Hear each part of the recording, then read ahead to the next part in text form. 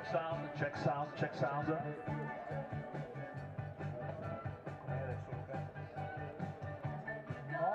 No, is it?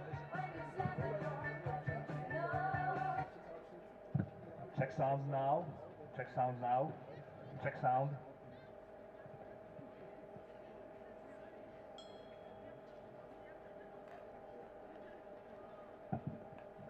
Check sound, check sound.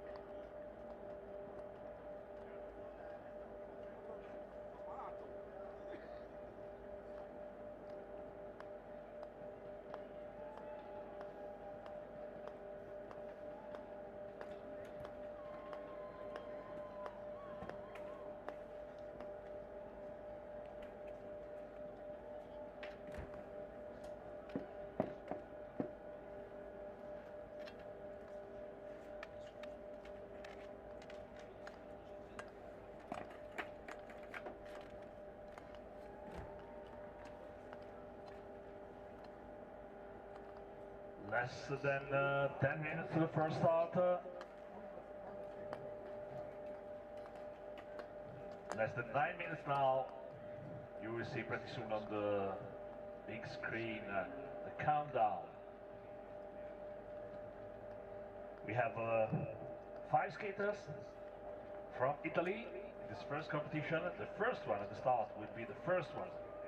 The entire Junior World Championship, Giorgia Franceschini.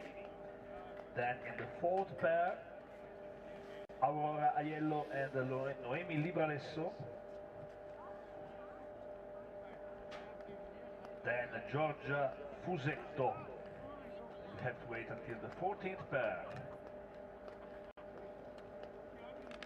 And not forget that Emily Tormen will be in the third pair, outer lane.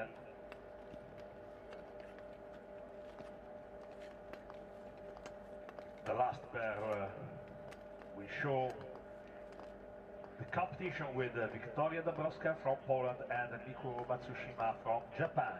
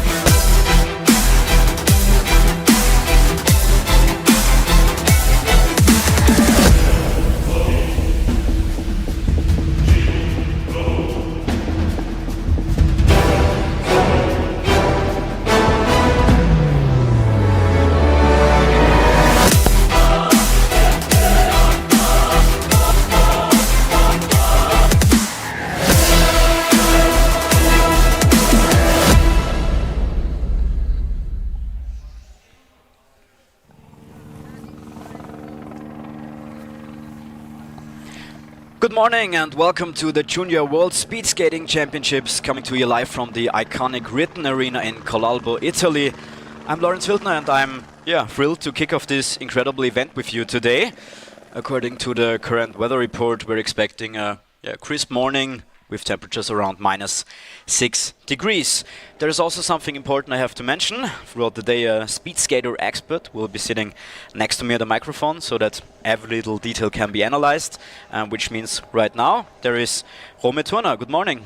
Hello, I'm Romedius Turner. I'm gonna be your speed skating expert here. I trained in this arena for 15 years and was an ex-national athlete for around 6 years. So I'll be happy to show you the insights of this wonderful sport. Sounds great. How you doing? You alright? I'm doing good. It's a pretty good day today. The weather shouldn't be too bad. So.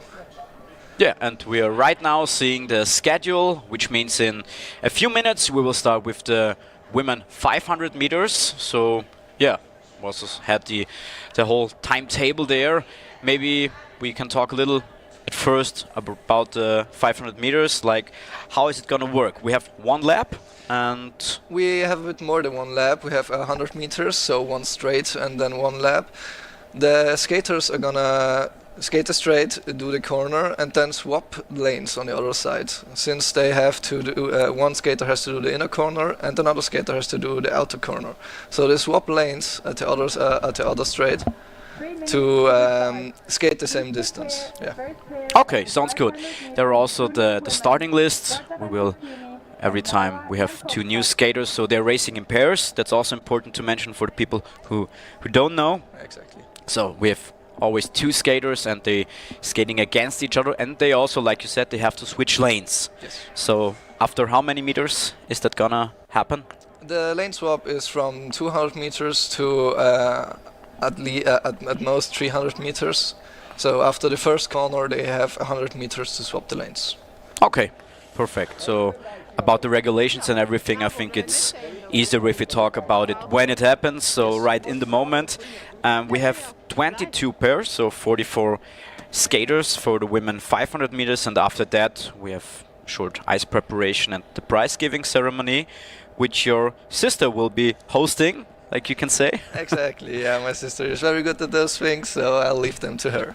Okay, and you're going to be our expert, so you have like, everyone has a job for today, Yes, even though you're not skating. Pretty great. Yeah, like I said, the Ridden Arena is renowned for its fast ice and record-setting history. Why is it so fast? Can you explain it? Well, there are a few reasons for that. Firstly, as you said, it's considered to be the fastest outside rink in the world. It's mainly because of the height we're at. We're pretty high, so that means that the air density is a lot lower. And thus you can skate a lot faster, since the air is the main reason that you slow down on ice. Because the ice doesn't so slow you down, that's why you're on ice. Yeah. Yeah. So like I said in the beginning, the weather, even though it's beautiful outside, it's pretty cold, minus 6 degrees around. I mean, it will get a little warmer over the day, but still. What does that exactly mean for the ice, and especially for the skaters? Do you have to prepare a little differently, or do you have to change something beforehand? What would you do? Like, better question. The skaters change pretty intuitively. The ice is a lot more cold today than they would probably like. But as we'll see, maybe after 1 o'clock the ice should warm up a little bit when we get to the positive degrees. Right now it's the ice is very hard, which the skaters can feel pretty well. That means that they'll have a harder time to push, but it shouldn't be too bad, since if it's too cold and too humid, which today isn't, the ice would slow down a lot, but today is just cold, which is alright. So we will see some pretty fast times, probably. Also important, because I said times, we are starting with slower times and getting faster a little bit. So for 500 meters it takes around 40 seconds. This is our first competitor, is Giorgia Franceschini from Italy and Laura Jankowska from Latvia. And they're starting off right now. So our first pair is going off.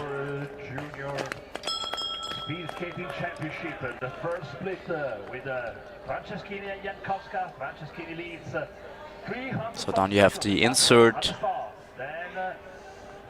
Yes, and you can also see the swap here now. They have these 100 meters to swap lanes. Run in the last corner, the last curve for Franceschini. Last curve, we heard it from the speaker.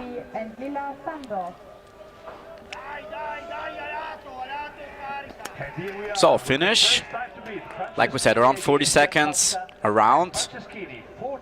Yes, and Giorgia Franceschini with a time of 42.76. Not close to her personal best, which was 42.30. Yeah, so probably also it's always hard to be the first to start at like such a big event, World Championships. Yeah, but you think they? I think they did pretty alright, yeah. Yeah. The time was slightly above PB, as you said, but yeah. Okay. Second pair is already ready. Jae-eun Lee from Korea and Lila Sandor from Hungary. That was probably false start. Yeah, I think so too. I didn't see exactly what happened. Oh, the inside lane made an error. So Jae-eun Lee. So that's also important to like be explosive at the start, but not too explosive, because then it's you only have like one false start, right? If you have another one, you're out. Off they go. And also they have a completely different technique, because the Lila Sando, they started off pretty fast with her legs, and Cheon Lee is like more the... It depends also on the skater. I think Jian Lee is a bit more the long distance skater. Please prepare the next pair, Katarina Metskolit and Emily Thoman. First 4 skaters in 500 seconds. That was the switch. 100 meters, and now Lee on 30 seconds off, and approaching the run in. Lee on Sander, the time to beat Giorgio Franceschini, 42.76. Cheon Lee's personal best is 42.41. Lee, new fastest time, 42.38. Which she beat. Yeah. Third fastest time for Sander, 44.36.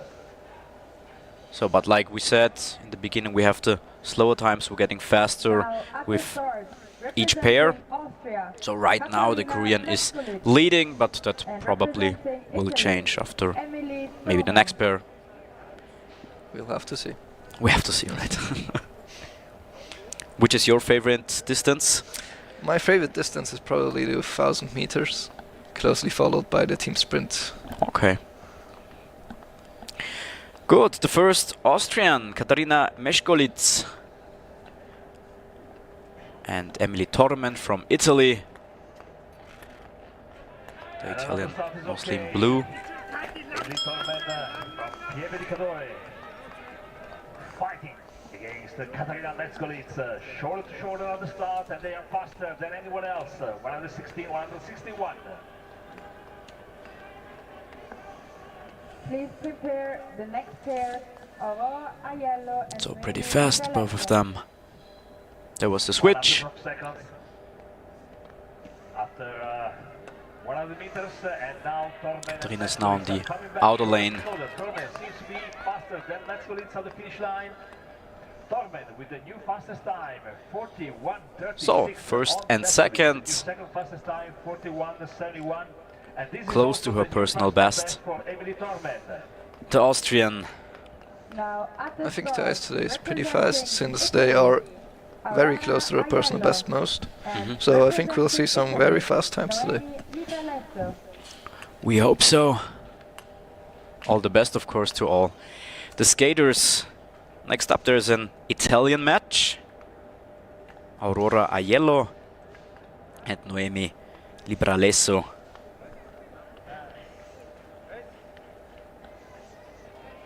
Aiello in a lane, Libralesso. Aurora Aiello is the smaller sister of Giorgia Aiello, which is currently skating the World Championships at Milwaukee. 11:31 on the start. Noemi Libralesso follows 12:09. So it runs in the family.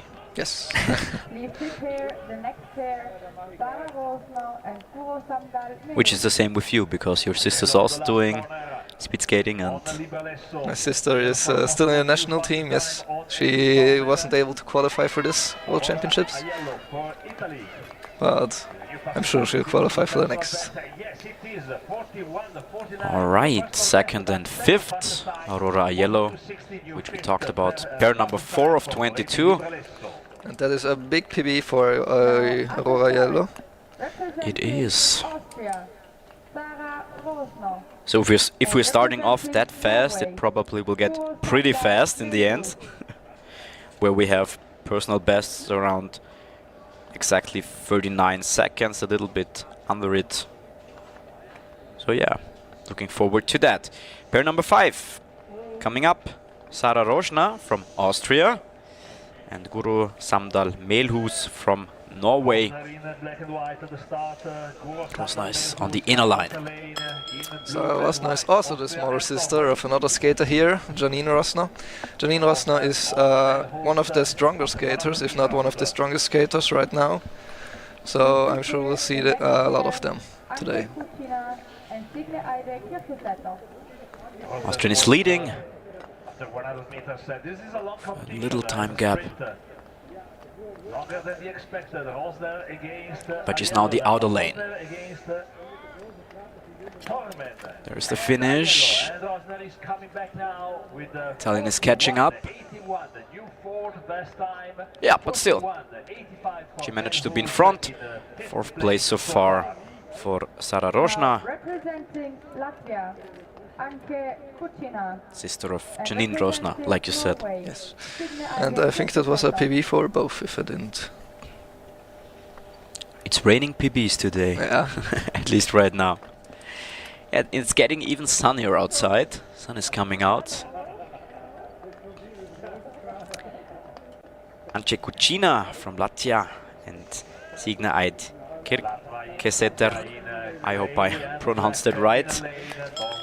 Sometimes pretty difficult names. You can see the ranking of the big screen and Kirkeseter. A strong start for the Norwegian. Please prepare the next pair, Francisca Gomez Enriquez and Barbara. What do you prefer, starting on the inner lane or the outer lane? I myself prefer probably starting on the outer lane, since the second corner for me feels better on the inner lane. But that is very personal preference. Of course. And also against Aurora Aiello, Kirkeseter on the finish line with the new third fastest time, 41.68. Big lead in this race for the Norwegian. Managed to get third so far. Now at the start, representing Portugal, Francisca Gomez Enriquez, and representing Kazakhstan, Barbara Glukova. There's the replay. Both in action.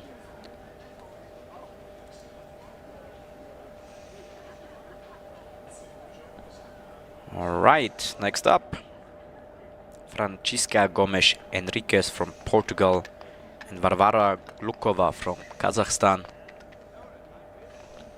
Another false start. Does that happen a lot normally? Especially on the 500 meters, yeah, since it's very important to be as explosive as possible there. So sometimes the skater can be a bit unstable. Yeah. Now a close-up of the skates, also pretty interesting. For all the viewers who haven't seen that before.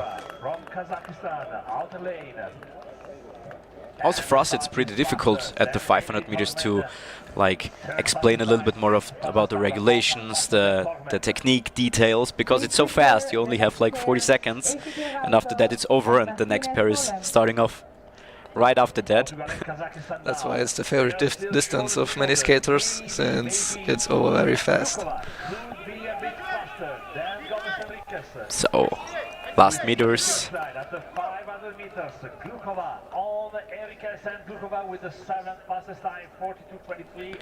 Varvara Glukova, 7th place. She wins this with a 42.24, which is not so close to her personal best, which was 41.81. And representing Norway, Martine Solem.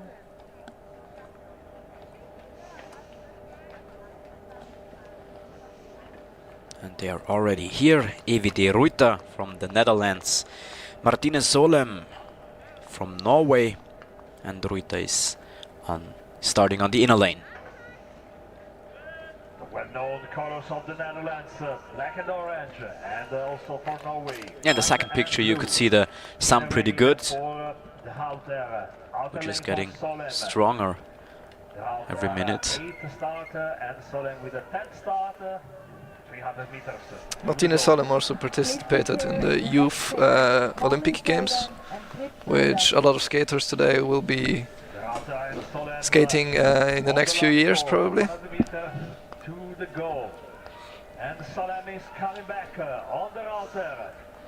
There's the finish. She's fast on the finish line, but De Ruyter continues. Right, third and sixth. But I think this was a personal best for the Dutch girl. The USA, Molly Golden, and representing Nice close up. the Netherlands, Brit Vrijdag. There are also some fans outside. We couldn't see them during the race, but we could see it from our commentator place pretty well. Next up, Marley Soldan from the United States and Brit Breider, also from the Netherlands. Easy to see Dutch people because of their bright orange. From United States of America, 8 at the start, Breider in black and orange, 9th starter. Please prepare the next pair, Julia De Vos and Emilia Zavista. Soldan and Breider. They will be here pretty soon with Breider faster than Marley Soldan. Now the lap and Breider against Torment now. Breider in 41.62. There it is, 4th place for Britt Breider, 41.62. Still the leader, Torment and Aiello. Please prepare. Also not a personal best. Representing Brazil, Julia Made a lot of De personal Vos. bests in the beginning. And representing Poland, Now it's teetering off a bit. Emilia Zavista. Would you say because the sun is coming out more, the ice could get like that fast slower, like in such a short time, or does it take more time to maybe get slower or change the ice for good or not for good?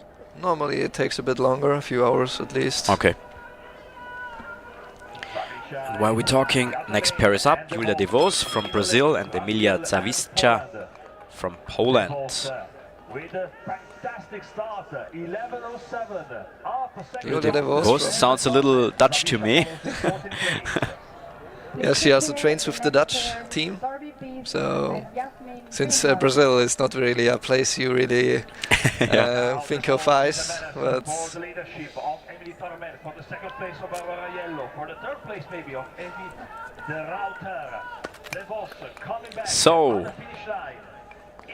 where they are standing. First up from Brazil, Julia De Vos, 41.14. Oh, close to her personal best, which was 41, or which is 41.13. Representing Canada. So we have a new leader. And representing Julia De Vos is leading before Emily Tormen Benhuis. from Italy and Aurora Aiello, also from Italy. Darby Beeson from Canada and Yasmin Venhuis from the Netherlands. And everybody who's wondering why there's so many Dutch skaters around, because it's national sport there for start. Why is that?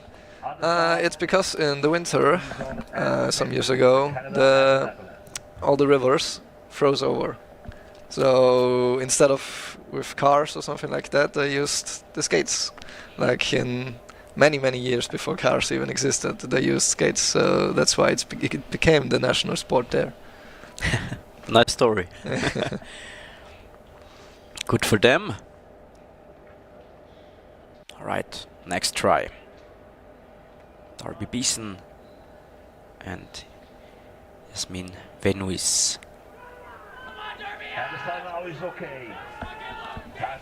Good start. And the Canadian flag is there. And Jasmine Venhuis It was a pretty fast arm movement from the Canadian. Venhuis with the sixth start. Now they will pass front of their flags. Please prepare the next pair, Anne-Sophie Knudsen-Birkedal and Emma De Bock. Beeson and Venhuis, the clear leadership in this pair. We have Alright. to wait until the finish line Venhuis is leading. to see how they'll be updated to the ranking. And Beeson, we have a new leader, Venhuis. What a fantastic lap. 41.04. 41.04. Not close to her personal best, but still, she's leading. For Beeson. Now at the start, representing Norway, Anne-Sophie Knudsen-Birkedal, and representing the USA, Emma De Bock.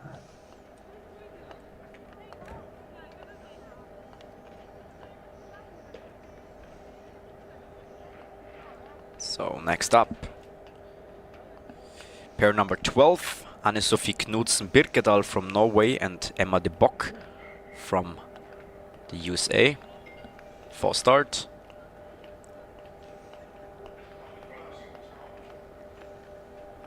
Yes, we'll see many false starts on the 500 meters. Yeah. Many more than in the other distances. Here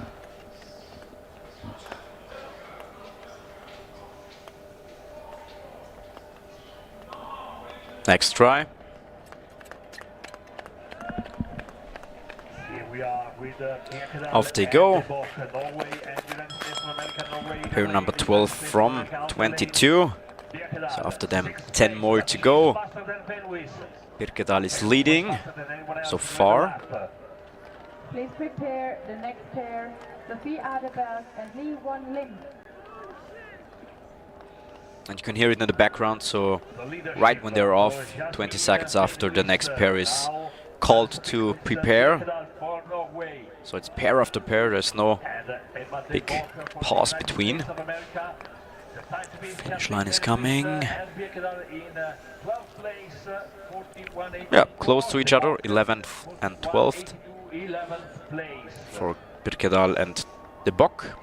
Now at the start, representing Germany, And still leading, Sophie Adeberg, Jasmin Venois before Julia De Vos Lee Won Lim. with a time of 41.04. So we're looking for a first 40 point something time. I'm also sure we'll see 39 today. Yeah, Sophie Adeberg from Germany, the inner lane, and Lee Won Lim from Korea. Here we are with Sophie Adeberg and Lee Won Lim, first skater from Korea, also the first skater for Germany. Germany in first place, 400 of second faster than Venois and the Lim. Small lead for Adeberg. Please prepare the next pair, Georgia Fusetto and Here Elan was the de Vries. switch. Adeberg now on the outer lane. Lim, come back. Lim is coming back. Adeberg, we could be here as winner So of there's the this. finish. Look at the time Korean for is Adeberg. We have a got a little closer, but still, all right. There's the first 40 time, 40.90. Sophie Adeberg, she Now, leads at the start, representing so far. Italy, Georgia Fusetto, and representing Personal the best was Netherlands, 40-15.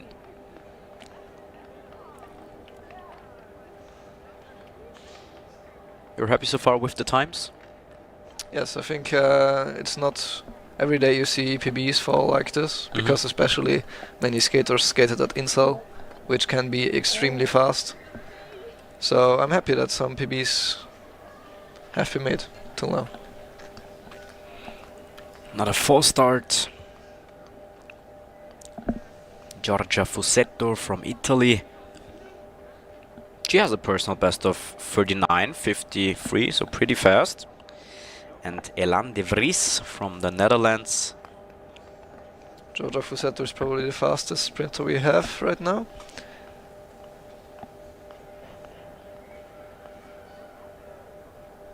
Oh, and that's a disqualification.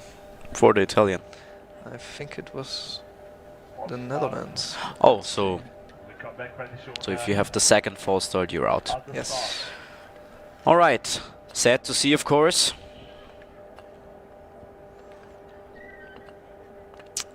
But that's also part of the sport sometimes.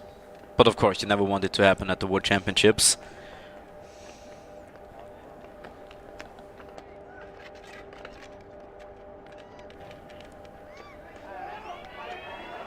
So, Giorgia Fusetto is off alone. Do you think that's harder to race if you have no one next to you? Or is it easier because you don't have to be exact at the switch, you can switch at your own, like, what do you think? It depends on the person. Many people say that if there's somebody next to you, it pushes you even more. But oftentimes when you're not evenly matched, it also can be that you don't even see your opponent. So it really depends on the person and on the opponent. So, coming up, Giorgia Fusetto, 40.48, which is not close, nearly a second slower than her personal best, but like you said, she's one of the fastest skaters from the times we have. I think the fastest is 39.14. So she is one of the fastest. And right now she's leading. Pair number 15, Anastasia Belovodova from Kazakhstan and Sofia Braun.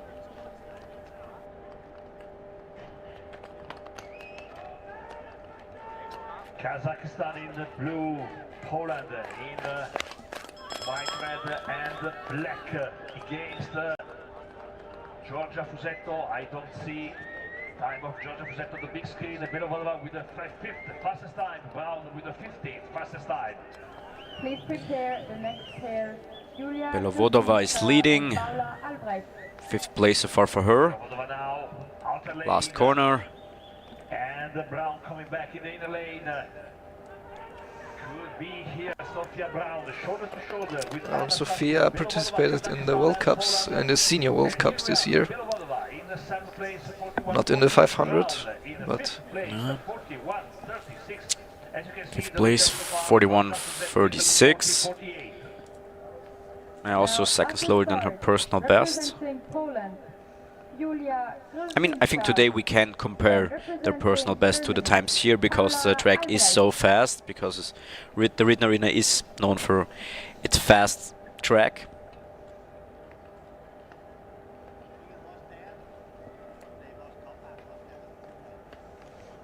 Julia Krywinska from Poland, and Paula Albrecht from Germany. Sometimes the names are pretty hard to It's a goal. Krywinska, pronounce. We give our best. that's why I let you do it. Sorry for everyone who hears the name of their children a little incorrectly. Please prepare the next We pair. try to say it right. Rodriguez Cornejo and Julia Probably Smolkov. not always works, but Now Krywinska. we give our best. The last corner. The same for Paula Albrecht. Last corner. Krywinska maybe a bit faster than Paula Albrecht, but we will see everything on the finish line. Both are pretty fast. Personal best 40-40 and 40-45. With the second fastest time. Ah, 40-77, 10th place for Albrecht, 41-42. At the start, racing There's the for replay. Spain, Ona Rodriguez Cornejo, and racing for Canada, Julia Snellgrove. right now the Italian Giorgia Fusetto is leading. Julia Krywinska, we just saw her. She's in the second place. Julia Snellgrove from Canada. Was that, and Ona Rodriguez Cornejo from Spain. She's on the inner lane. There was a false start.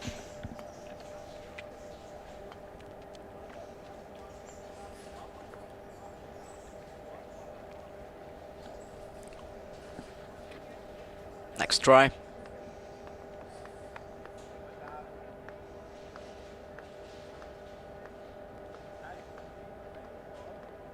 Pair number 17. 22 in total we have. Spain and Canada on the ice. Ona Rodriguez Cornejo in the lane. Many skaters from Spain, Portugal or Italy are also inline skaters. So they started with inline and then as they got better they swapped to ice skating. That's why there are some athletes in countries where normally you wouldn't expect a sport with ice to do well. Yeah. Is it very different from the technique? Like, do you have to switch a lot from your technique from inline to... It is definitely different, but it's as close as you can get without ice, I think. Big lead for the Canadian Julia Snellgrove. She's leading so far with a time of 40-12. She also has a pretty Representing Canada fast personal best with 39.65. and representing the Netherlands, But right now she's leading. Pair number 18, Isabelle Champagne from Canada and Rosalie van Vliet from the Netherlands. We also see her personal best was from the end of December last year. This is a false start. Right, everybody wants to get off pretty fast, so like you said, we will see probably a few more false starts. Since in this distance even hundreds matter, so... Rosalie van Vliet Also came second in the last few World Cups in the 3000 meters and in the 1500 meters.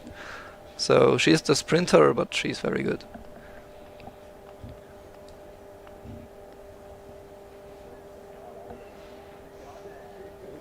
So next try. Van Vliet is on the outer lane.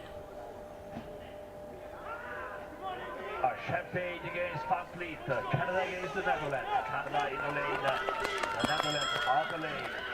Black and orange against black and orange, of course. Champagne with a 16th start, Van Vliet with a 9th start. Last corner. Please prepare the next pair, John Lee and Janine Rosner. I was also screaming from the coach from the side. Yes, in the straight where the athletes are allowed to swap, the coaches are on the very outside and are allowed to scream at their athletes. Yeah. Look at the time for Rosalie Van Vliet. Van Vliet in 8th place, 41.23. 8th and 19th. 19th place for her. What is a coach normally screaming in such a short period of time? Like you have 1 or 2 seconds to scream something. It's just like go, go, go, or some technical advice. It depends on the coach and also on the athletes. Sometimes it's technical advice, like stay lower, since you have to stay very low, and push to the side or something like this. But oftentimes it's just encouragement, yeah. Janine Rosner, we talked about her before, and Jean Lee from Korea is next to her. Rosner is starting on the outer lane, also that you prefer when you start, you said before. Her personal best is 39.85. Also the Korean has a pretty fast personal time with 39.61. Please prepare the next pair, Hana Matsuo and The Korean is the first to do the 100 meters in under 11 seconds. Also interesting, a pretty fast start from her. So, there's the finish. Rosner's catching up. Close. Good one from Janine Rosner. She's leading. And the first time under 40. First time for the Austrian. Pretty good. Also close to her personal best, which was 39.85. representing Japan, She had 39.92. Just 3 more pairs left. Hana Mazur from Poland and Jizuko Okuaki from Japan.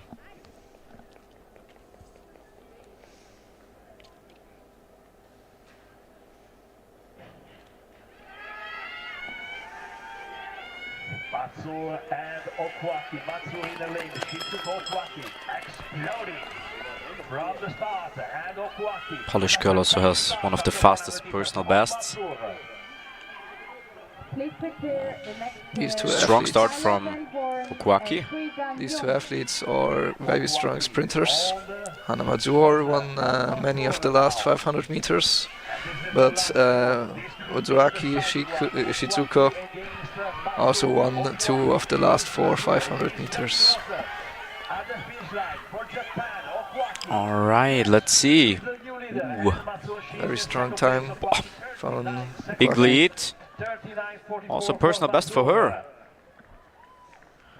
Now at the start, Pretty fast, wow. representing Canada, Skylar Van Horn, and representing Close. Korea, You can't get closer to the 38th time. It's 39.000. Janine Rosner now on the 3rd place. And we have Skylar Van Horn from Canada and Huidan Jung from Korea.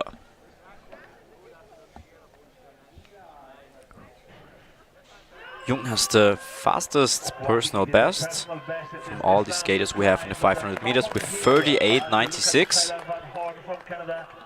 100 meters.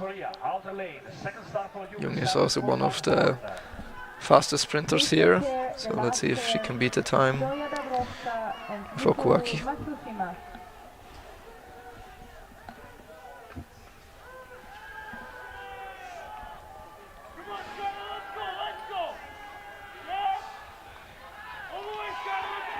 That was the last corner and finish line is coming up. Second place for Jung.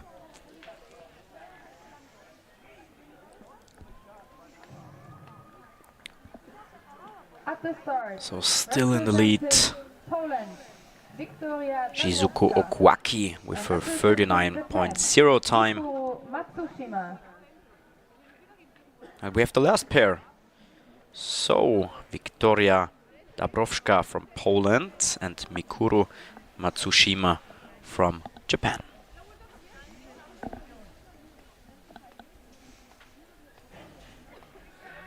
So after that we will know who secures the title in the 500 meters.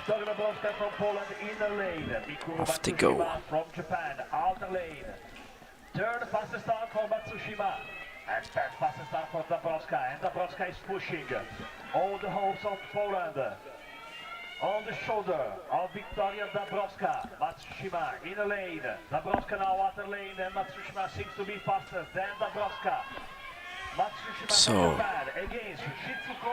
Matsushima is on the inner lane. She's leading. 38, 39. Oh, fourth and fifth.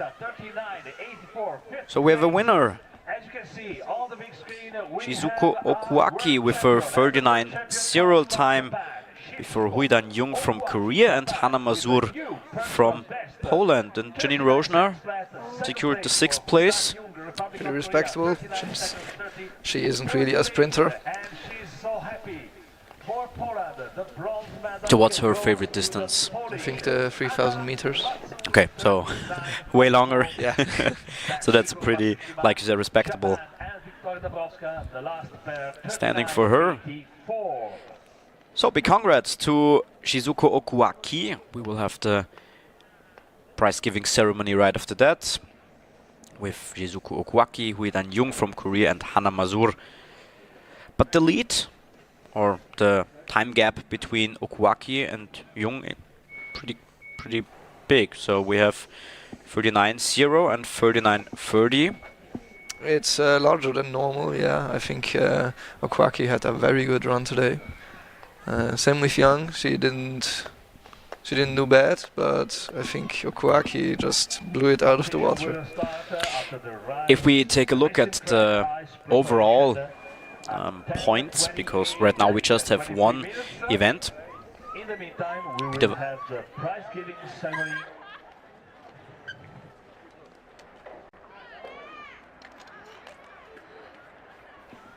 So there we have the final results. And if we take a look at the all-round standing, would you say who has the best chances of winning a medal in the all-round? Is it probably the sprinters or more the middle distance skaters because they're closer to the sprinting times and the long events, or is it, I don't know, what would you say as the expert? Normally in the senior World Cups it's the bit more long distance, maybe 5,000, not really 10,000, that's too long, but the people who are good in the 5,000 and 2,500 meters have a pretty good shot at winning it. Here in today it's very hard to say. I think, as I said, Janine Rosner has a good shot. Hanna Mazur, who is a bit more 1,500 meters, could win it, but we'll have to wait and see. Are there many skaters who don't take part in one of the events because they want to focus just on their discipline, or is it normal that you say, okay, I will race everything because I'm trained enough? Normally there are some athletes that are all-round athletes, so that always do the all-round if it's available, but many athletes are specialized athletes. For example, many sprinters only do the 1,000 and 500. There are a lot of people who only do the 1,500 and maybe the 1,000. There are a lot of people that only do the 10,000 or the 5,000, so it really depends on the skater. I would say most are specialized and a few are all-round. So after the prize giving ceremony, we have the men over 500 meters. Then it's around 45 minutes after the start of the event. Sun's coming out even more. Do you think something changed now for the ice? Or do you think it will take a few more hours to become faster or slower or whatever? I think about now we should be able to see a change in the ice. It also depends on if it's getting warmer and more humid, or if it's getting warmer and it stays dry. We'll have to see. If it's humid, that means that the condensation will stay on the ice and it'll slow down the skaters a lot. But if it's dry, then the ice stays fresh for way longer. So we'll have to wait and see. Maybe we can talk a little bit in between, if we have a little more time before the prize giving ceremony, about the equipment. So is there some mandatory equipment? What is optional? What do the skaters prefer? Of course, you always say it's a personal choice, but is there something everybody wants to have during the race, and what is pretty special, you could say? Well, the only two things you really need are the clap skates, which are our specialized skates, and then the suit. Those are the only two things that are mandatory. As you say, yeah. The other things are many skate with protection for the hands or for the feet also. But that is totally optional. I feel like the younger people, they wear them more. I'm not sure if they wear them because it looks good or something. But they prefer them. It's a style thing.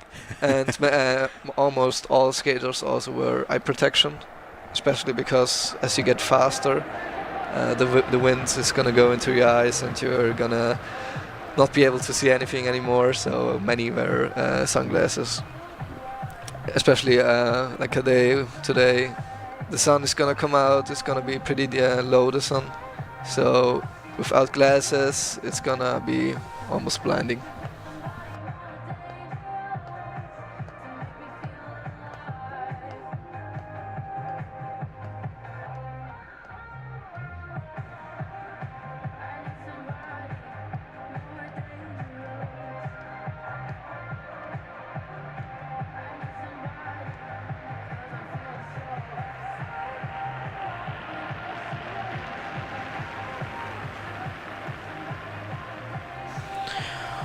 Alright, so we can see a few of the highlights from the first event, the 500 meters women. We will have a short break, just a few minutes, then we will have the prize giving ceremony. Also with your sister, we talked about her before, she will give the medals. I don't think that she'll give the medals. She'll be the one organizing. Oh, okay. Other people, also important job. Distinguished people, yeah. Yeah. Distinguished people will give the medals and congratulate the athletes.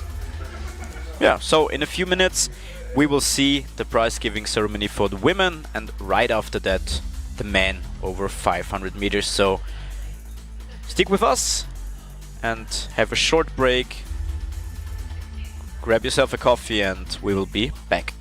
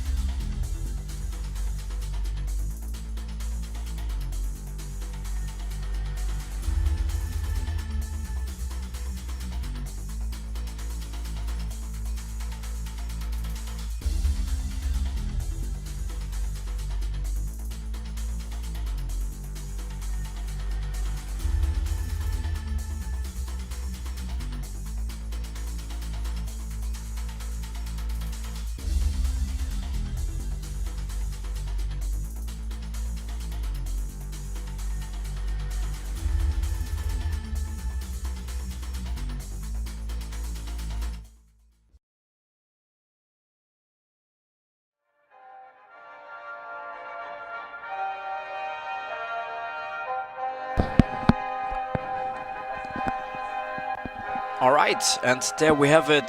The prize-giving ceremony, like we said, just in a few minutes. International Skating Union Junior World Championship Speed Skating 500 meters. Victory ceremony women. The medals will be awarded by Mr. Albert Altenhoff, ISU representative and council member. Presents will be awarded by Mr. Luciano Tava, representing the organizing committee. At the third place, representing Poland, Hanna Mazur. So, we're still gonna say it again, Hanna Mazur from Poland with a time of 39:44. Bronze medal for her, congratulations. Was at the World Junior Speed Skating Championships here in Collalbo.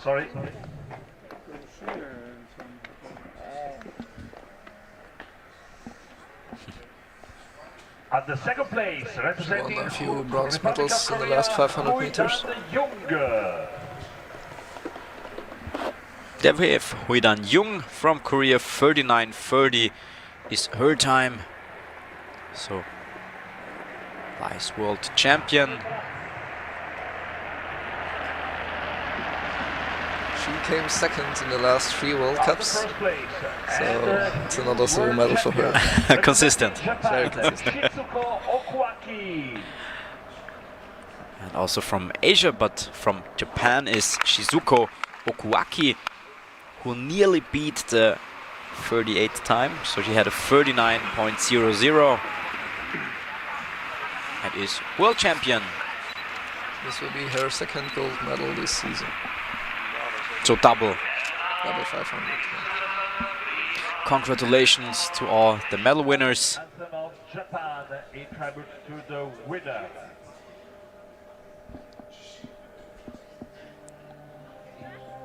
And we're gonna hear the anthem.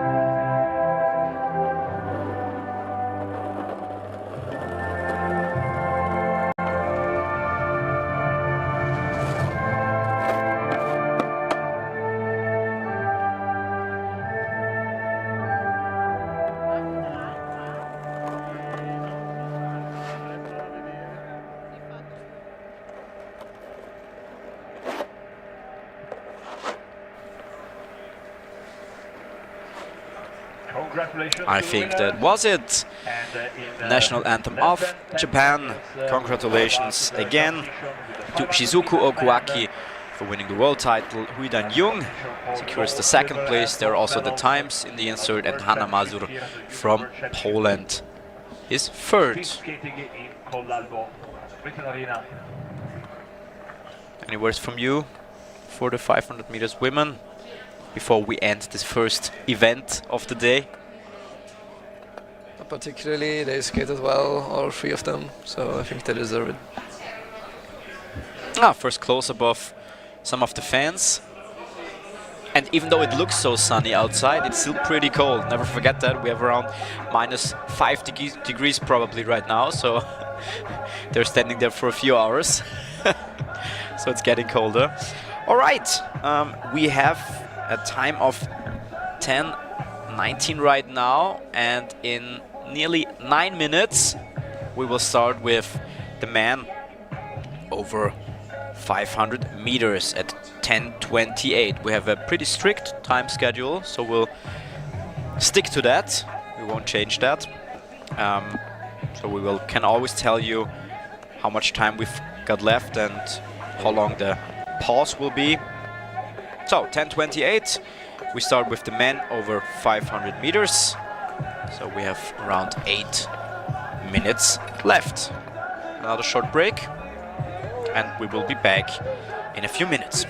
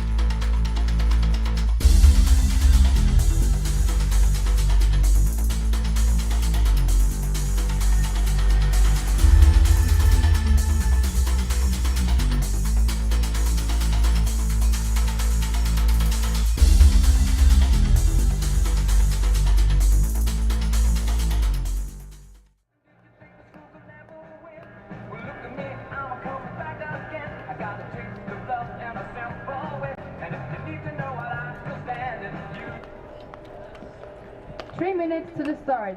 Please prepare the first pair of the 500 meters junior men, Julian Zimmerling and William Silk.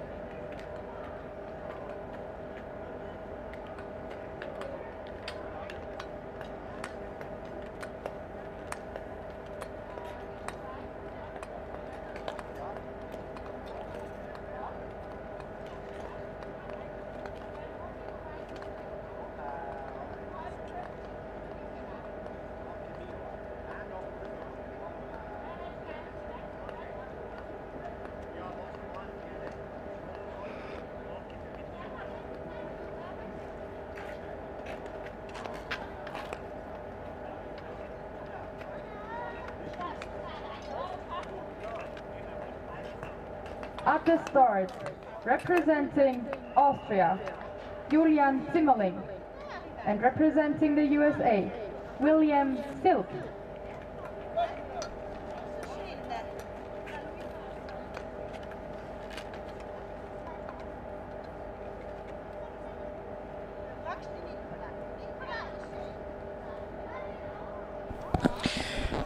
And right on time, we will start with the man, like we said, over 500 meters.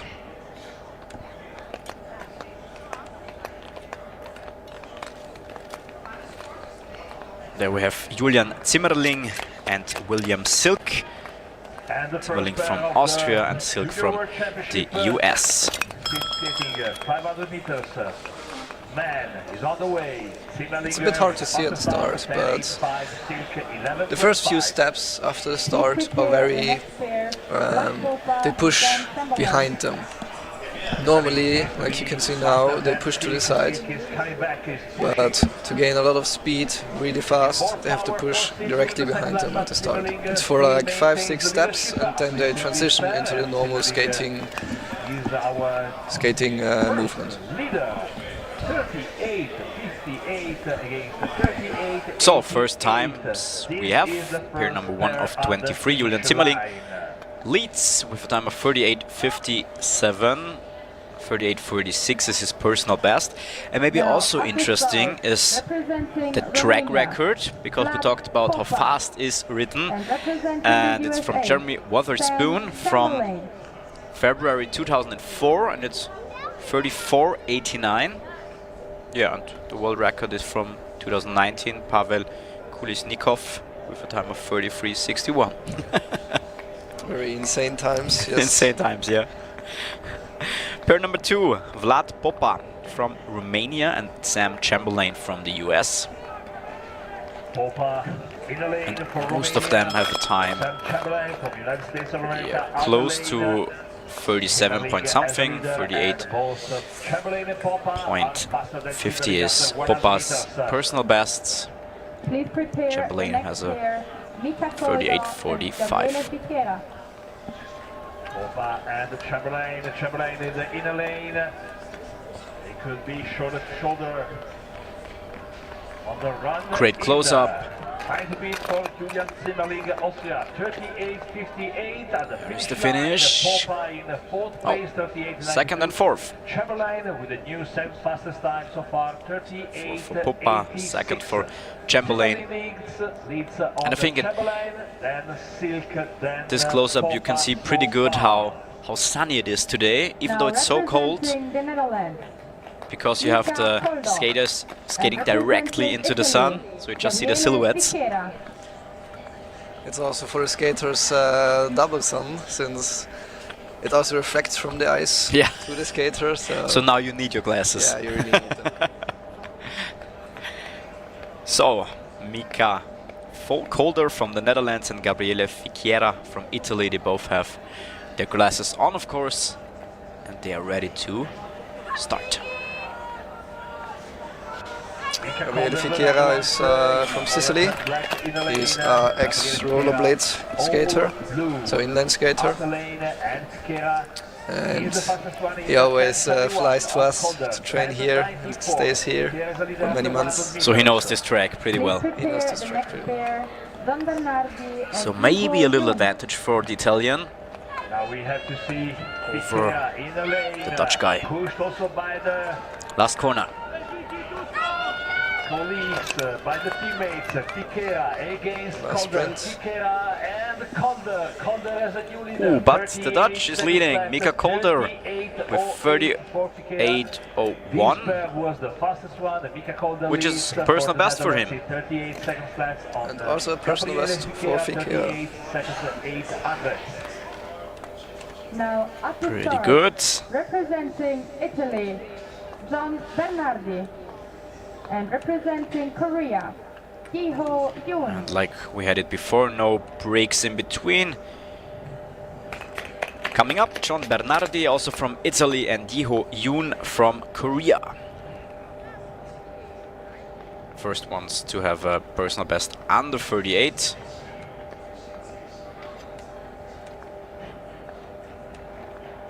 Bernardi and Joon, their personal best is faster than the 38 seconds flat. And Joon is the fastest one, 38 Very strong seconds start flat, from faster than Joon. Mika Kolder. Bernardi in the 7th place, but now Bernardi is pushing on the second last run in. Please prepare the next pair, Philip Melon Nodal and Maxime Jose Coelho. Here we Vieira. can see Ho in the straight, skating only with one arm. That's pretty unusual. Normally 500 meters is the only distance where you skate with two arms.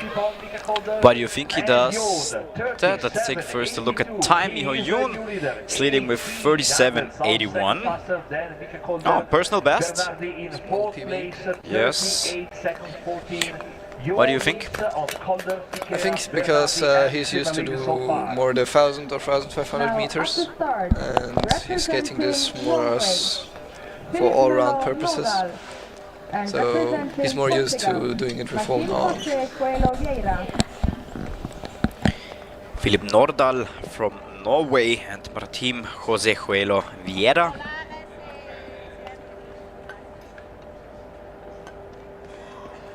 In the beginning you can see the inserts, the time you need to lead and also their personal bests. Next to it, first fall start of the main event.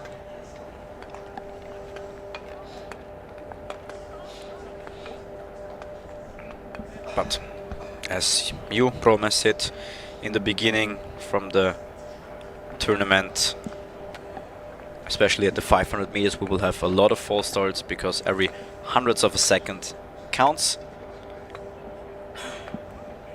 We're gonna see a few at the 1000 meters, but after that I think it's gonna be pretty rare for a fast start to happen.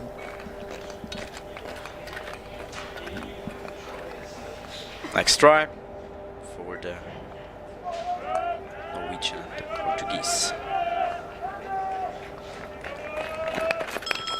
Started pair number 5. Time after 100 meters for Vieira, the first place with 10:57. Equals the first time so far. Vieira. Portuguese with a very good corner. He actually came out almost the same as Nodal. So now he has the advantage of being on the inner line. But he slipped. At the finish line in this pair. Yeah, do you think it was close to a fall? It could have been a fall, yes. So he rescued himself. It's pretty But good. lost time. But lost a lot of time, that's for sure. I think he could have beat the leading time, but 37.82, the new personal best, just 100 of second faster than the personal best. Now at the start, Pair number 6 is Matthew Mitchell from Canada, and also from Canada, Adam and Buchwald. also representing Canada, Adam Buchwald. So it's an all-Canadian race. Does this make it harder? Like if you race against your teammate, or? I feel like for me at least it was even a bigger push because you know them personally, like you want to beat them, you want to be at the top of your team. Sure. In the lane, false start.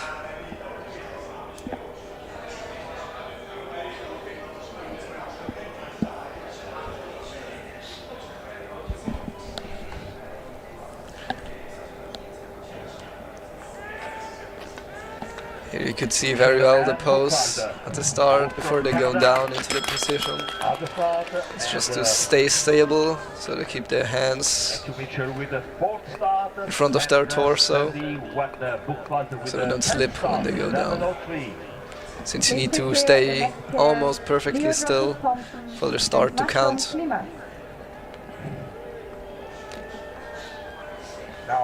This is their first World Championship this weekend, and it has been the first World Cup last weekend for them. For Canada, and Mitchell is in 7th place. There we have it, 7th and 9th for the Canadians. Both not close to the personal best, because they both have one under 38. With the new personal best, 37.82. On Mika Calder, 38 seconds left, then Martin Jose Coelho Vieira from It depends also very much where they made their personal best, since there are some tracks like Salt Lake City or Herenveen in Holland, which are incredibly fast. Like Salt Lake City is probably the fastest track in the world. If you have a personal best there, it's going to be difficult to beat it. That's true. So still in the lead, Jihon Yoon with 37.82. And now we're gonna see Leo Drossos Thompson from the US and Maraton Klimash from Hungary.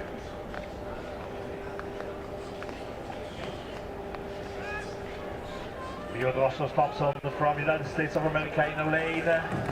Out in lane, Maraton Klimash from Hungary. And Klimash starts with the third. Oh, and Klimash is ahead of Drossos Thompson. Then there is the switch.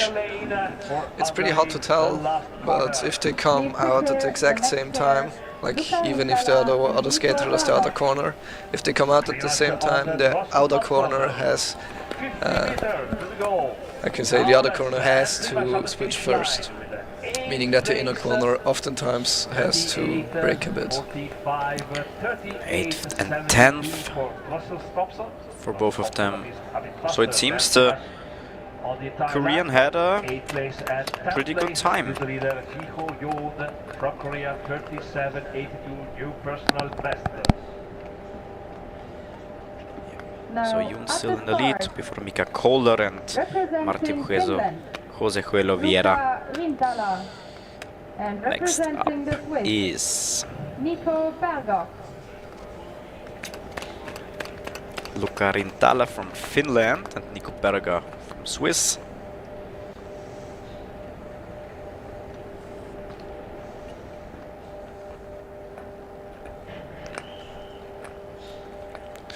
False start. Full start, and you could hear the silence, especially in the beginning, right before the start. Nobody's screaming, nobody's shouting something. Yeah, the just athletes silence. are very respectful, Yeah. because they know that at the start, especially in the 500 meters, you need absolute concentration.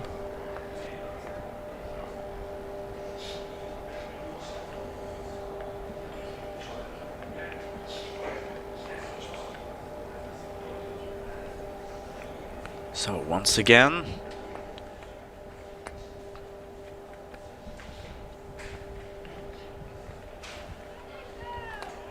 And this is good. Rintala in a lane. Nico Bergo has been skating for a bit over a year. He's an ex-national hockey player, Oh, okay. and he's skating for Leicester here in short track, but he's doing World Cups for both of them now.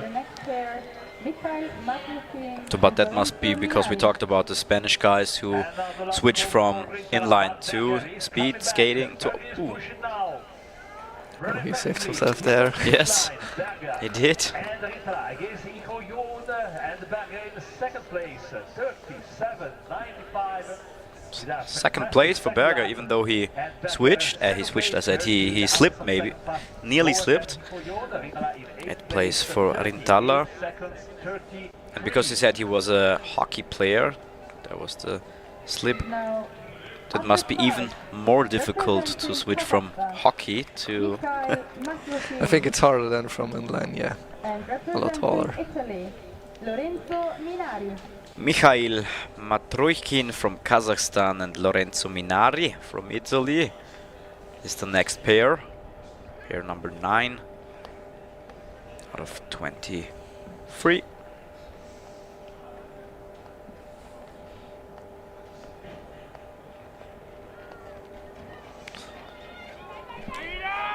That was a bad slip from Minari. Right in the beginning, how did that happen? Yeah, the start is probably the hardest technical thing you can do in the sport. You need to execute the steps very well if you want to, well, do good at the start. And you have to move as fast as you can, as strongly as you can. You need to be explosive, and it's a very difficult movement. So for that he caught up pretty well. yes, many fall in the start. So still, after this mistake in the beginning, good time from Minari, 6th and 8 for the Kazakh and the Italian. That was the slip, but he saved himself pretty well. You could see that his back foot slipped away there, but yeah. So let's see how his teammate is doing, Mattia Leonardelli. He's racing against Metode Jilek from Czech Republic. Jilek is on the outer lane.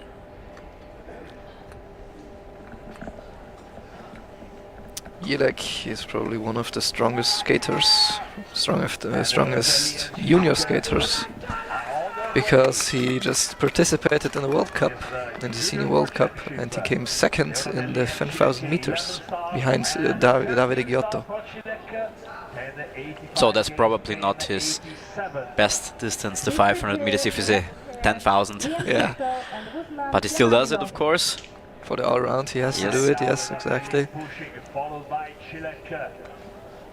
But I think in the future we'll see a lot of him. Let's see how he does right now. Yeah, he got the lead before Leonardelli, and now he's in the 4th position. Metode Jilek, Mattia Leonardelli.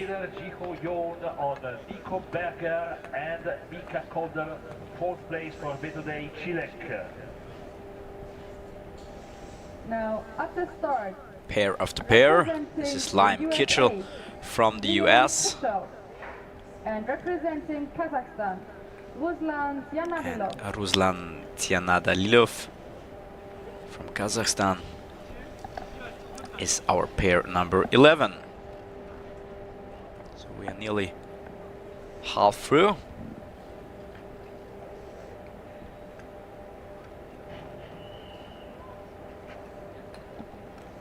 I think this was the inner lane. Here we are with Kitchell and Tianadilov coming back. Actually, outer lane. What's the outer lane? It's pretty difficult to tell. Yeah, I just guessed it was. Since, yeah. When one person starts, the other starts intuitively. So, but I think this was either he crossed the line or he was unstable. Those are two of the main You're right, reasons. of course. Yeah. So next try. How do you tell? Because you can't look at both at the same time. Well, once I knew that it was outside, I looked at him, but normally you see when somebody starts too early, and if it isn't that, then he probably touched the line or he was unstable. It's one of those two. Okay. The last corner. That's why it's good that you're sitting here. Hundreds of seconds at the first split, and now Finish coming up. a bit faster, or what else? Kitchell in 14th place, 38-33. Sianadilov in 10th place, 38. And it's pretty interesting because the leader right now is still Giho Yoon, and he was in pair number 4.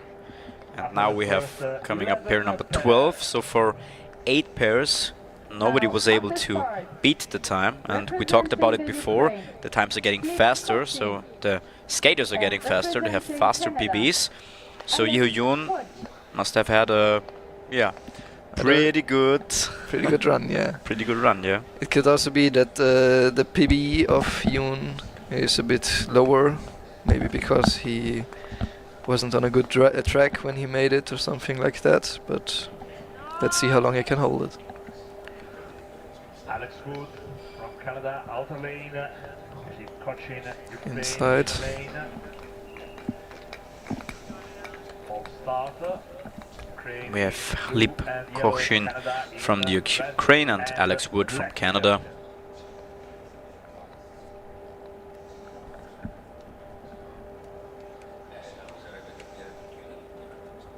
I think he's our only Ukrainian skater in this competition. And he did all his PBs in Inzel. Inzel is one of the main hubs here in Europe, where many teams go there to train in the summer also.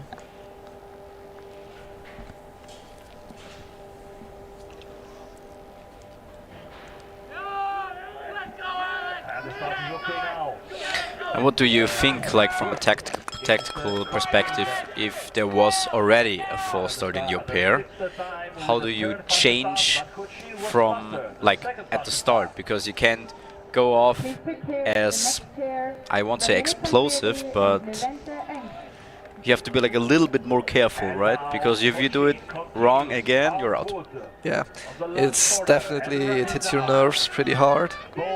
You have to stay calm, but normally you like stay behind the line, maybe a centimeter more. There he is. The time from Yoon has fallen. Lip Kojin beat it. The only racer from the Ukraine. Now at the start, representing Also Italy, not that close to his personal best, but and so far representing it's Germany, enough to lead at the World Junior Speed Skating Championships.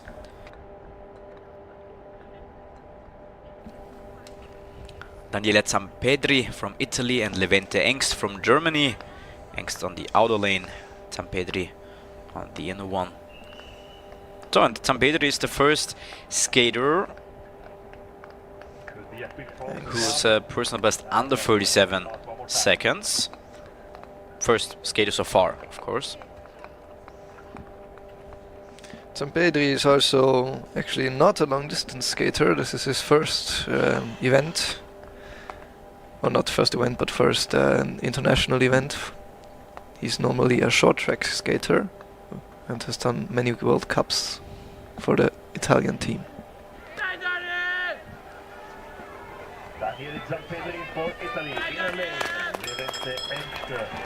Engst is also a pretty tall skater.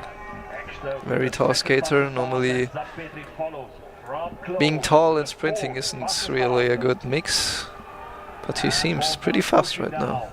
all the pressure. So you would say it's better, you can change it, but it fits better if you're tall and long distance and smaller and short distance because you're more explosive, or? Because you can be more rapid, no, you can, since your legs are a bit shorter, you're able to do a few more steps. Yeah.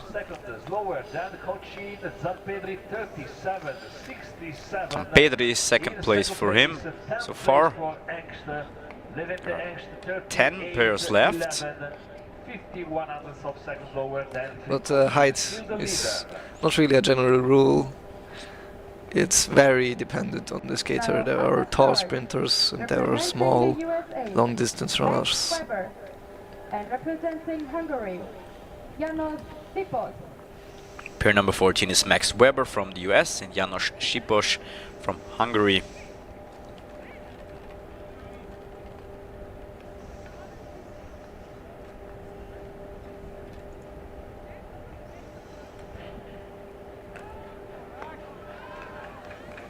And now the start for Max Weber and Janos Sipos, United States of America in the lane, Hungary outer lane.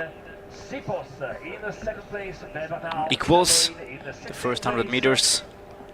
Sipos very close, the time of Clip Kochin.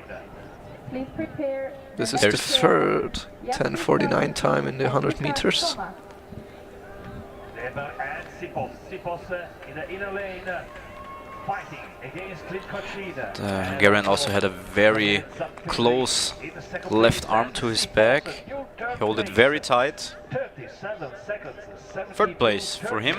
Seconds lower than Clip Kochin. Daniele Zappedri still in second place. Technique is a very particular thing in this sport. It's always evolving, always changing, and also between the countries you can see a few differences. Maybe in the longer distances we can see it better.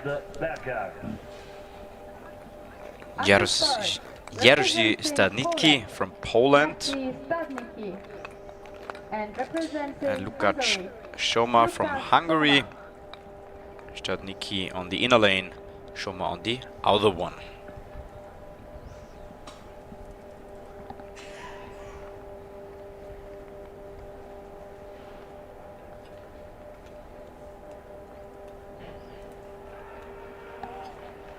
And the start is okay. Poland. Off they go. Don't forget the Polish team with the bronze medal. At this point it's the women competition. more a surprise, I think, if we don't have a false start, because everybody wants to be out that fast. Ooh, With the first. very fast, both of them. Yeah, here you can also see the Polish. It's a bit smaller, very rapid in the start, now a bit less. 10:25 against the trend. Switch now to the outer lane. Last corner. You can also see them using both hands in the corner. There's a few more steps. The Polish guy, like you said, is a little more. Ooh, big lead. 36.92. Close to his personal Very best. close, very strong. Had a very good start and a good first corner.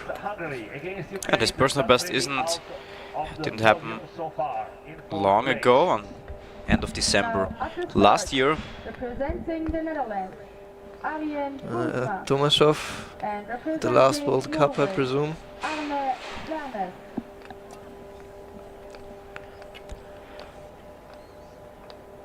Arjen Bergsma from the Netherlands and Arne Lernes from Norway. This is a very special start. As you can see, he's assisting himself with one hand and his legs are very, very far behind. So if you're behind the line, you're allowed to do everything, right? Yes. You could also start Like the this. way around, whatever you want. Yeah, this is a start used by the very few. One notable skater, for example, was the Italian speed skater, the Italian sprinter Miconenzi, and others also after him and before him.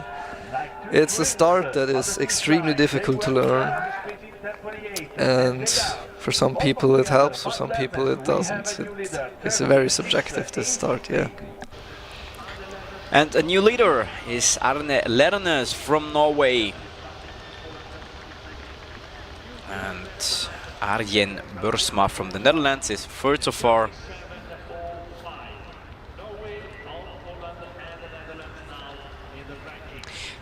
We haven't talked about the age gaps because there are skaters who are 16, we have skaters who are 19. What is the range for the juniors?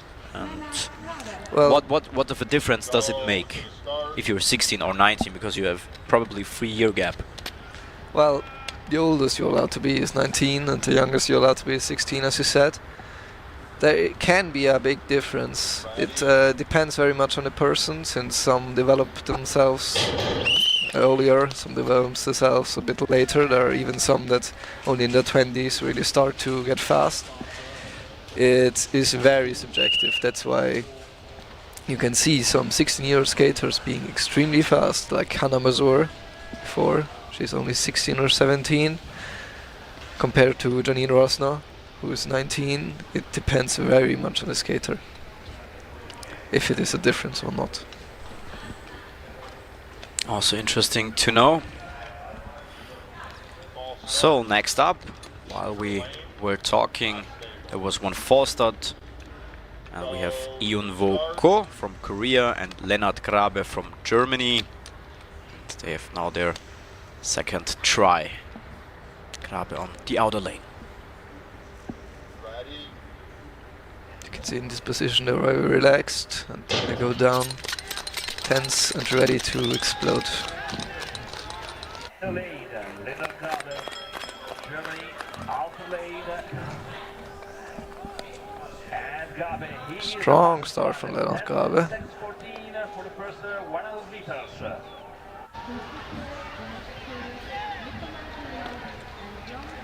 And we both just took a look outside of our commentator window, because we have a pretty good view over the whole track.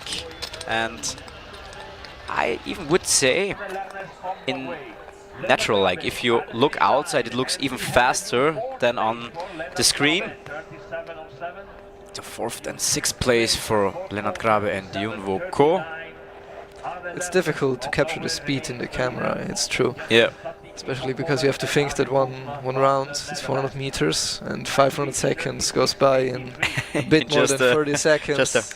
Yeah. It's very fast. The top speed of speed skaters can be up to 60 kilometers an hour in the corners.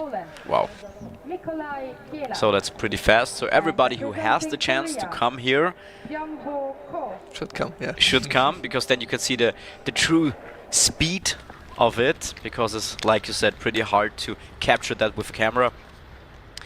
Pair number 18, we have Mikołaj Bielasz from Poland and Yeong Ko from Korea. Oh, no false start.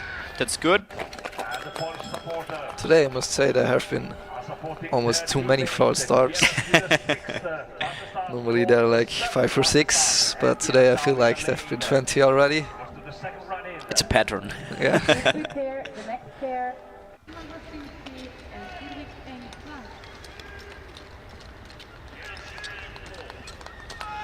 So You can see the Koreans. The Koreans have very clean positions. They, especially in the corner. wow, big lead for Yeong Ko. Right after him, Mikołaj Bielasz.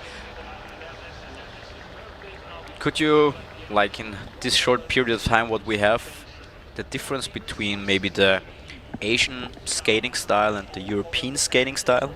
There is a big difference, since in Asian countries it's taught more objectively. Like, this is the position you have to be in, and this is the way we skate, and this is how you have to do it. In the European countries, it's a bit more subjective. They show you how the position is normally, how it's like the basic principles, what the basic principles are. But after a few years, the skater develops a subjective touch to his own technique. So that's why you see a lot of difference between the European skaters, but the Asian skaters look very similar in the way they skate. Alright, we have Szymon Hostnyski from Poland and Didrik Engstrand from Norway.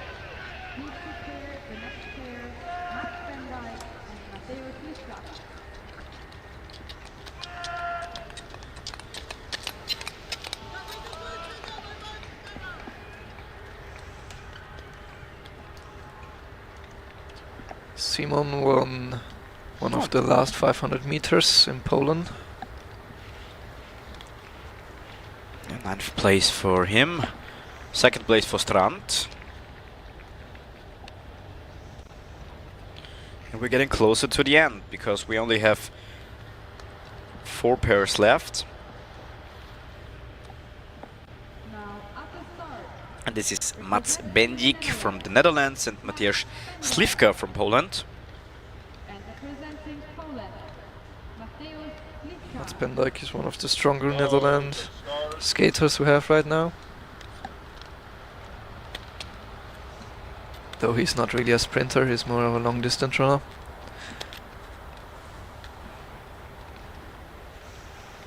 Is there also a physical difference between the long distance and the short distance runners? I mean, not from the height perspective, just from the muscular perspective. Yes, normally long distance runners are a bit leaner than the sprinters, and sprinters also have pretty built upper bodies, not only lower bodies. Of course, the lower bodies are massive. Like you can see some sprinters where the legs are enormous, but also the upper body has to be pretty strong, because in the start you have to keep your body down, you have to keep your body in position, which is very important. Right, so after today you've taught us everything we have to know. Maybe someone who's listening or watching us wants to start with speed skating. It's a beautiful sport, I recommend it is. It's a difficult sport, but it's like, very I would say it's satisfying to watch. It's a clean sport, like the movements, and it's like... It's elegant. Yeah, it's true. Oh, the Polish skater, very fast second corner there. Yeah. Ooh. He is. Wow. 36. Third. Okay. Maybe Bendik did a mistake because he is behind so far. Could be. I think his start wasn't very good. Yeah. But I don't think that he was hoping to get in the top 3 in the 500 meters. Because it's not his distance. It's not his distance.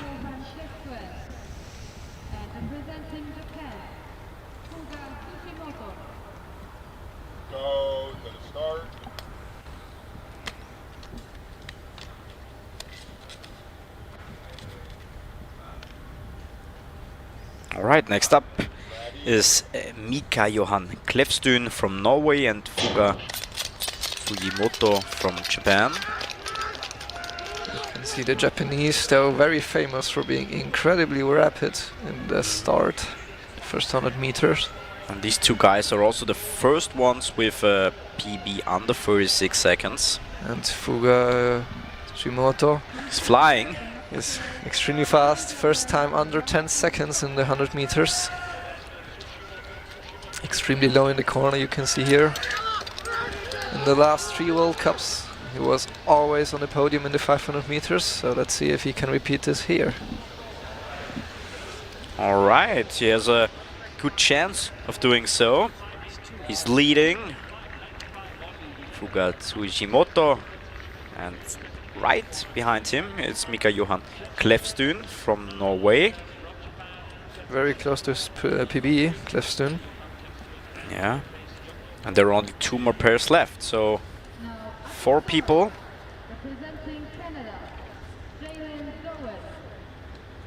And I mean, there are a lot of regulations in speed skating, whether it's crossing the track or priority rule. I mean, you can go very deep into the topic, but what do you think are the most important rules to know for a beginner or even a spectator who doesn't know much about the sport? Well, the first rule is don't touch the red dot in the corner that you see. Yeah. It's the most important one. Then stay in your lane.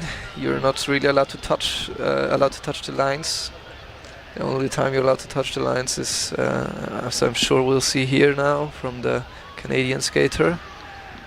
Not quite. Also time under 10 seconds, because you mentioned it before. Oh yeah, that's right. And other than that, the only rule is be fast. Be fast, yeah. Does it also say that in the rule book? I think so, yeah. Be fast. Coming up. Ooh.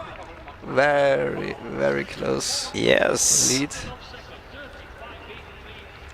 But still not close to his personal best, because his personal best is 35:13. He has the best personal best of all the skaters here in the 500 meters. Let's have a look where he did it in Calgary in March 2 years ago. Calgary is a very, very fast track. He did all his personal bests in Calgary. I mean, he's from Canada. Yeah. Yes, but still.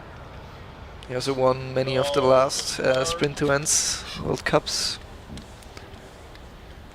Alright, so the last pair is up. It's Finn Sonnekalp from Germany and Niels de Kruik from the Netherlands. And so far, Jalen Doan is leading very close before Fuga Tsujimoto from Japan. Sonnekalp is also a very strong skater. He won the last 3,500 and the last 3,000 meters. So he's a bit more long middle distance, but he's still a strong sprinter. So he has probably a good chance, because he's in this 5,000 meters. He's very strong, that he has a good chance of winning the overall, if he does well, of course. He is a top contender, that's for sure. So once again, Sonnekalp on the inner lane, de Kruik on the outer one.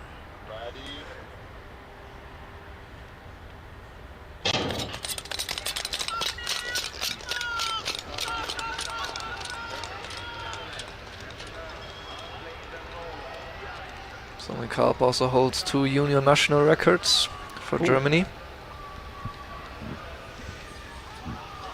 Yeah, but we had a pretty strong first 100 meters of Doan and Tsujimoto. Though I think that Sonnekalp is faster in the round and less fast in the first 100 meters, so we'll have to see.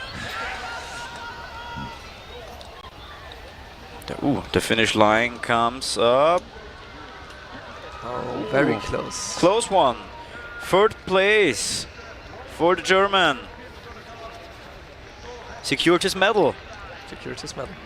I think if he's aiming for all round, he can be very happy with that.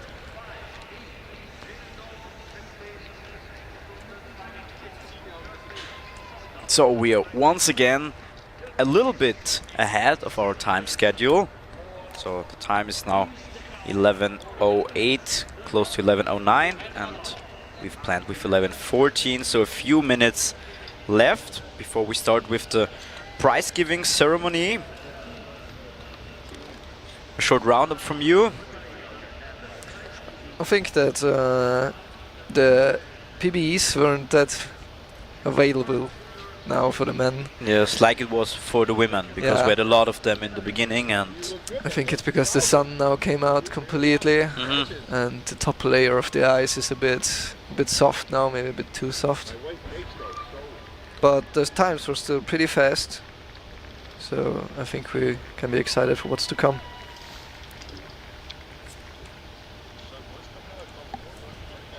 we do. Yeah, so we have the first 3 medals for the man with a time of 35:83.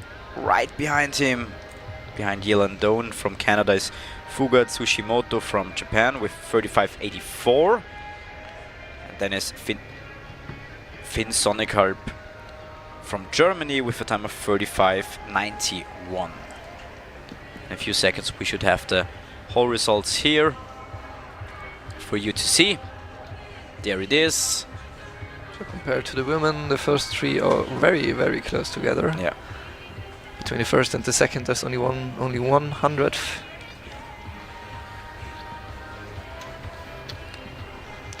There you also can see in the background the stunning natural mountains. The Schlern, as it's called. Yeah. It's a very beautiful view, yeah. We're very lucky. You are, yeah. Yeah. It's a good view. Also an interesting mountain, like the shape of it. It's very flat, yeah, you don't imagine a mountain. Another reason why you should come here, if you have the possibility. Of course, if you're watching us from Spain or from the US, it's probably a little bit more difficult, but if you're closer to us, maybe in Switzerland, in Austria, Germany or in Italy, it's a very big tourist come join us spot. tomorrow or on Sunday. Yeah. There are many other options.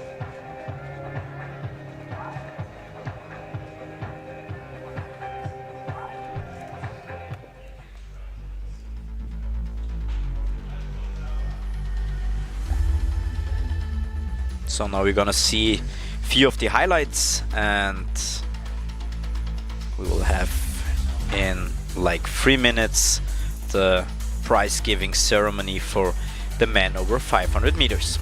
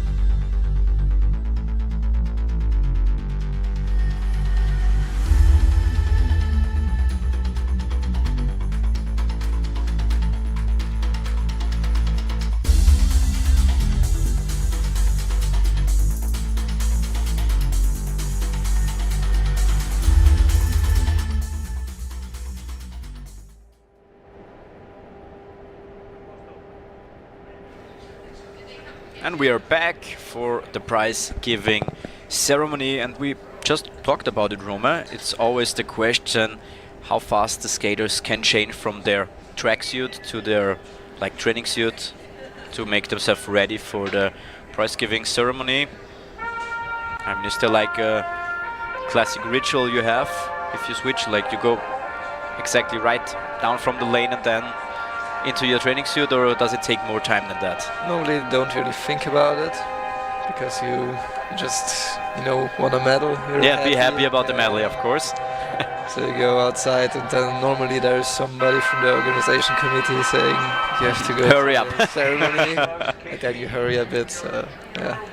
And because we talked about it so much, there is a big height difference between these three guys. So not that much between Jalen Doan and Fuga Tsushimoto on the left, but Finn Sonnekalb is way taller than the two. Sonnekalb is very tall. Yeah. But as we'll see also in as you have seen in the 500 meters, the biggest difference is the start. In the start, I think that Tsushimoto did a lot more steps than Sonnekalb.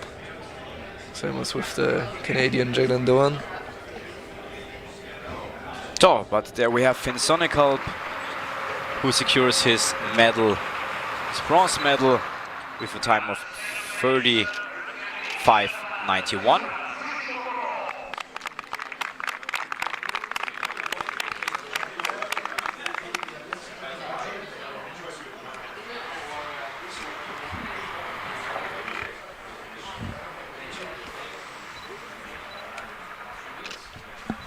There we have Fuga Tsushimoto, 35.84. And just a little bit faster this time was Jalen Doan from Canada. So he's the new world champion over 500 meters with a time of 35.83. He wasn't even close to his personal best. We talked about he made it in Calgary with a time of 35.13. So way faster there. It's as I said, I think the second fastest behind Salt Lake City, second fastest track. There have been quite a few world records there. So we'll hear the Canadian anthem.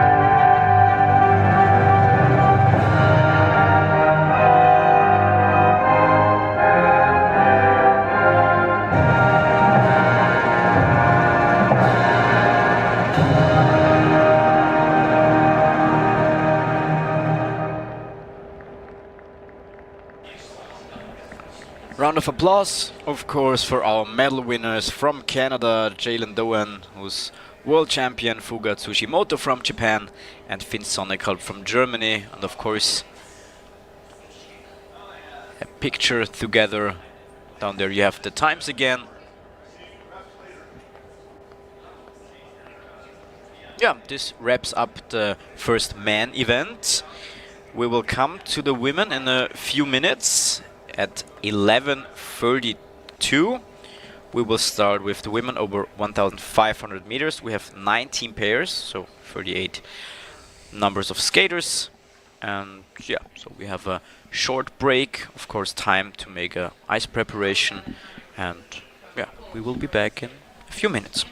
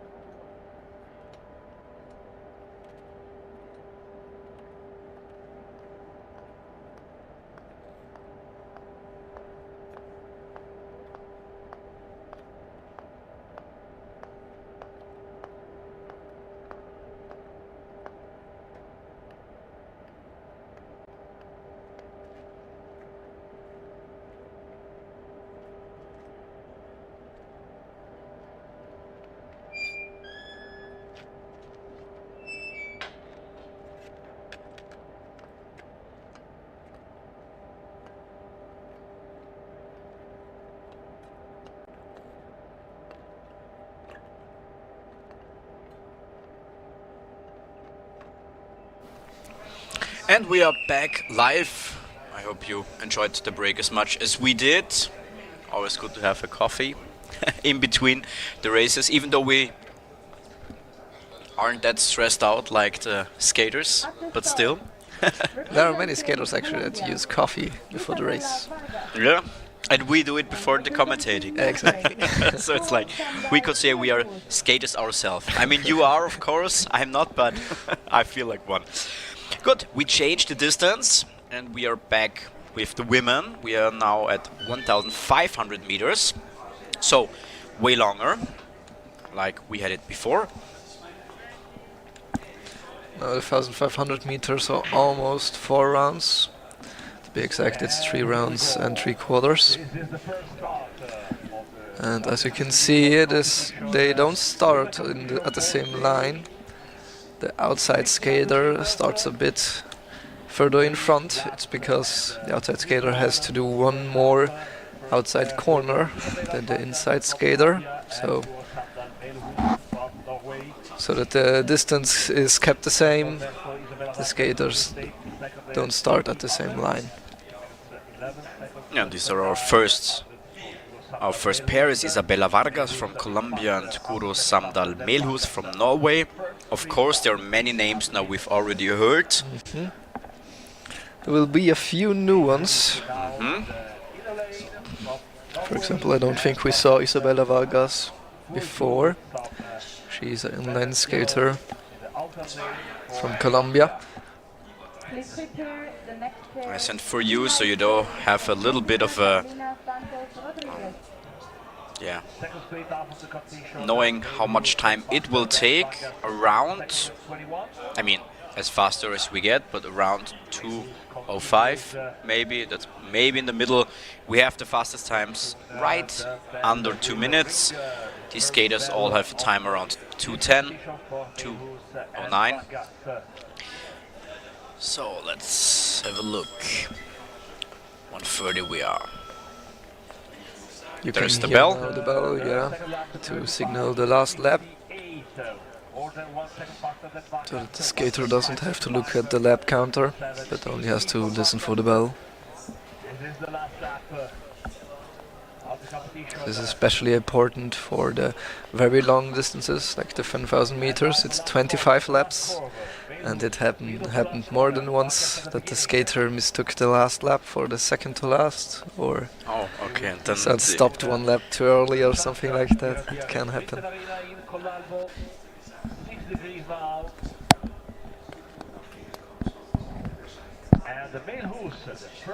So here she comes. There is Isabella Vargas, 5.42 seconds behind Guro Samdal Melhus.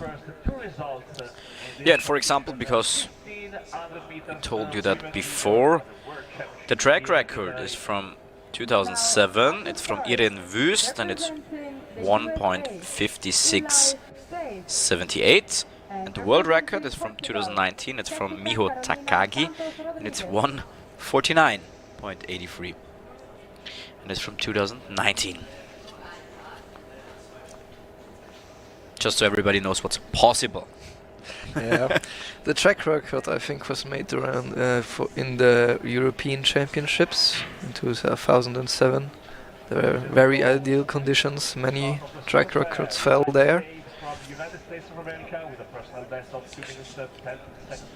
Now we have Elise Stay from the US and Jessica Carolina Santos Rodriguez from Portugal.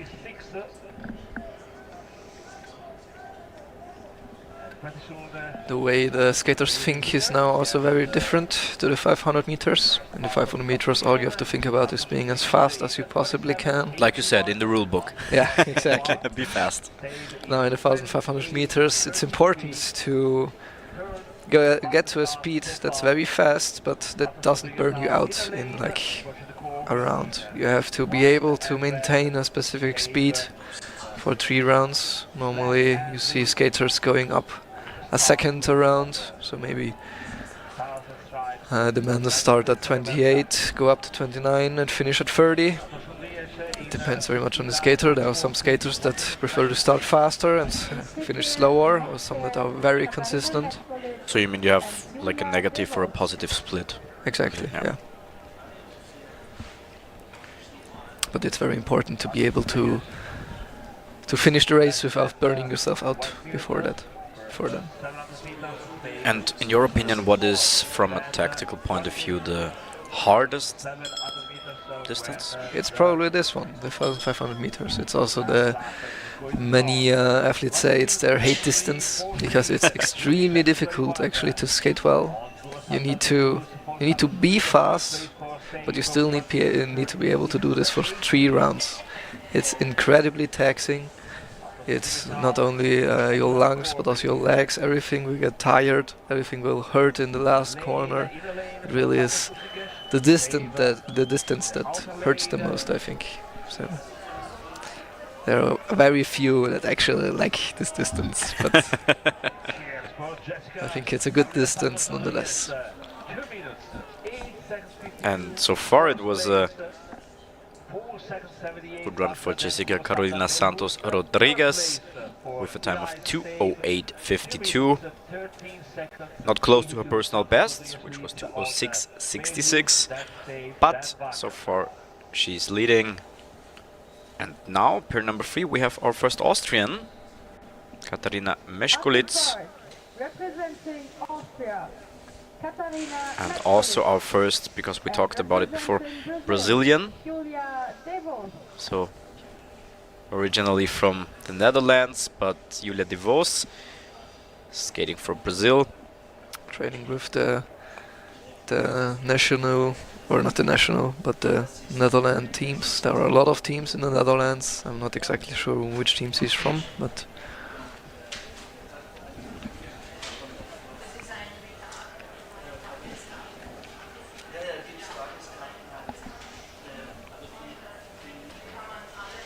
Meszkulitz too. She's actually an inline skater from Austria.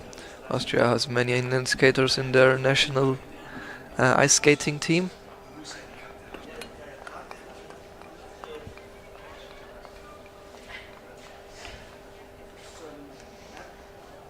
You can see here in the corner a bit more controlled.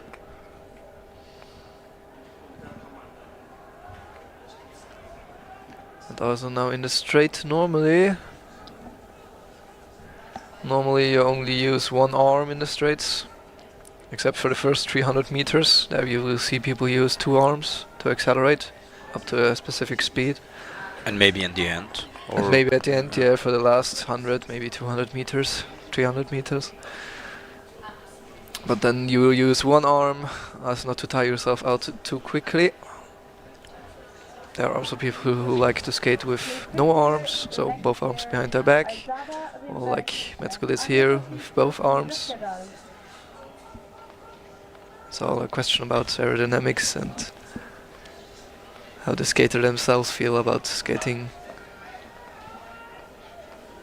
But I think sometimes you can see, because it's such a strenuous distance, that they are getting tired during the race, especially after 1,100 meters. You could see that maybe the technique isn't as clean as before. If you want to see a speed skater suffer, it's the last 300 meters of a 1,500 meter race.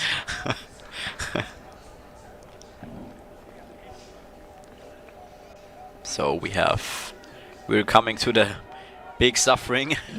We're already in it. Katarina Meszkulitz and Julia De Vos. Suffering has ended. Second place for the Austrian, 4th place so far for the Brazilian.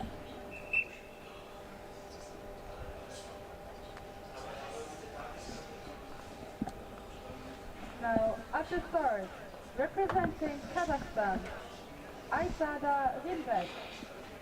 And representing Norway, Anne-Sophie Knudsen-Birkedal. Aysada Rimbeck from Kazakhstan, there we have her, and Anne-Sophia Knudsen-Birkedal from Norway.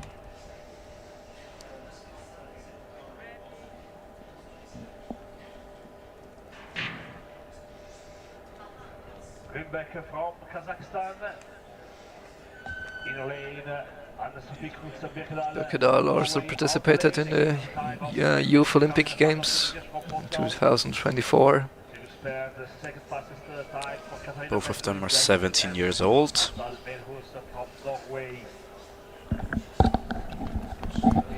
Go under 1 minute after 700 meters, but this is the split time after 300 meters, and Rimbeck is second, 27.49, and Birkedal is third, 27.70. And because you said it, there's the difference. Kazakh girl is, or she did before on the straight lane, she had both of her arms on the back. And the Norwegian Birkedal had just one arm on the back. I feel like it's becoming a bit of a trend, or maybe a new development, to skate more with both arms on your back. For example, in the very long distances, like 5,000 and 10,000 meters, they started to skate even in the corners without arms. Why is that? Do you have an explanation for it, or is it? It's just more aerodynamic. If you look at it, if you swing the arm, you can help yourself a bit with momentum, but when you put it on your back, the torso is more sleek, and you don't have the arm in the way of air, which means you can more easily glide.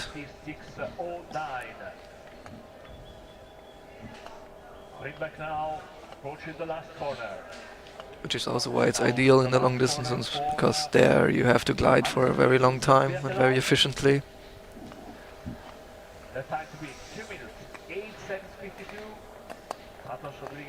So there's the finish.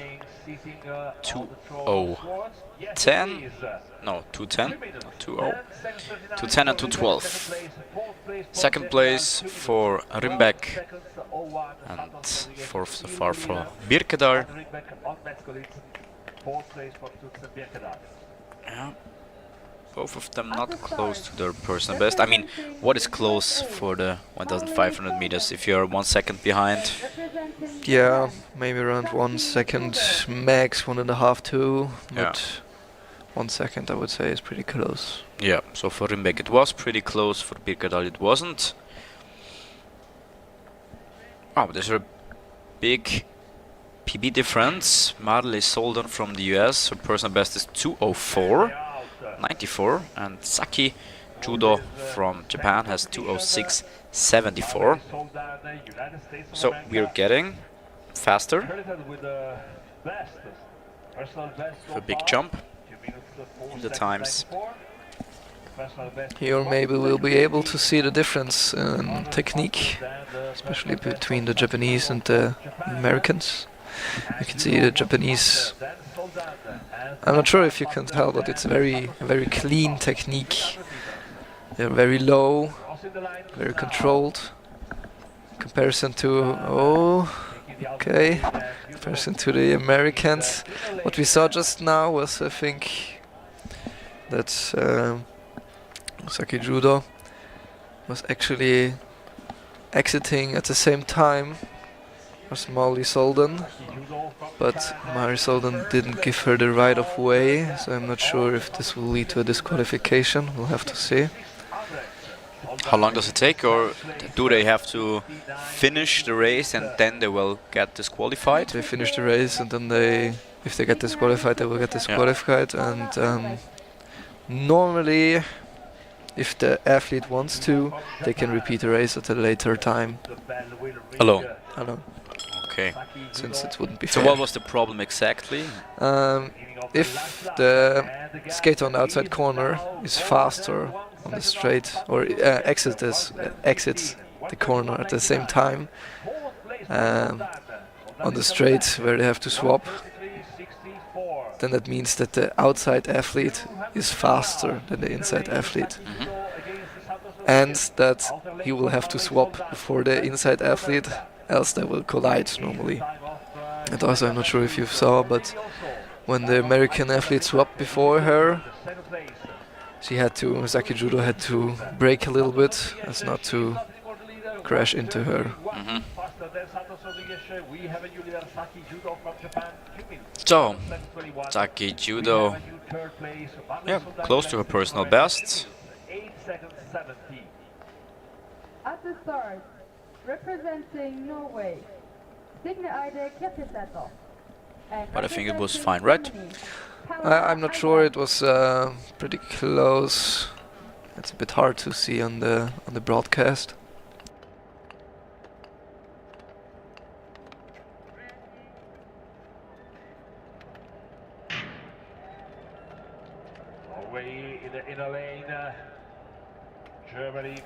Alright, next up is Signe Eide Kirkesetter from Norway, and Paula Albrecht from Germany.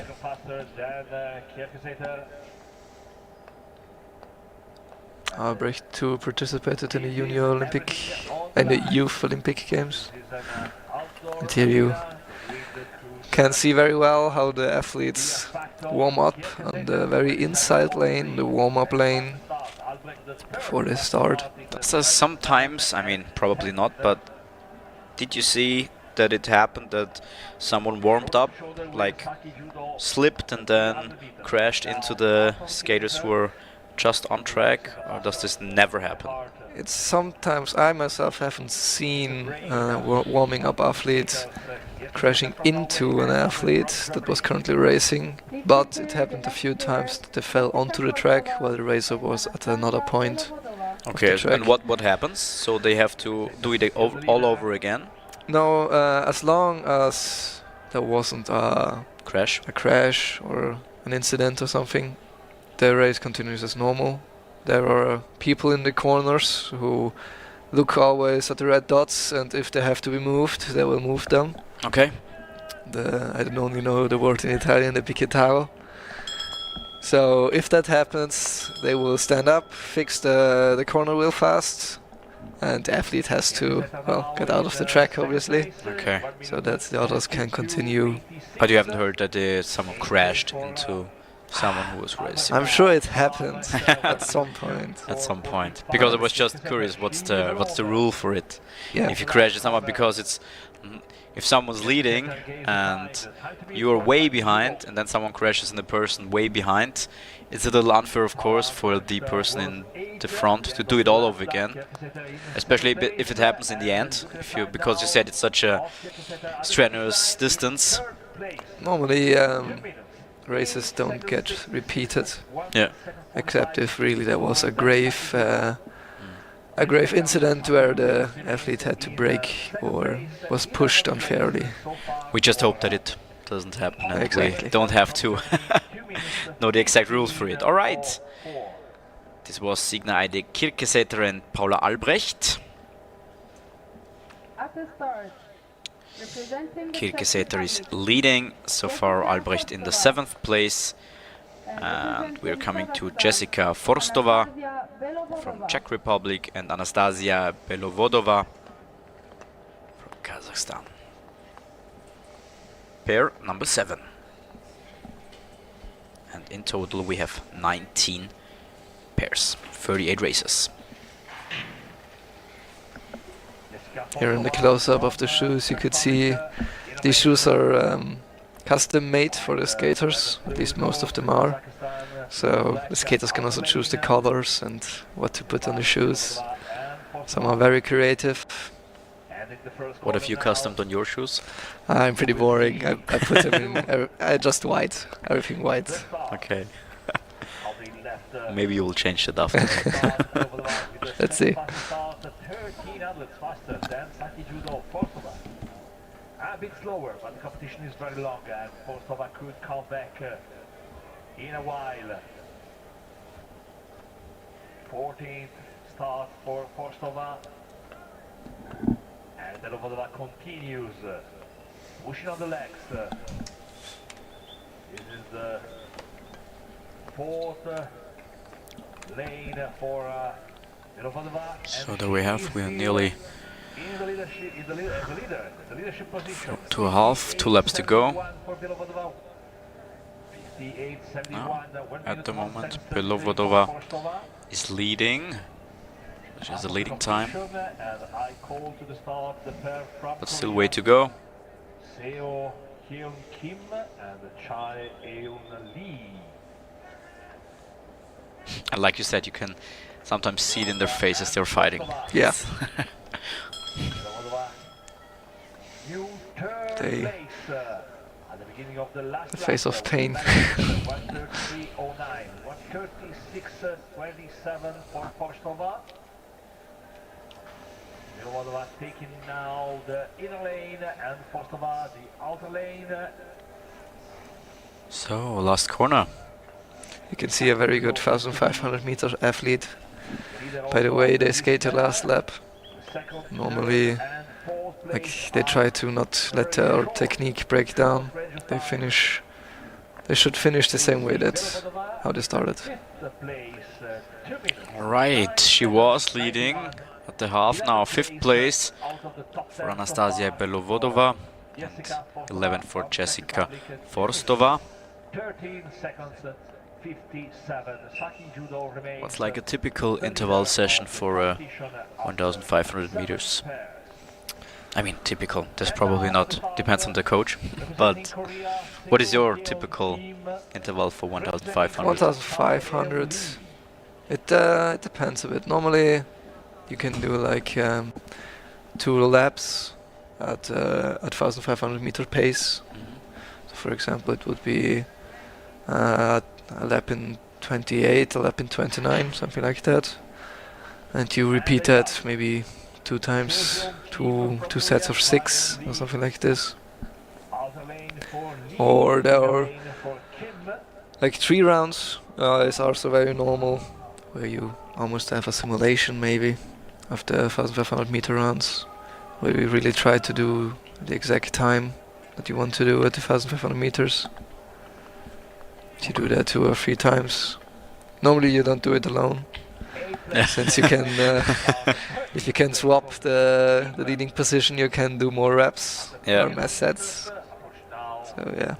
And interval sessions is the same with running, it's hard. They're probably the hardest sessions. And the most exhausting ones. Especially the interval session with multiple rounds, yeah, that's pretty hard. So the hardest part is, or should probably be, the training. It definitely is. Yeah, and while we're talking, the 2 Korean are close to half of the meters. It is Seon-yeon Kim and Jae-yoon Lee. So teammates racing each other. You said before this could be a little motivational push, because of course you don't want to be slower than your teammate. Yeah, it depends very much on the skater, Yeah. on their mindset.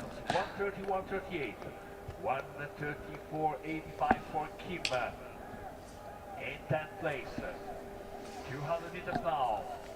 Don't forget, 61 hundredths of a second to defend in the last. So last corner. And let's see if she's close to her personal best, which is 2:06:01. 3, 4, 5, 6. Yeah. It's actually a pretty good run from her. Not so much from Seo-yeon Kim. 9th place. They are both also very young. Lee Jae-hoon is 17 and Kim Seon is 16. Wow, okay. And representing Italy, Emily Tormen.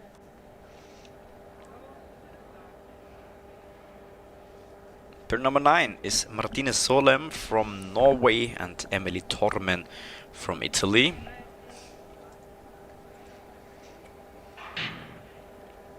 And one more time, don't get confused by the colors. Emily Tormen for Italy, outer lane. Martine Solem for As the speaker Norway. just said, both very blue, the Norwegians Yes. anti-Italian. Yeah, normally, I mean, if you look at other sports, the Norwegian also have more red in it. Because you can also like confuse it with the Finnish tracksuit probably if you're too white blue. That's true, yeah. That's why I think normally, or many of the sports, the Norwegians have more red in it, especially winter sport. Yeah. There are like two schools of thought, I think. Yeah. There is the normal national flag suit, like a bit the Norwegians, yes, but like the Finns, for example, as you said. Yeah. And there is the other one, the national color maybe, like the Italian Azuris, or the Netherlands Oranje, or the New Zealand actually we had last week. I'm not sure if he's participating today. The All Blacks. There was a New Zealander ice speed skater here. And also in Italy, the lapislazzuli, one of the most expensive colors a few thousand years back. Tormen is leading, also leading the whole pack so far. Tormen had a pretty successful season till now. She was 2 times second in the 3000 meters. And she finished third in the mass start last 2 times. This is her last year of competition for junior, so she's making it count. 2:03, good time. Yes, and it's a personal best for her, and a good one. And a very good one. Nearly a second, wow. Emily Tormen, first place so far, and also beating her personal best.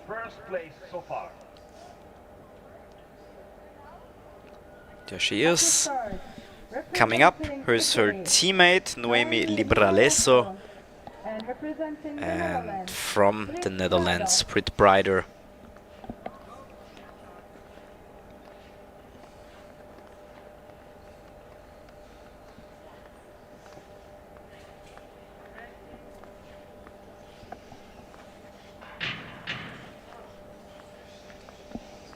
I think this was our first false start in yes, the in this event, meters. yes. Mm.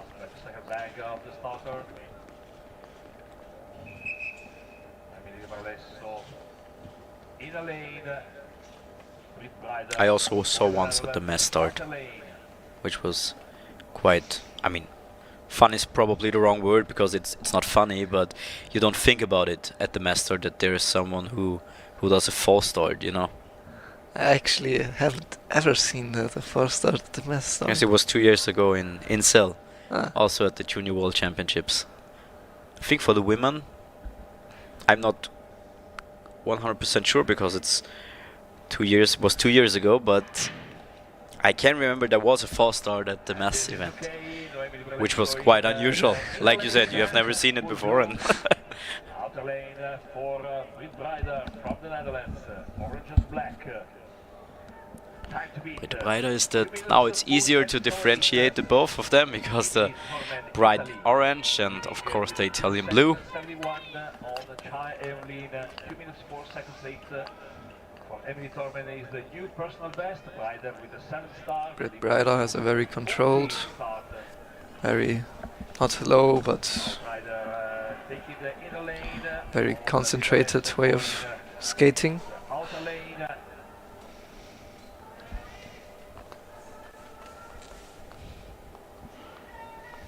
We'll see pretty soon evolution of this competition.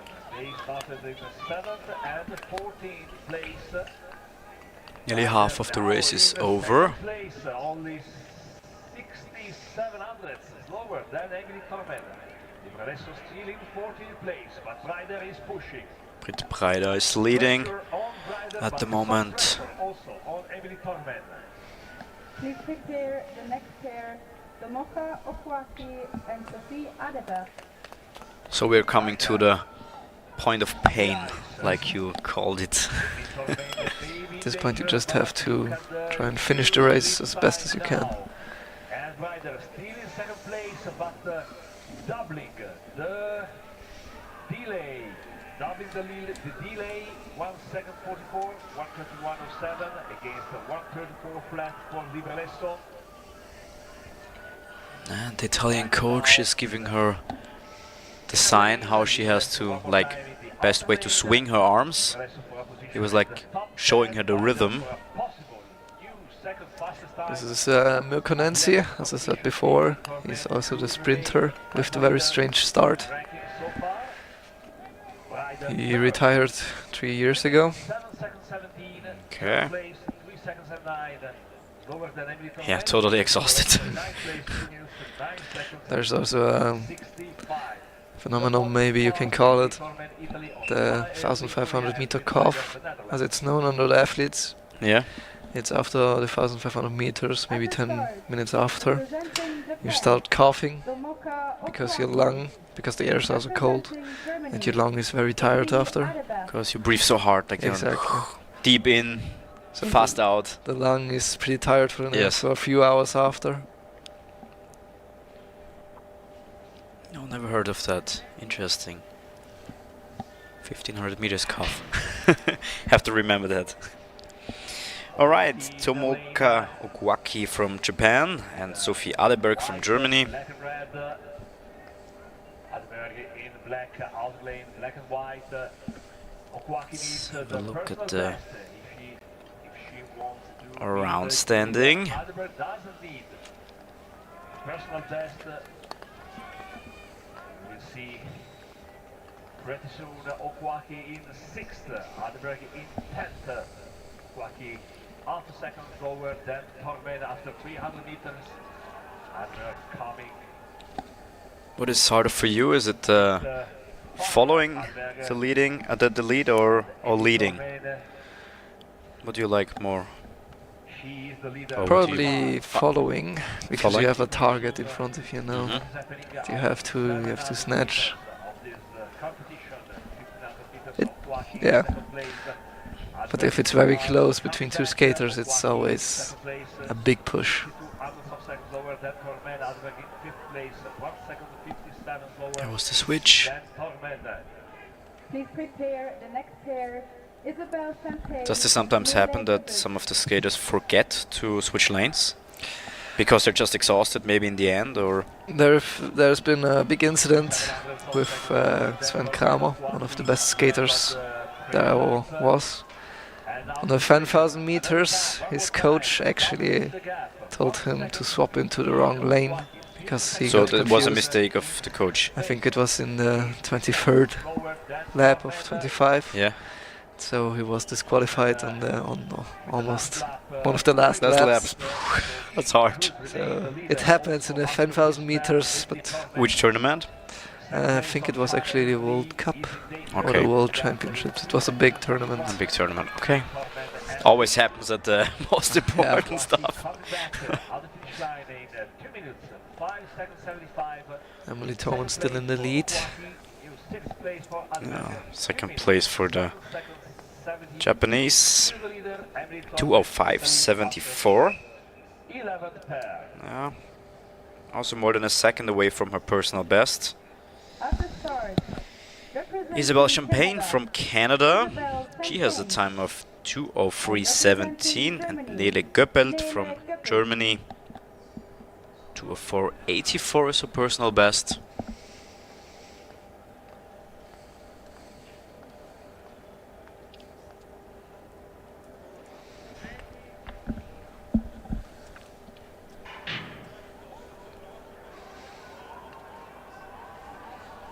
Isabelle Champagne from Canada.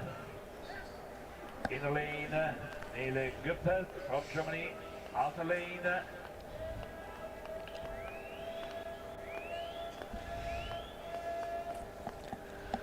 I think this is the first season for both of them, for the World Cups or for the international races. Green and Champagne and Göppelt. 11th star for Göppelt and 18th star for Champagne. 400 meters now. There's also the difference with the both hands on the back and just one hand, like you mentioned it before.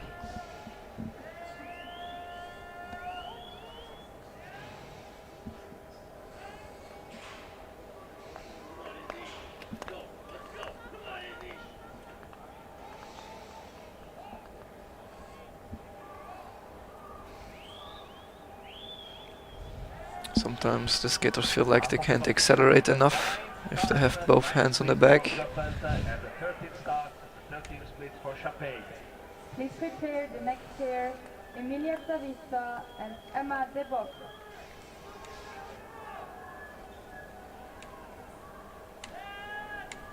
Both Champagne and Goppelt here with the personal best.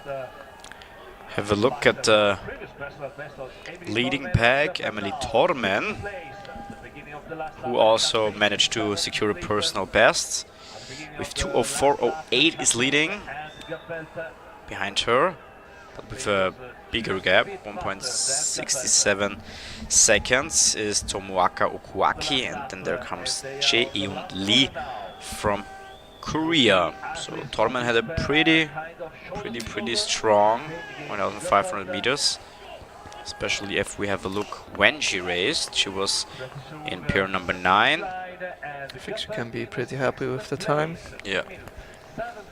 And also all of the other pairs who were behind her have a pretty big time gap to her, because it was pair number 12. We are coming to pair number 13, which is Emilia Zawisza from Poland and Emma Debock And from the representing US. the USA, Emma Debock. Which also, to me, sounds a little Dutch. I was just thinking, So we there's a very famous Debock, but I don't think that she's related to her. Pair number 13 here on the ice, Zawisza and Debock.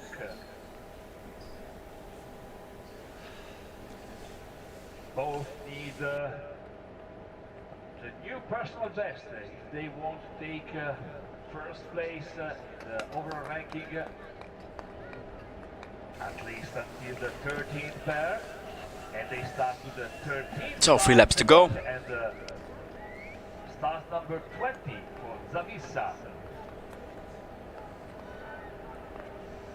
And I personally think as longer the distances are getting, the more is the difference between the speed on screen and off screen. Because if you look on the screen, just could look relaxed, you know, like I'm just a little skating on the ice, and if I look outside off the window and I see them skating by, it's pretty fast. Especially when you think they have to race 1,500 meters. Please prepare Like you saw just here, the time, the lap was 31.7, which is around 2 or 3 seconds slower than in the 500 meters, so we are still very fast. Very fast, yeah. Number 15 and 16 at the end of the second lap, bell rings and they are close to the top 10, 10th place for Zawisza and 11th place for Debock. Yeah, 10th and 11th for Emilia Zawisza and Emma Debock. The gap between the two skaters has been made during the last lap, and now Zawisza and Debock, and of the last corner on the run in. Could be top 10 or what else for Zawisza and Debock. 9th place for Zawisza, 2 minutes 7 seconds 95. 10th place for Debock, 2 minutes 8 seconds 09. Poland and United States of America.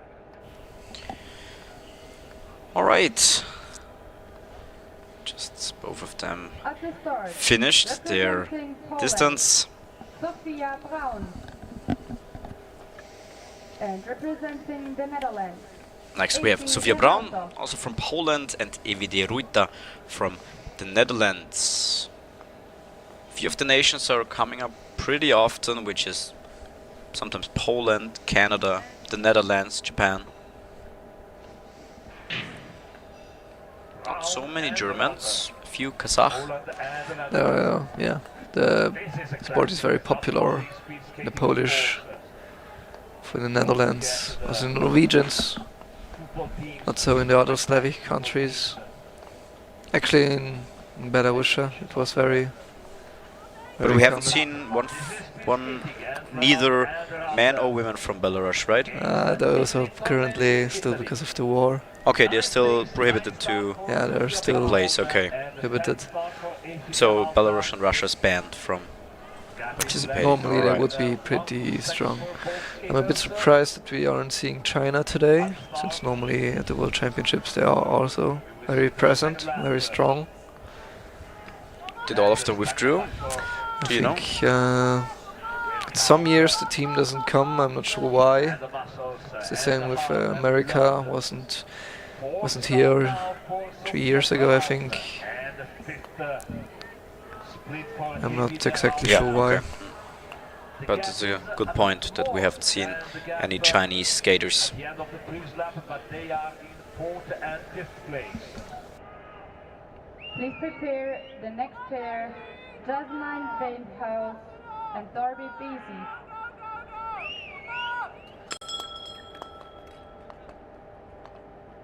That is going to ring. Yes, it is. And Brown, still more than half a second slower than Emily Tormand, but the gap. Alright, around 30 seconds to go.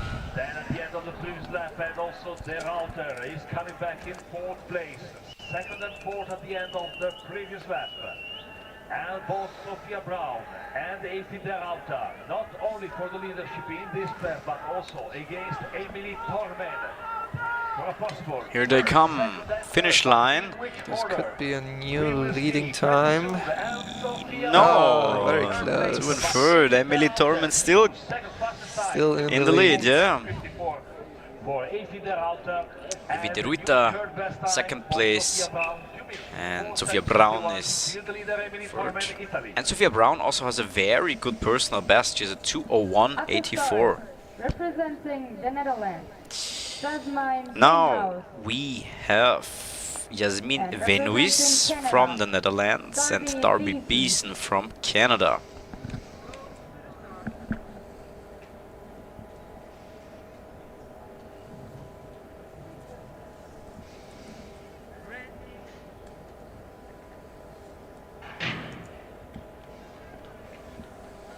Vanehouse in a lane, Beeson outer lane.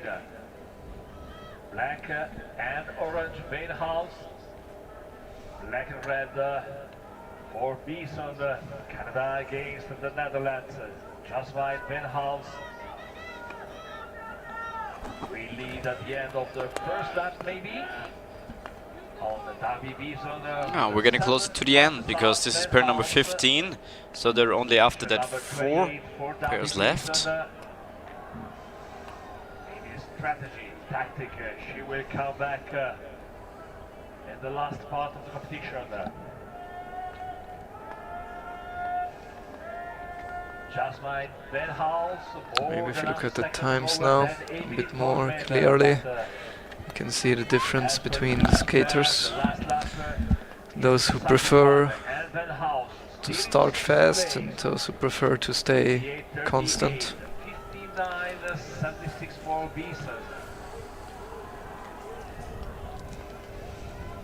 But do you think because of the sun, and we talked about it before, the ice is getting slower from hour to hour?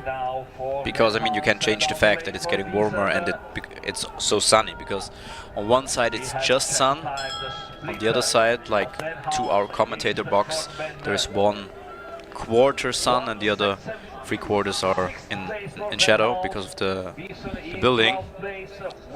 It's pretty warm, but it isn't like extremely warm today.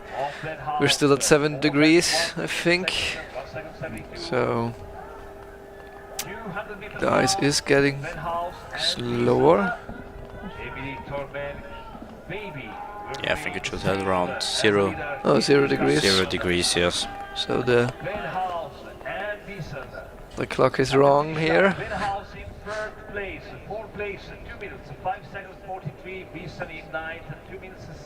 That should mean that the ice shouldn't be too slow. Yeah, 4th place. And this is quite interesting, because we said Emily Torman was in pair number 9, so they were in 10 pairs left, 20 skaters after her who had the chance to beat her time, and she's still in the lead. And we only have got 4 pairs left, which is Julia Snelgorov from Canada and Hanna Mazur from Poland. Hanna Mazur also the skater who managed to secure the bronze medal in the 500 meters. She also secured a bronze medal at the Youth Olympic Games 1 year ago. Very strong, especially in the mass start too. So I'm sure we'll see her again today.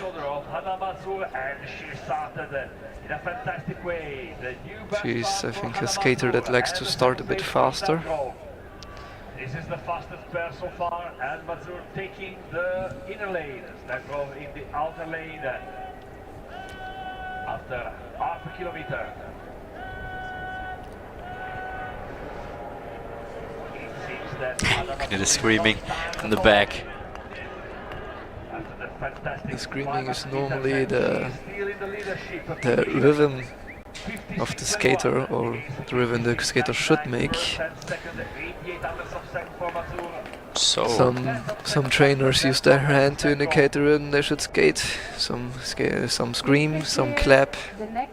Depends. So just something you trained and you're used to, like the sound, you're used to the sound that you know, okay, I have to change something, or Exactly. I should be skating in this rhythm.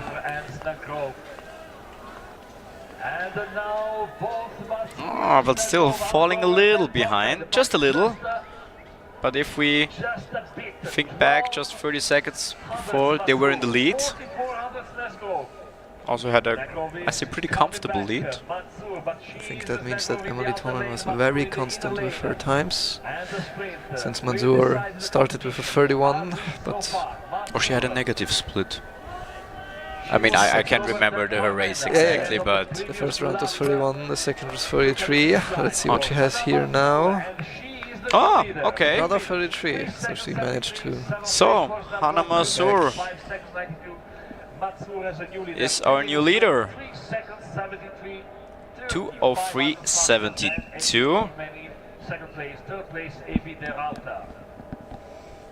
900 faster than, slower than her personal best. At the start, And there are only 3 pairs left. 6 skaters.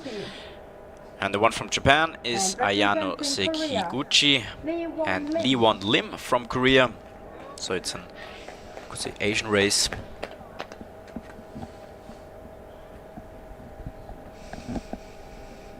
Koreans are also very strong at short track. They're similar to the Japanese on the long track. They're known for having impeccable technique. As you can see, the ranking is very short. Hanna Mazur took the leadership for Poland. I feel like in the long track the Koreans relaxed a bit with their strictness on the technique in the last few years. Which you think is a good thing or a bad thing? It depends very much, as everything with the skater. Yeah. There are some skaters that just, like Niels van der Poel, when he was in the skating scene for the 2 years, he had a very special way of skating, but he won everything you could win. So it depends if you found the right technique for you.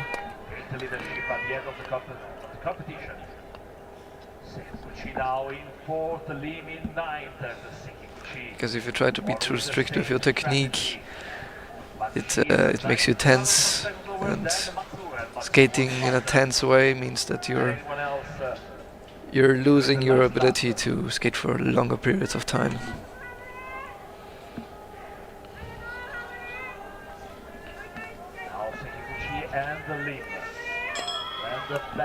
So 400 meters left. Please prepare the next Once pair. again, we are in the pain cave. Still skating very strong. Ayano Second round Sekiguchi. in 31.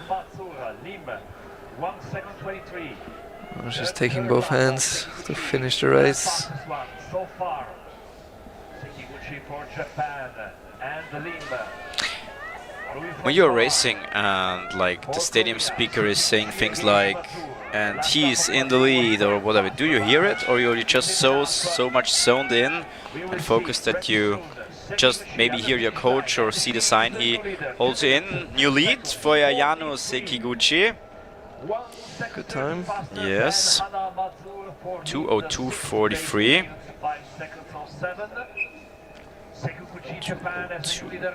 Yeah, but she has a personal best of 1:59.94. At the start, Normally when you race, you don't hear a lot. Maybe you hear your coach, you rarely hear the commentator. And maybe you hear the people screaming like that, you know. But you just hear sound, like not. Yeah, you are too much in the zone to really pay attention to those things. Two pairs left, and this is Skylar von Horn from Canada and Janine Roshna from Austria. They both have the fastest personal bests here over this distance. Skylar von Horn has a 1:59.86 and Roshna has 1:59.85. So they both, just from the personal best perspective, are, yeah, they could claim the title. Could, of course, because it's a long race. Roshna has in 4 years of competing in the national or in the international championships, has won a total of 14 medals till now. So she's a very strong contender for getting even more. 700 meters managed to skate, 2 laps to go. Roshna still now in the 19th place.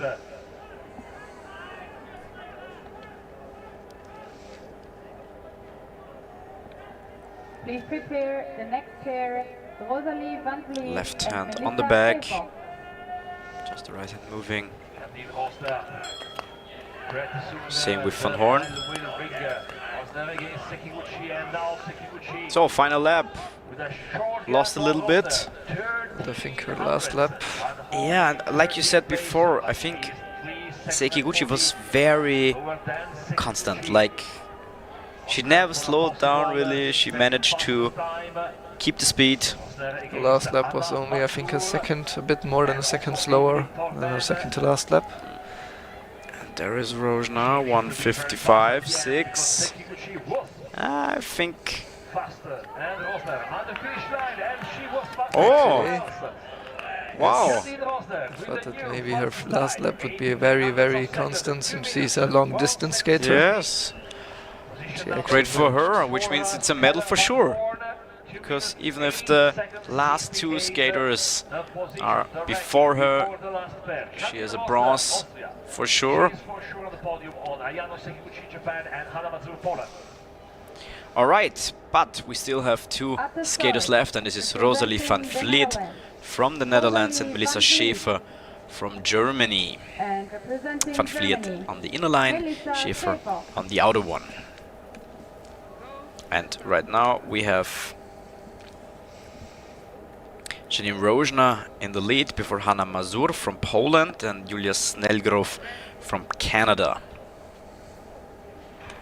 Right, excited to see both of them. They both have a time over 2 minutes, personal best. Women Junior at the World Junior Speed Skating Championship 2025, and Janine Rosner will be for sure on the podium for Austria. Janine Rosner, she is right in front of the speaker position, and she's not hoping for a bronze medal. She's waiting for something more. But Van Vliet started. She's so fast at the start. Right, started off fast, Van Vliet. Fleet also very strong in the 1500 meters. She was 2 times, no, I think she won 1 time the silver medal in the 1500 meters. World Championships. In the World Cup. World Cup. The championships. Because many of them could have raced in the World Championship before, so... Yes, many could have last year. Most of them competed also last week here. In Japan. Yeah, in Japan also.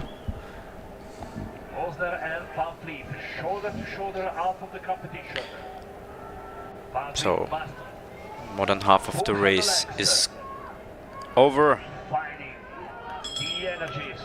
There are 400 meters left. Last lap. Now I'm interested because Rosner had a pretty fast last lap. Was the second faster than Ayano Sekiguchi. Yes, and Fleet slowed down a little bit. But we will see. 51, 52. Last corner. I think I told her go more down, right? Yeah. As she gets more tired, she stands up. Yeah. 4th place. And that's it. So we know it for sure. It's Janine Rosner from Austria. There she is. Completely exhausted. Happy but exhausted. And her sister, Sarah Rosner. Nice pictures. So, congratulations to the Austrian securing the world title. Second place goes to Hanna Mazur, who now secured her second medal of the day. Third over 500 meters, second over 1500, and Julia Snellgrove from Canada secures the bronze medal.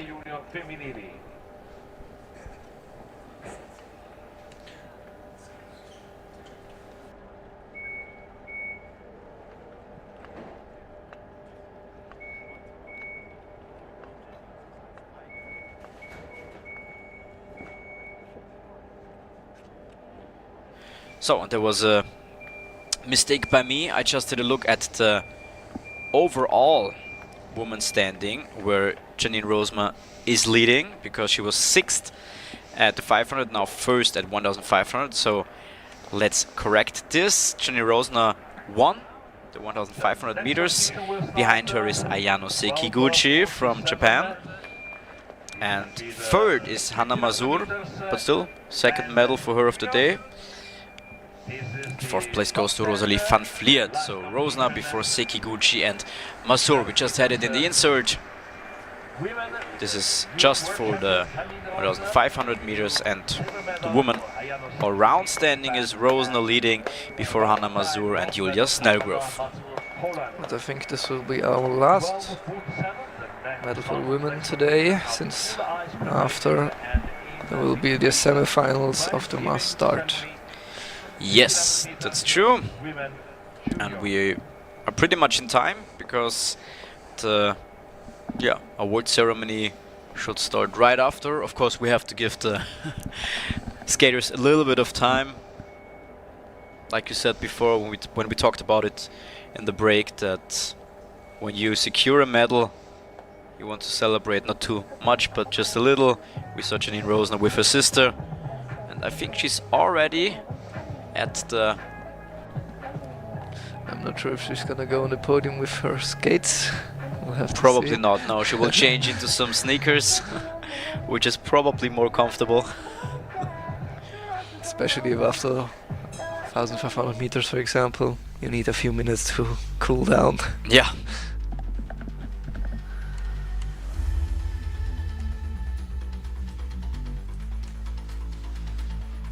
So there are some of the highlights.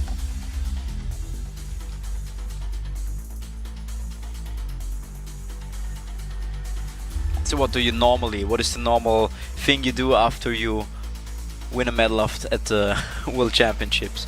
You probably celebrate for a few moments with your colleagues, with your family, and with your coach. And then normally you have to go back to warm up because you don't have that much time if Yeah. you do multiple distances like Janine. Yeah.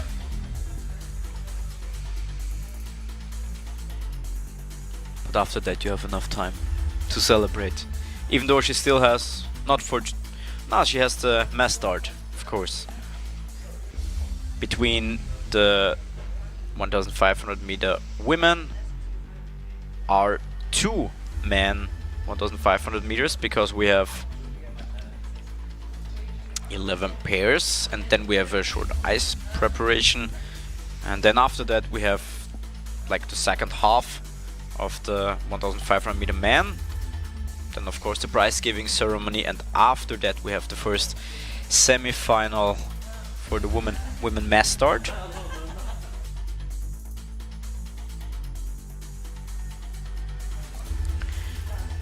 So we are looking, I think, at a time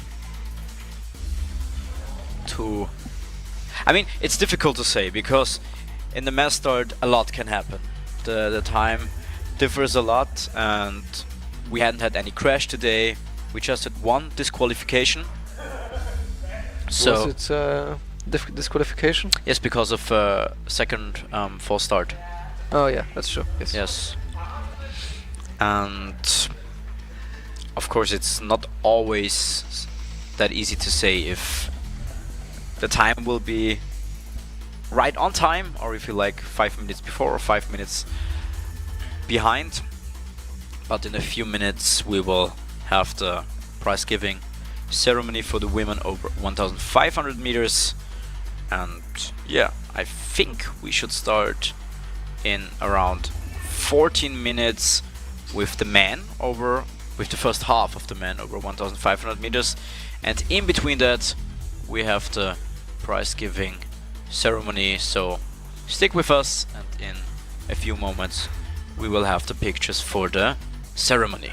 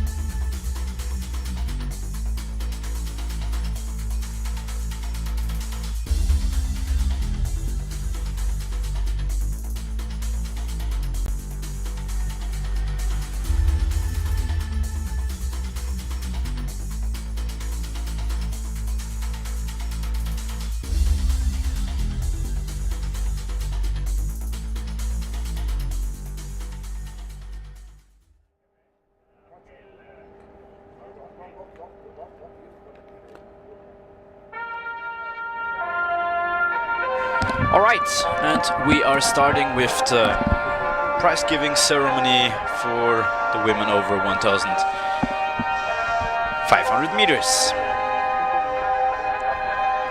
The second bronze medal for Hannah Mazur.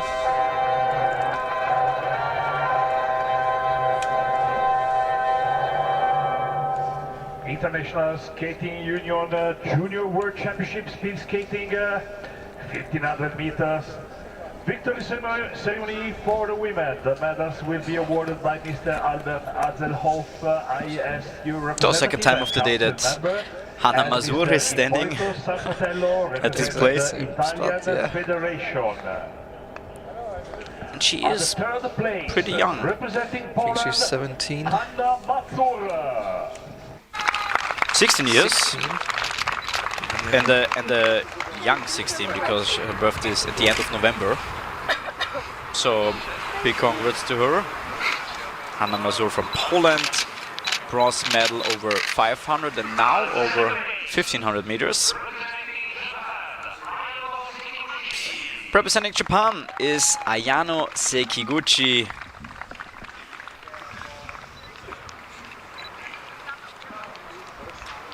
Also 16 years old.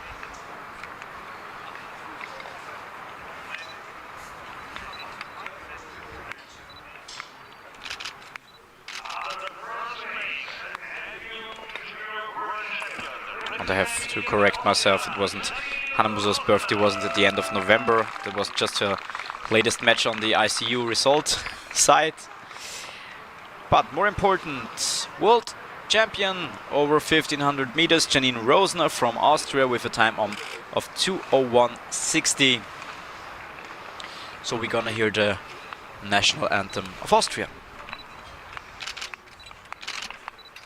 It's gonna be interesting seeing Janine Rosner and Hannah Mazur battle it out over the next few days for the all-round.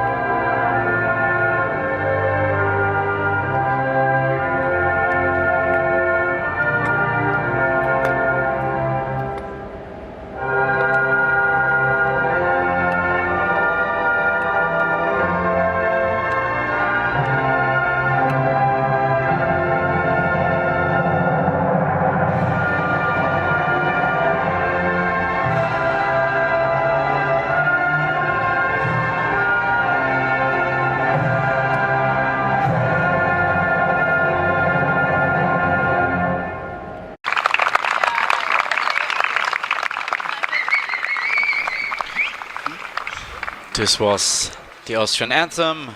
And now we have the podium picture once again. Here are the times. World champion Janine Rosner, Ayano Sekiguchi on second place, and Hannah Mazur with the bronze medal. Congrats to all three of them. And we're gonna see them again at the mass start. I think all three of them, if I'm not mistaken.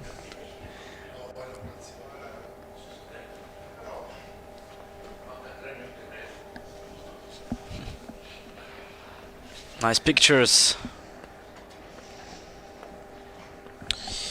And the time is now exactly 12:44, so we have 3 minutes left. Short break for us, and then we will start 1500 meters man. Alright, 3 minutes break, and we'll be back soon.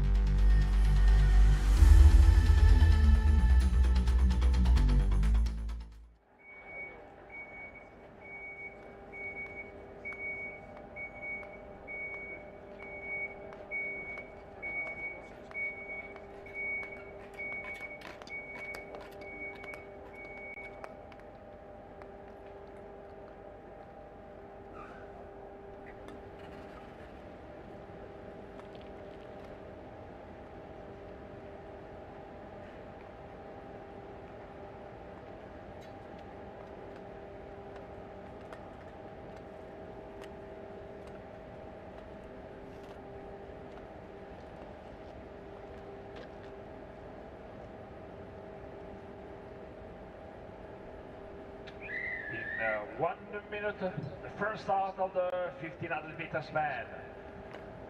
From Slovakia, Adrian Vajanski. From New Zealand, Chase Morpeth.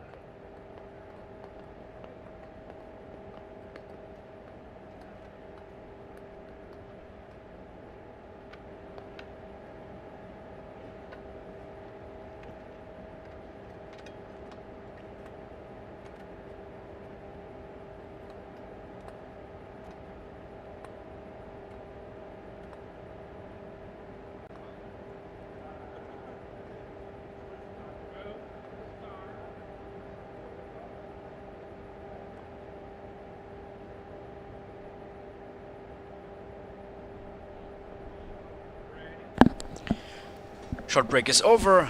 We are starting with the 1500 meters man. And the first start is okay. In a lane for Adrian Vajanski with the colors of the Slovakian flag. First pair In the outer lane, just started. New Zealand, all black, Chase Morpeth. And it's Adrian Vajanski from Slovakia and Chase Morpeth from New Zealand.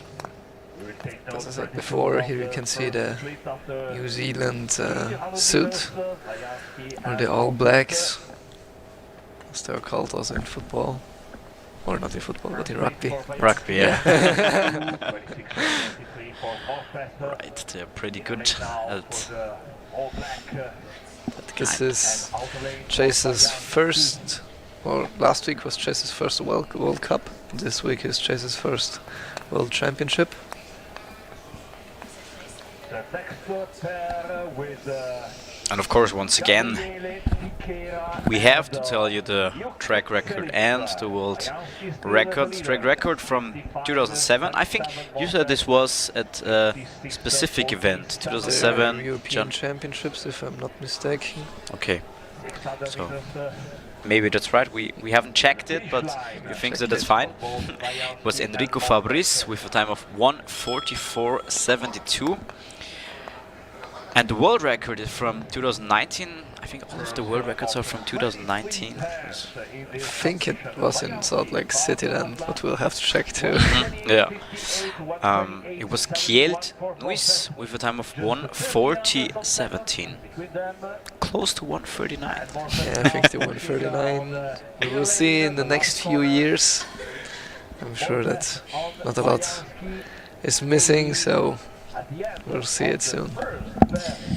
Also, Enrico Fabrice is a very influential speed skater for Italians, and is the trainer of, or was the trainer of many Italians who are skating here now. Yeah. 2 minutes 2 seconds 40, the first time to record in this competition for the Junior World. All right. First two. At the start, Skaters have finished their race, and we're coming to pair number 2, which is Gabriele and representing Fichiera Austria, from Italy and Australia, Luke Zelif from Australia.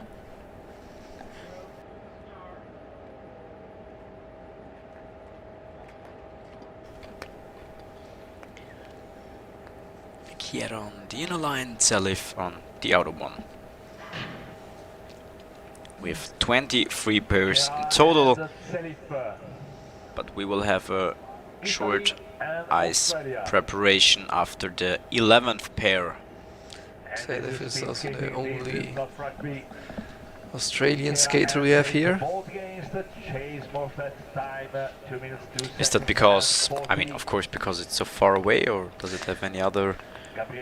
Australia has a decent short track history, and it doesn't have a long track history at all. So, yeah, Zelif too, he was a short tracker, and now he's dipping his toe into the long track. This is his second World Championships. Right, but it's not like the big nation for... Though there was one very famous event in Australian sports history where Australian speed skater, short tracker, to be exact, won an Olympic medal out of pure chance because a lot of his opponents fell. Oh, And I think I saw the video. yeah, Yeah, I think it's very famous. very famous. Everybody fell and And there is now a phrase actually in Australia, yeah. because what happens then?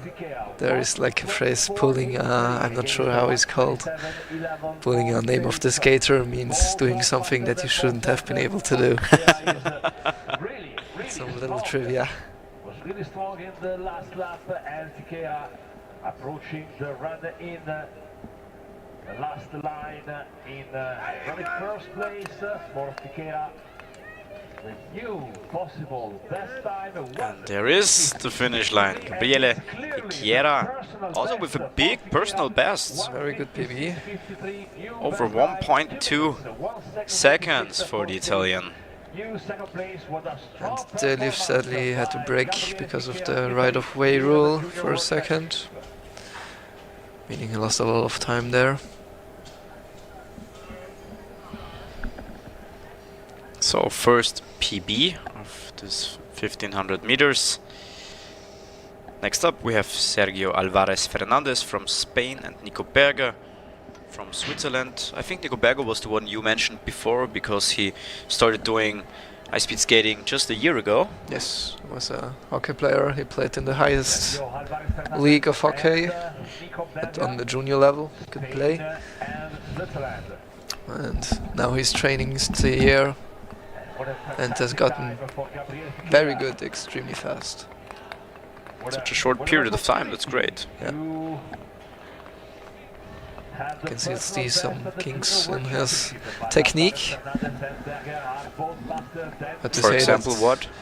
you can say that he's very in the middle with his hips. Normally, if you look at the skaters in the straight, it's a bit difficult to see from the front, but the hips should be moving side to side. And you mean his are more... His are more straight, yeah, more in the middle, yeah, they aren't moving that much. But that part of the technique is very difficult to learn and to perfect. So, as you can see, his hand is moving a bit much to the side, not straight back as it should. You mean it would be more aerodynamic to... Exactly, to go straight back with the hand, but for 1 year he's skating extremely good.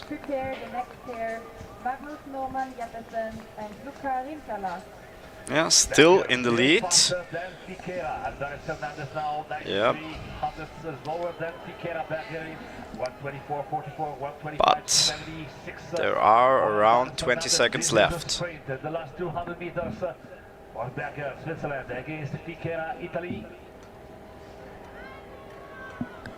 So 50. If he wants to take the leadership in this competition, and this is a clear personal Yeah, best. 155.13. And this is a big personal best. Wow. 157.03 was his last. So nearly 2 seconds, yeah. Wow. As I said, he's improving extremely fast. If he continues to Hey, what stick I with this just sport. wanted to say, if you can stick to that PB change every time 2 seconds. Well, we'll see a lot of him in the future. Yeah. Pair number 4 is Magnus Norman Jeppesen from Denmark and Luca Rintala from Finland.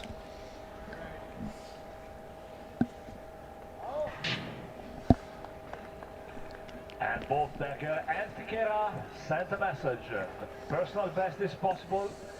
Maybe 9 degrees is not a sun so hard for the ice.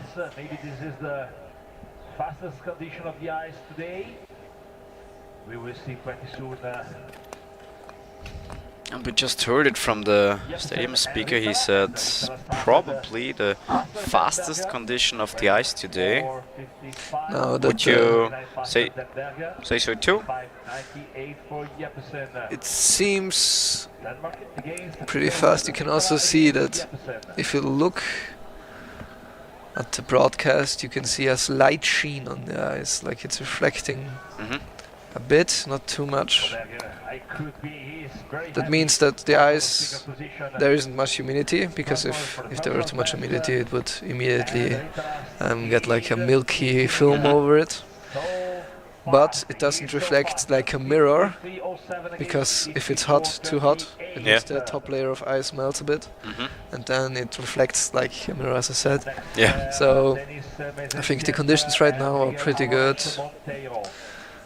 I'm not sure about the exact temperature, and there are a lot of There are a lot of different. there are a lot of different variables. at I saw play something here. around 1 degree.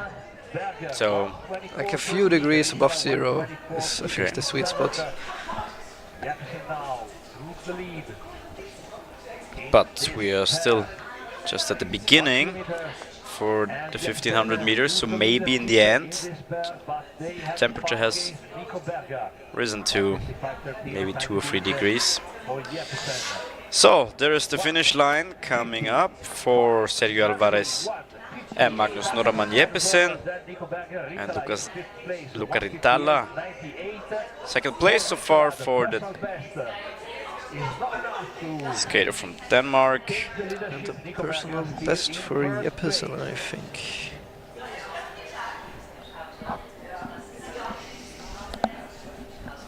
After start, representing Kazakhstan, Denis Messenger. Next up is Denis Mesentsev from Kazakhstan and Miguel Amores Montero from Portugal.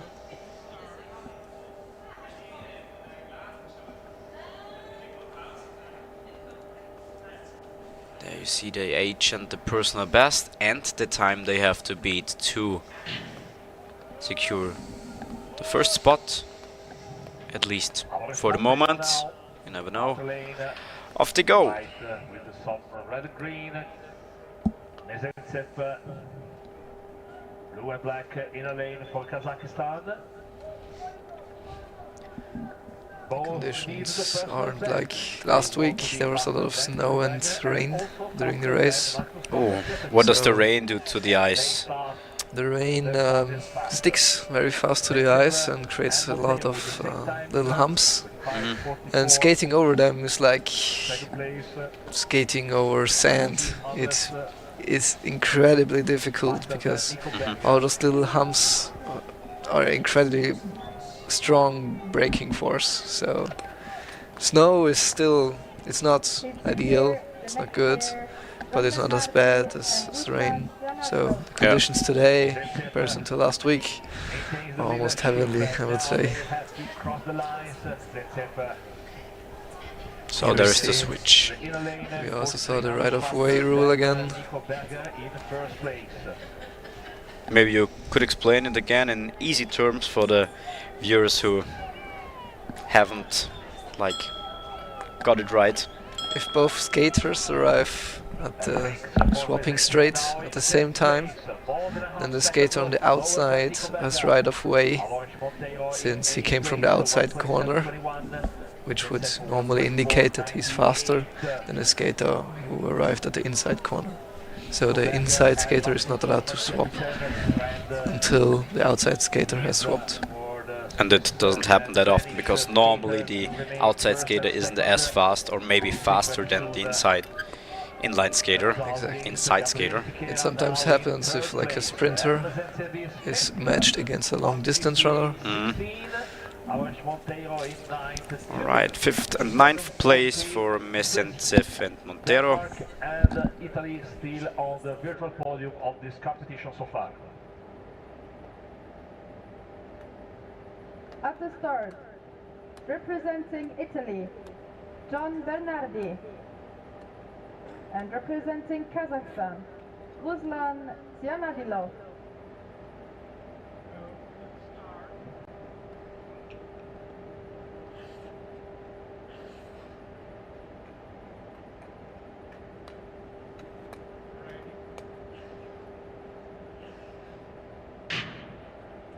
Bernardi, full blue in the lane. Zianadilov, blue and blue dark. Next pair is off. It's John Bernardi from Italy and Ruslan Tsianadilov from Kazakhstan. Kazakhstan against Italy. And both are trying to Tsianadilov, also the first skater of the 1500 meters man who has a personal best under 155. Seconds lower than Berger. The competition is very long and everything can happen.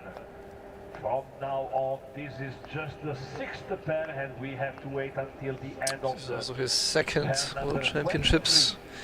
Last year he not only participated in the World Championships but also in the Youth Olympic Games. They took part where?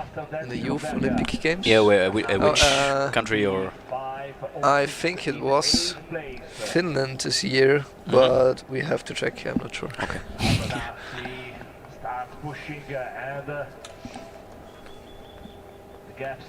To your defense, I am asking a lot of questions about what happened then, what happened there, and you have to know all the places and everything and all the years. So it's just fair if you're not 100% sure. I just checked, it was in South Korea, so it was off by quite a bit. Okay, but that's fine too. So, Youth Olympics last year was where they were? They were in South Korea. Okay. So, this is the last corner for John Bernardi and Ruslan Tsianadilov. And 156.27, third place so far for Tsianadilov. 46 Tsianadilov in third place, still Nico Berger as a leader and Magnus Norman The replay. as a runner-up so far. And we are coming to our seventh pair. That's Mikhail Matruichin from Kazakhstan and Mattia Leonardelli from Italy. So we had Italy against Kazakhstan, now we have Kazakhstan against Italy.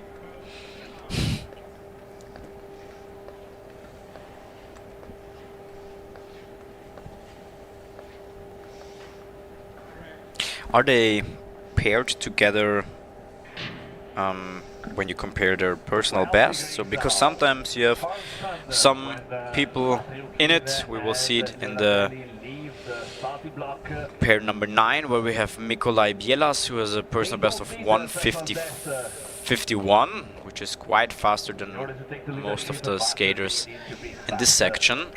How do you get paired up with the other person? It's not only the PB, they also look at the season best, and I'm not sure if it's a random, how do you say?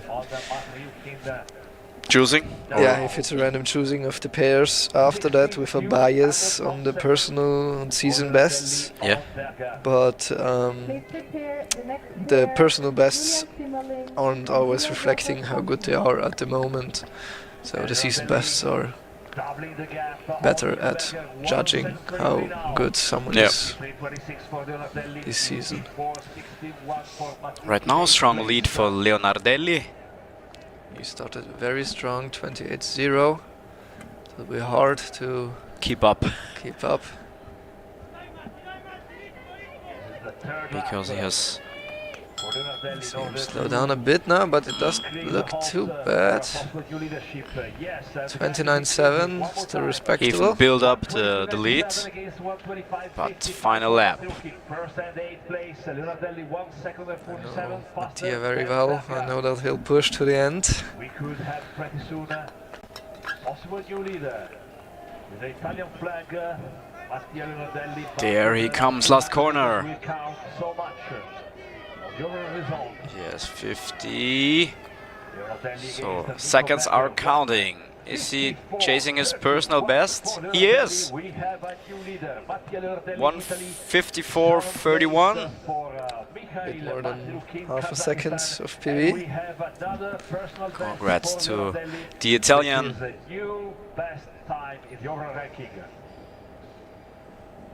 It's like I said, one of the types that likes to start fast and not worry too much about the last round. That's good. This is Julian Zimmerling from Austria. He's racing against Leo Drossos Thompson from the US.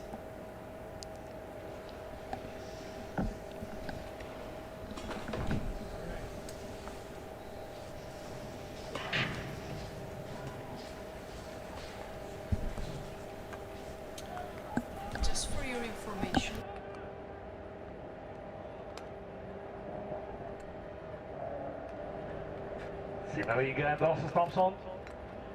The 8th pair. As you can see from the big screen, Leonardelli leads on Berger and Jeppesen. And all the 3 skaters did their personal best. Simmerling in 6th place, 25.55. Dawson Thompson in 11th place, 25.89. First interim time. 16:11 so far. The Austrian is leading this race against the American. You know for sure who is the leader in this distance in the world.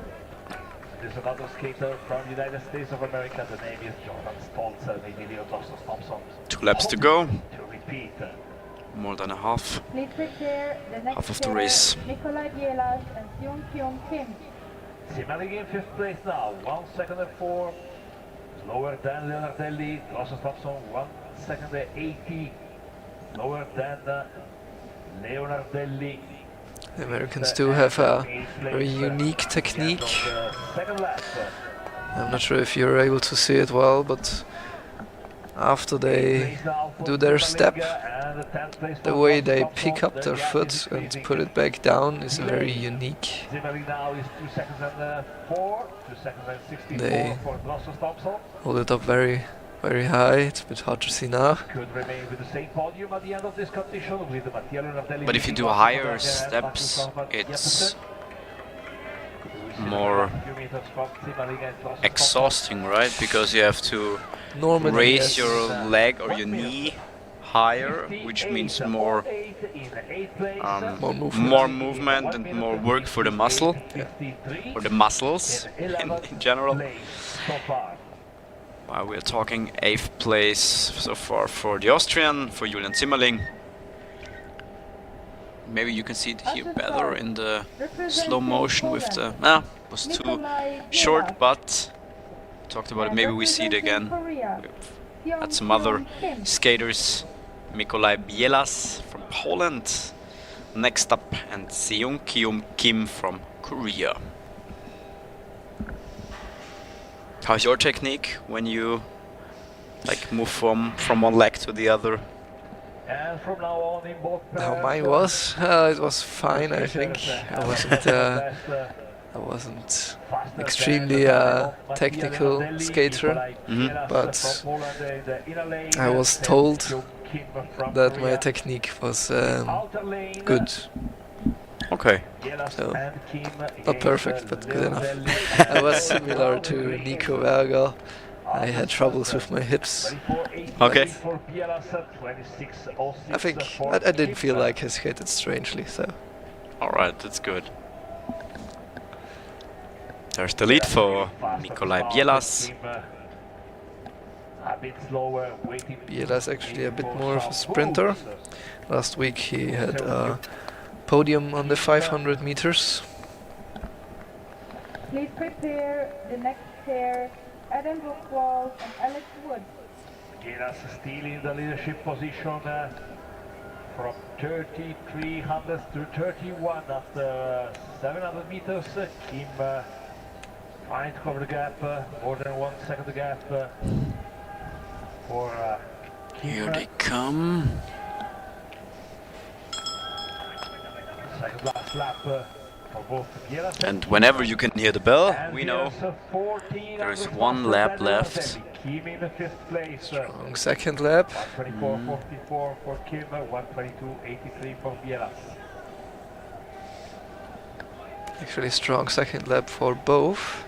So you would say a final lap under 30 seconds is a pretty strong lap. A final lap, a third lap under Yeah. 30 seconds, that's very strong. Yeah. But the Korean actually maybe has him here. Close. Close. Yeah, close one. Second and third place for... Second for Bielas, third for Kim. And we are coming to our 10th pair, so only 2 pairs left, because we have a short break for the ice preparation. Adam Buchwald. Like we mentioned before, there will be the ice racetrack ice preparation after the 11th pair, and after that we'll take around 40 minutes. We have the second half of the men 12 pairs left for the 1500 meters. Here they come, Adam Buchwald from Canada and Alex Wood also from Canada. So it's a right now a nation race. Buchwald and Wood, both from Canada. Adam Buchwald inner lane, Alex Wood outer lane.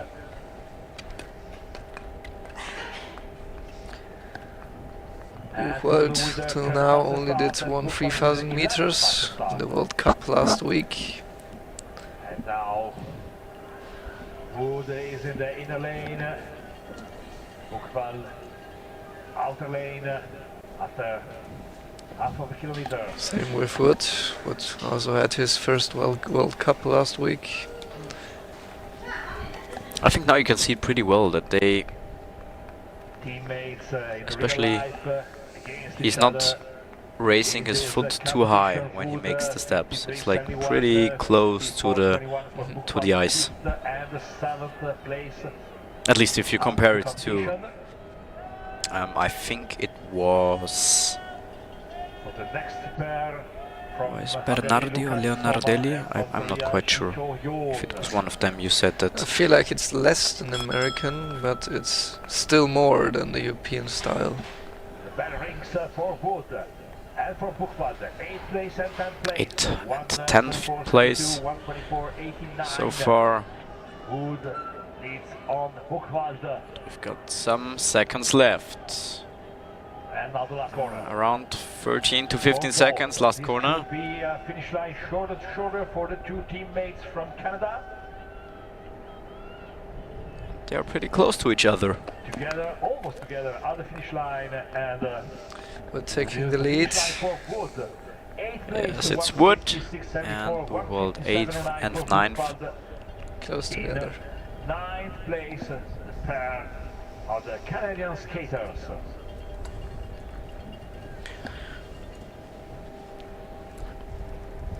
Alright, so coming up, the last pair before the short break we have, and this is Lukasz Szoma from Hungary and Yiho Yoon from Korea. And Yiho Yoon is also the second race skater so far who has a personal best under 153. We had Mikołaj Bielasz, who has a personal best under 152. Red hat in white and some green for Lukasz Szoma. In black, white and red, Yiho Yoon from Korea. Time to beat the Italian flag. Szoma taking a lead for the 300 meters. On Mikołaj Bielasz, Seung-kyun Kim, and both Very strong start.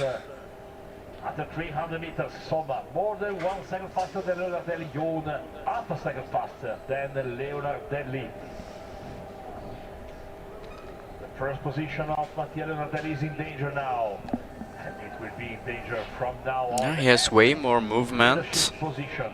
the Hungarian, with his left hand. The Korean is way steadier with the grip on the back, but Hungarian is leading. First and second so far. 70 hundredths faster than I feel like Yoon is geared more for the third lap, but let's see. Szoma now in the lane, Yoon outer lane. The bell is ringing. And the split is saying that Yoon is in now third place and Szoma in fourth. The third lap of Leonardelli was impressive and Szoma is falling a bit back now. 1100 meters. But just 900 faster than Yoon and 2000 faster than Szoma. But Yoon is also a bit struggling, as you can see in the corner. We see pretty soon He's very tall now, he should be a bit deeper. 52, 53. Third place. Yeah, far away from his personal best, over 2 seconds. So, 11th, still 18th third for place so third far place for New Delhi Steel Yiho from Yoon. Miras and Yoon. There's the replay, the face of pain, like you always say. Good, so this was our 11th pair, and there should be now the short break for the ice preparation, which will take around 14 minutes. It is now exactly in a few seconds 1 o'clock and 17 minutes. 11th pair, we have the ice preparation.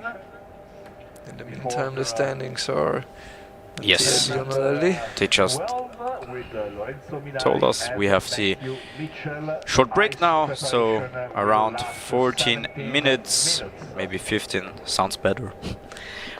We will have time for a short break. This is the unofficial result, the interim result so far. Mattia Leonardelli is leading before Mikolai Bielas and Yiho Yoon from Korea. Short break, and around, I think, 13:34 we will continue with the second half of the men over 1500 meters.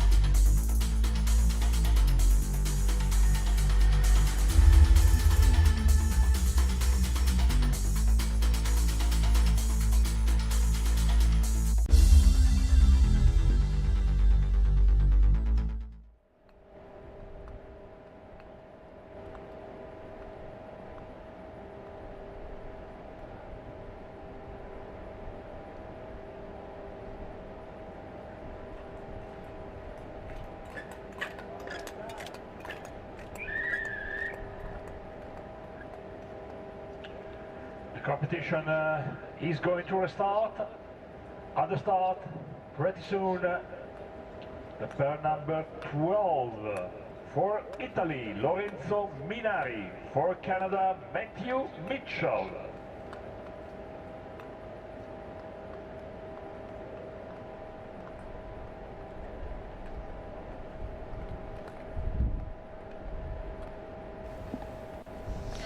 Off we go. After the 15 minutes of ice break, it's 13:33 now, and we will continue with pair number 12. This is Lorenzo Minardi from a name like, of course, Italy, and Matthew Mitchell from Canada. Both are very close with their personal bests. Minardi has a 1:52.60 and Mitchell has a 52.42. Lorenzo Minari, Italy, inner lane. Matthew Mitchell, Canada, outer lane.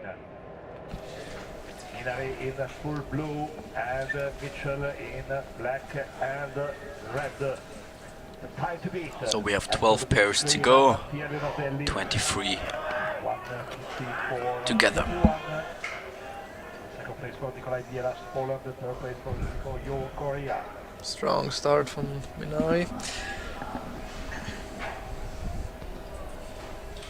Minari with a faster start. After 300 meters, Mitchell with an 8 start. After 300 meters. Minari was one of two skaters who went to the Youth Olympic Games. Minari is now in third place, 52.59. Mitchell in 8th place, 53.62.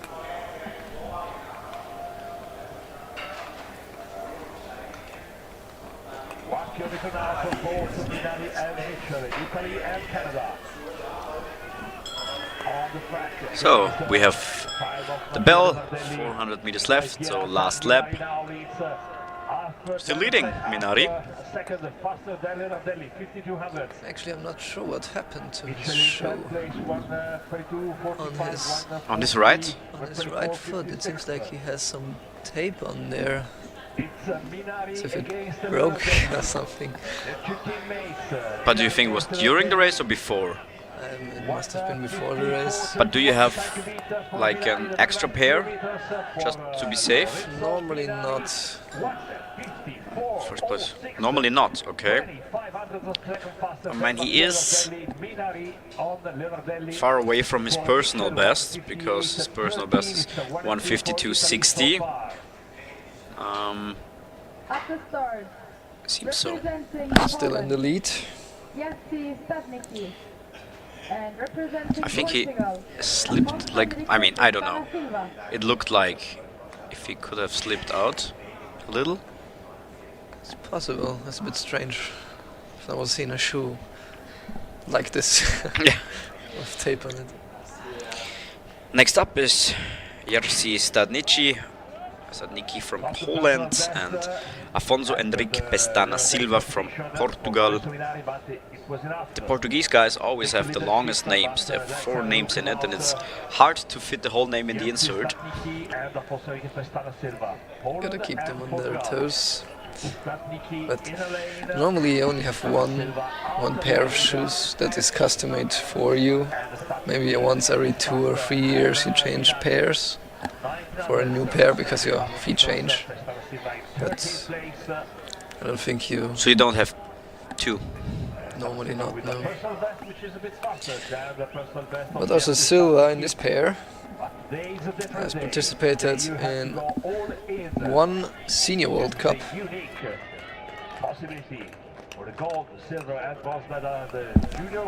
In 2023. Please prepare the next pair, Erik Andersen and Mateusz Kliska. Stadnicki leads on Minari. Silva comes back out of the top 10 so far. But right now there's a comfortable lead for Stadnicki. Faster than Minari. Silva in 9th place now. Also, he has the fastest time so far. Way faster than Minari, the Italian we saw before. The last corner for Jerzy Stadnicki from Poland for a possible new leadership.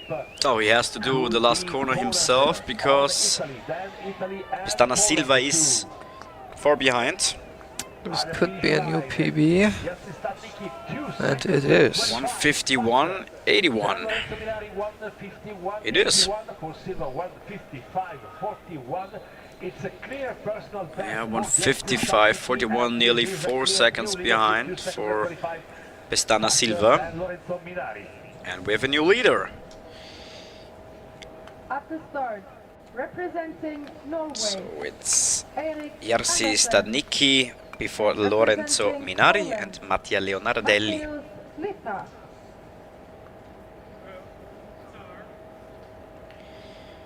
Next up is, oh wow, Erik Andersen from Norway, and then we have Mateusz Slivka from Poland, and he has a personal best of 147.85, At the start, Erik Andersen in the lane, white and blue which is from one of the Norway. best PBs we have here. There are just a few, From Poland. and they will be in the last pairs who have a better PB than Slivka. Fourth place, in between. Lorenzo Minari, second place, and Mattia Leonardelli, third place so far. Slivka also participated in the Senior World Championships. 25-14 for Andersen, place number 12. And now Andersen goes outer lane and Slivka And he inner was lane. nearly a little bit faster than Andersen, even though he was on the outer lane before. Then Andersen, then Stadnicki, then Minari, and Slivka continues.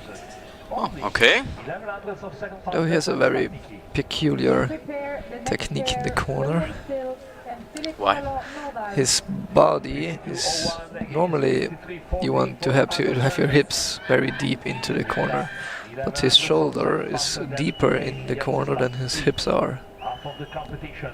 which is a bit unusual. Look at the last split.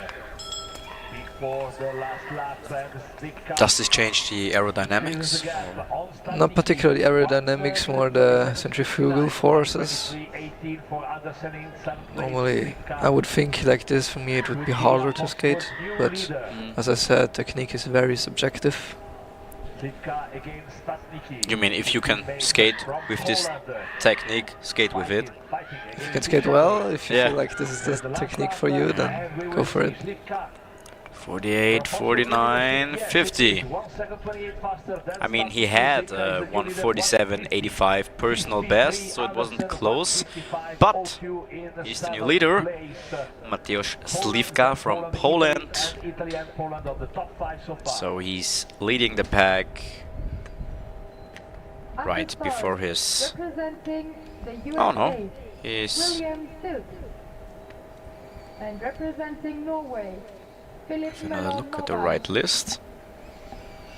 Yes, he's leading right before his colleague Jerzy Stadnicki, also from Poland, and behind them is Lorenzo Minari. Next up is William Silk from the USA and Philip Moller Nordal from Norway.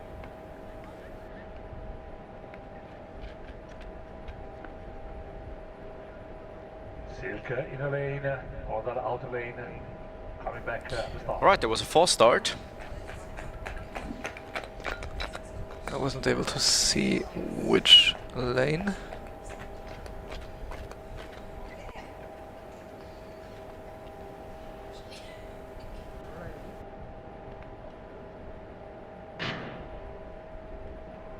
And the start is valid. Of course, William Silke in a lane and Philip Möller Nordal from Norway outer lane. In the leader's position, Mateusz Slivka from Poland, second place so far from Jerzy Stadnicki, then Minari and Leonardelli, then Bielas. At the start, Nordahl in 11th place and Silk position number 20, 25-29 against 25-70. Please prepare the next pair, Mika Holder and Flip Kochin.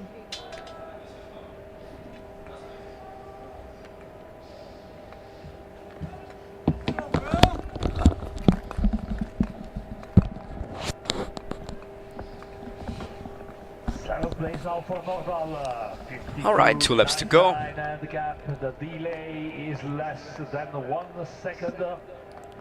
Slivka still leading this race. Nordahl follows far less than 1 second in 7th place. Yeah, both fighting. Yeah, but still 1 lap to go, and the I feel like if you're like this with your opponent, this is the moment that pushes you the most. Because if you're so close. Yeah, you're head on head, you want to... Of course you want to be faster than him, so push yourself to the max. Rule in the rule book. Be fast. Yeah. Refuses to lose this pair. Silk trying to cover the gap. At least on Nordahl. The very end and Nordahl in 3rd place, 152.31. Silk in 4th. It is Nordahl still the leader, who wins this race against Silk. For 3rd place for him so far, 4th. At the start, representing the Netherlands, Mika And we are Holder. coming to pair number 16. It's Mika Kolder from the Netherlands and Flip Kochin from the Ukraine.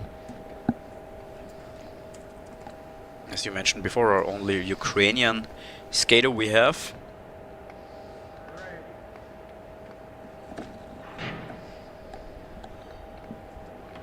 Off they go. From the Netherlands, Kochin from Ukraine, outer lane. Kochin Gip, also very young still. 16 if I'm not mistaken. We have 23 pairs in this competition, the longest competition today. The longest individual competition, and Calder is 10th at the end of the first 3 laps to go. They are both still pretty close to each other, but Calder still leads on Kochin. And now we have a second split. New split for Calder in 4th place, covering the gap. 38 hundredths of seconds lower than Slivka. Kochin in 10th place.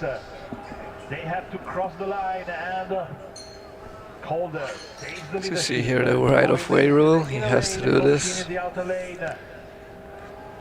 if you're in front and you know that the other skater has to wait, is there like a tactical thing you can do to slow the other skater down, or does this also make you slower?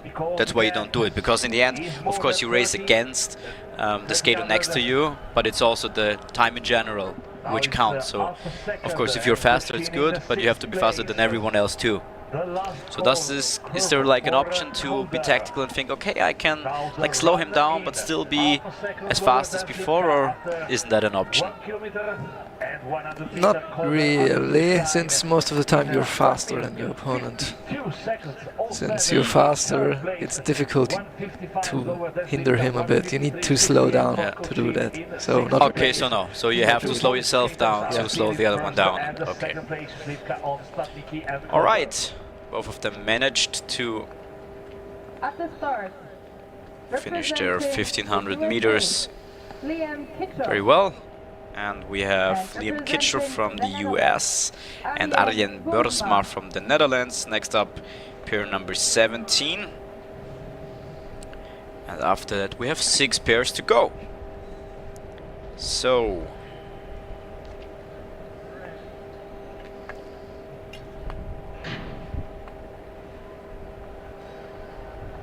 outer lane for Bursma. Inner lane for Kitchell, the Netherlands against the United States of America, and both together against Mateusz Slivka. Poland and Jacek Staniki. Poland, leader and runner-up so far. Bozma crossing the finish line for the very first time in position number 12. 62 hundredths slower than Slivka. Also pretty close. There's the switch. Synchronized for a short moment.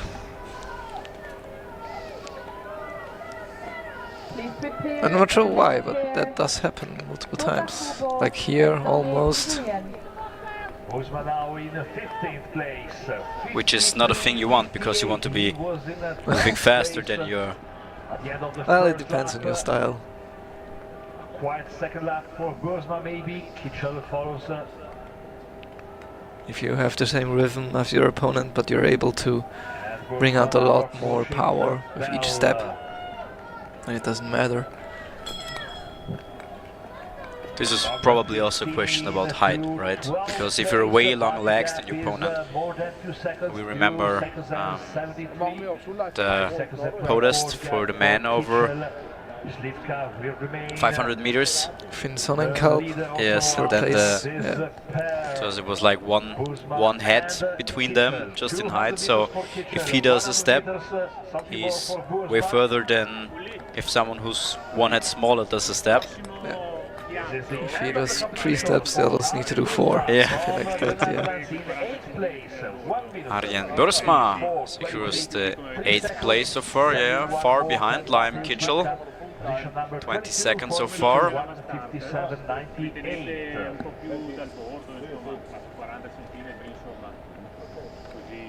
At the start, representing Japan, Sota Kubo. And representing Germany, Sota Kubo is our next racer from Japan, and Tomi Nguyen from Germany.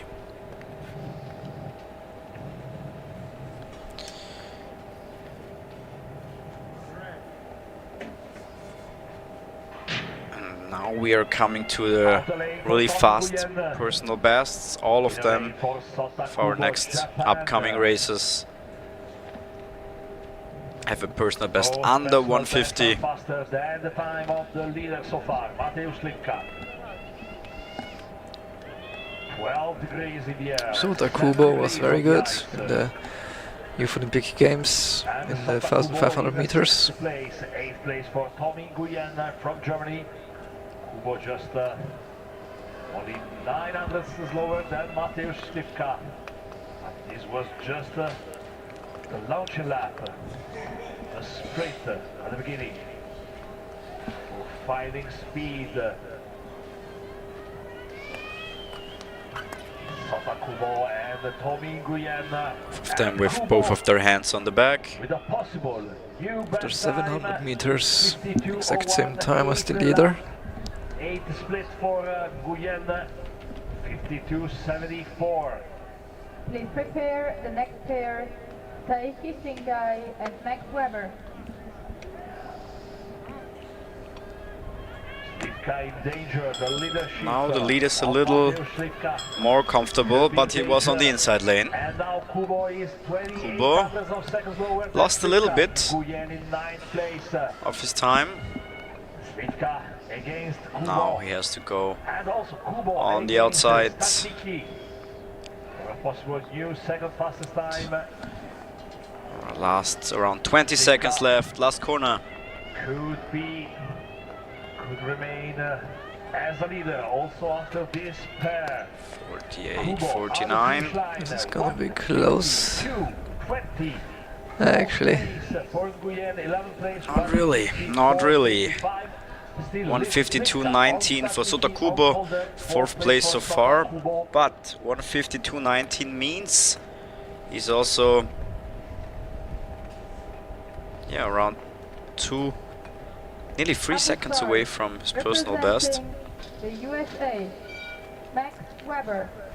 And representing Japan, he lost a lot in the last round there.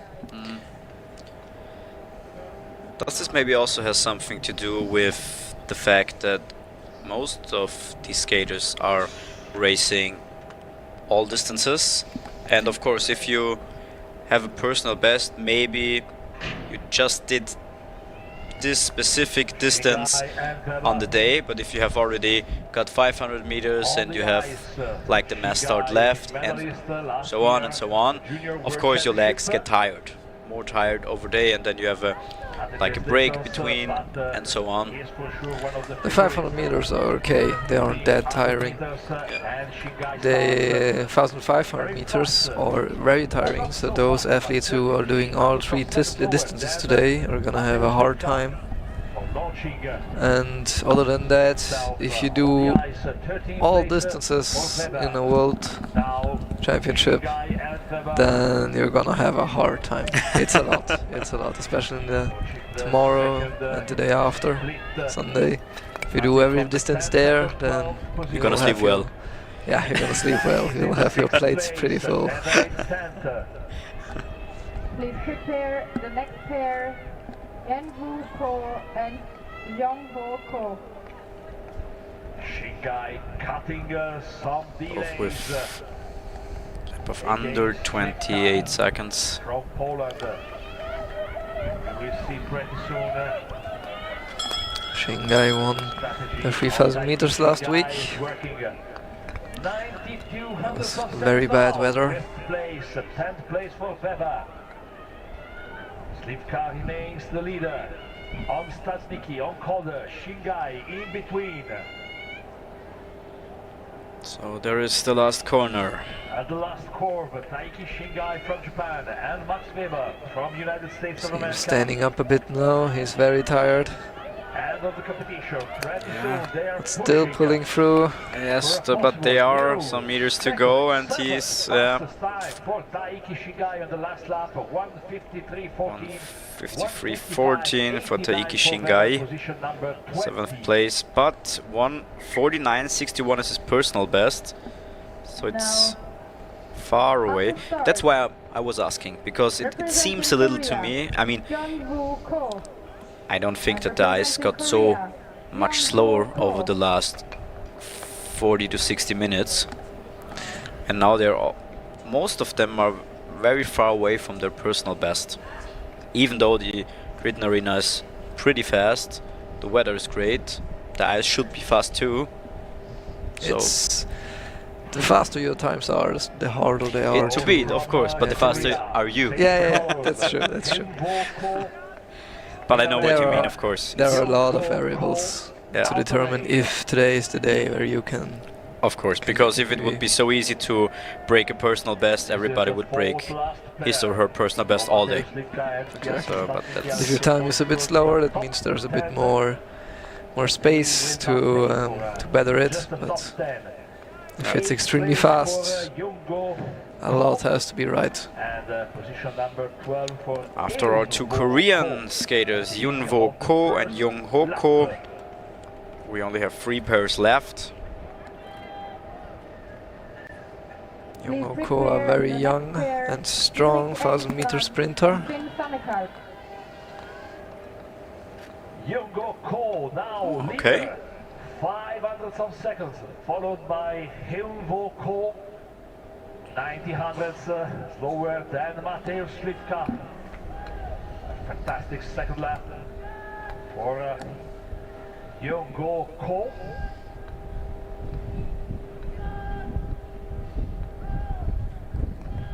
So there's the bell.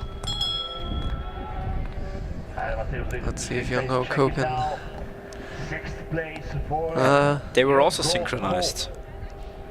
I mean, at least before. Second, the delay. Not now, no. Still the leader, also after this pair. Evo Ko follow more than 2 seconds of gap. Last corner. Delay is more than 2 seconds.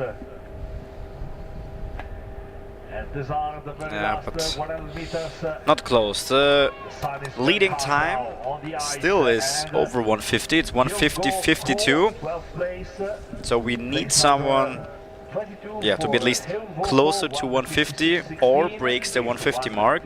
154.41. But I think we could see that now because we have our first skaters with times under 1:47, which is Didrik and Representing Strand from Norway, who has a personal best of 1:45.57, and Finn Sonnekarp, whom we saw on the podium already today. German guy who won bronze at the 500 meters, and he has a personal best of 1:46.33. We just saw it on the insert.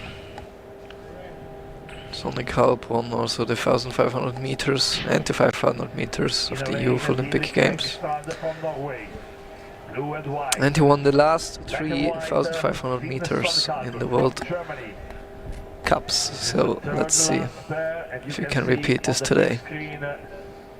The situation so far, 12 degrees on the air, something less on the ice. This could be a factor, but Sonnekalb, it doesn't matter. Sonnekalb with a fantastic start, 45 hundredths of seconds faster than Slipka, 24.16 against 25.06.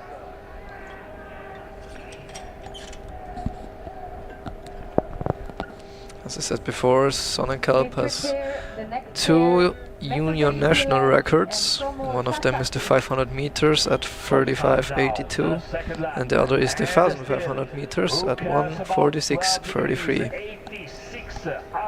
Yes, which is of course his personal best. Alright, right now they are both faster. I think we could have a possible new leader, maybe a possible new. It's good for Strand now that he is racing with Sonnekalb, because I think he's getting faster because he sees that Sonnekalb is so fast.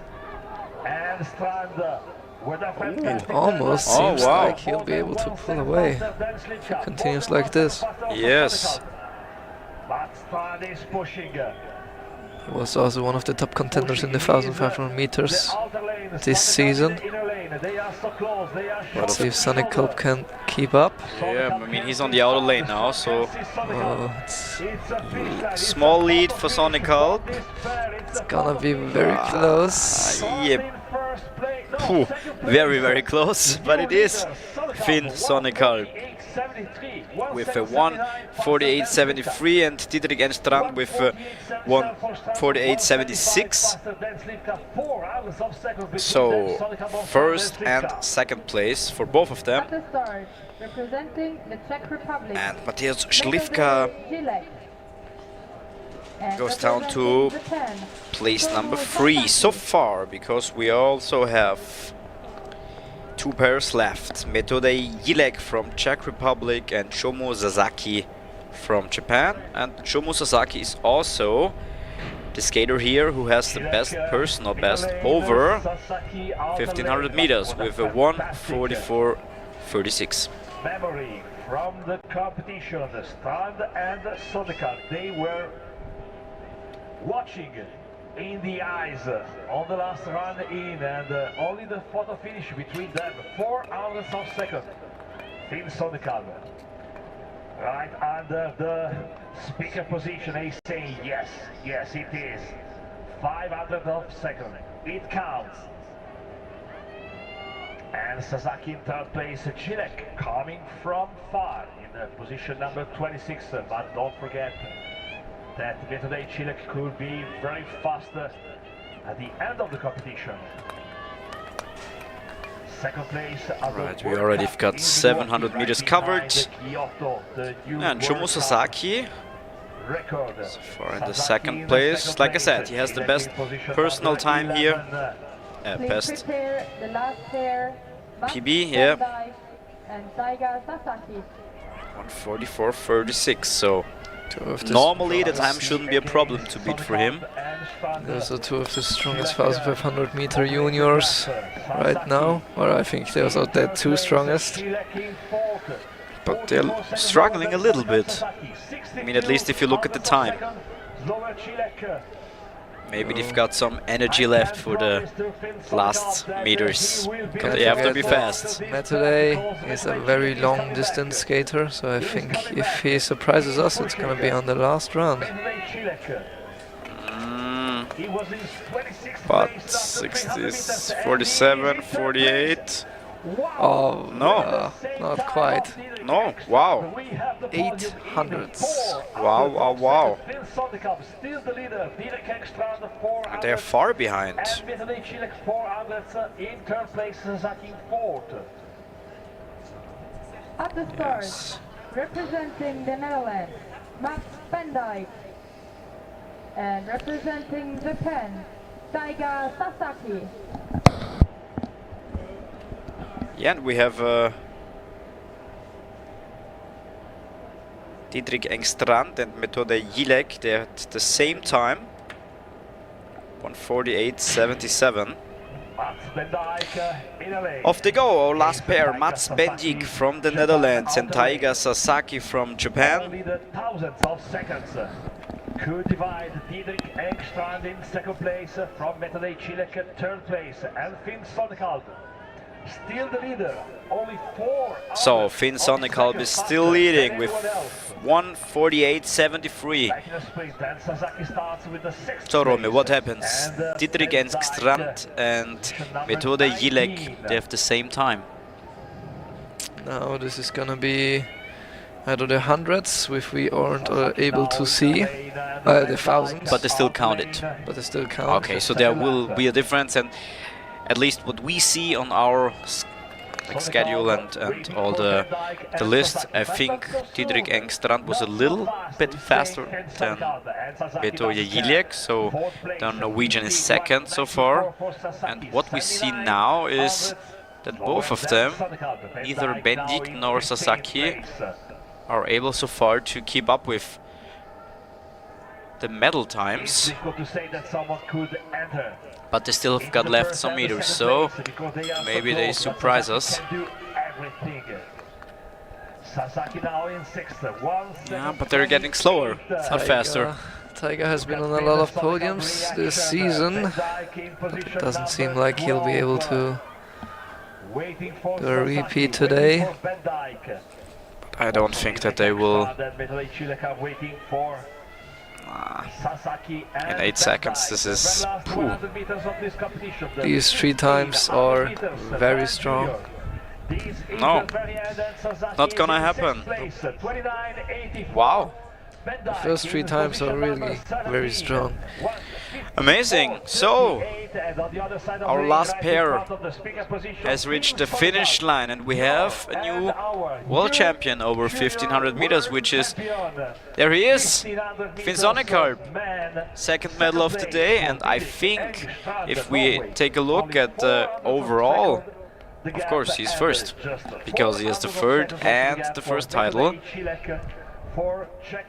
And he probably is also, like you said, very good for the 1000 meters.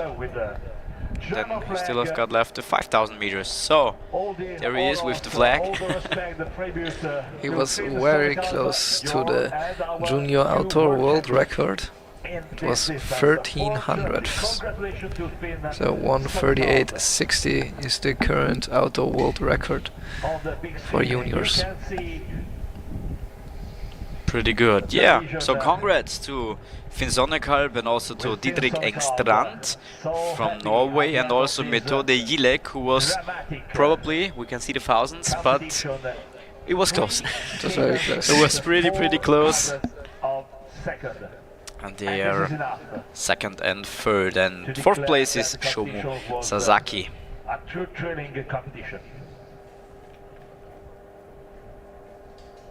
Yeah, and also Finn Sonnekamp and Dietrich Engstrand, they are sharing the first and second place at the all-round standing. This is the 1500 meters, and of course the all-round standing. There we have Mateusz Slivka, is third so far. Alright, the time's at 14:07. We just finished the second half of the 1500 meters man, and we will have in a few minutes, around 2 or 3 minutes, the prize giving ceremony for the man. Of course we have to wait a little because the skaters have to change into their normal clothes, change their skaters to sneakers, and after that we will have the first women's semi-final for Mastart. So stick with us, grab yourself something to drink, and in a few minutes we will see the prize-giving ceremony.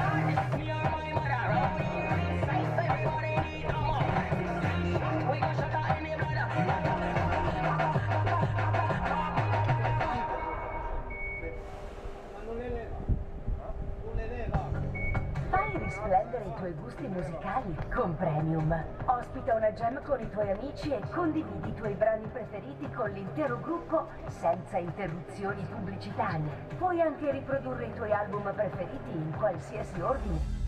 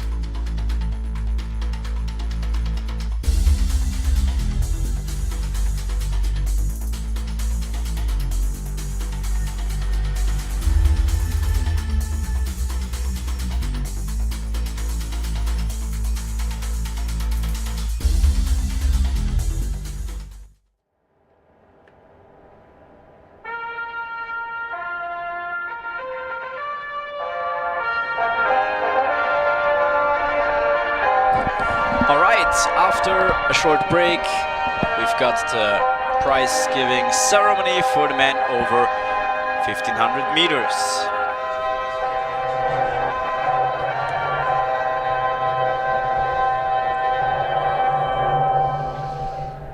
International Skating Junior World Championship Speed Skating 1500 meters victory ceremony. Yes, and they were so close to each other. Metode Jilek from Czech Republic on the right side.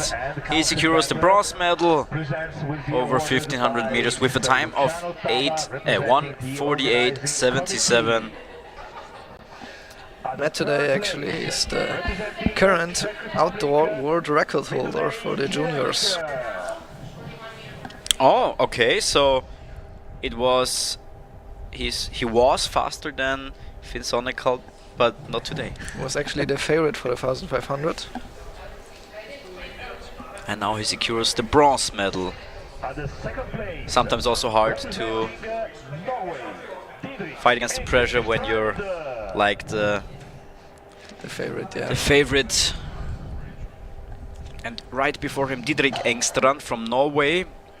We haven't seen the thousands, but he had the same hundreds. He was also 1:48.77. Probably just a little bit faster. And then there is Finsonical, who we also saw at the 500 meters, where he secured the third place. In Germany, 1:48.73 was his time. So for the first time today, we're gonna hear the national anthem of Germany.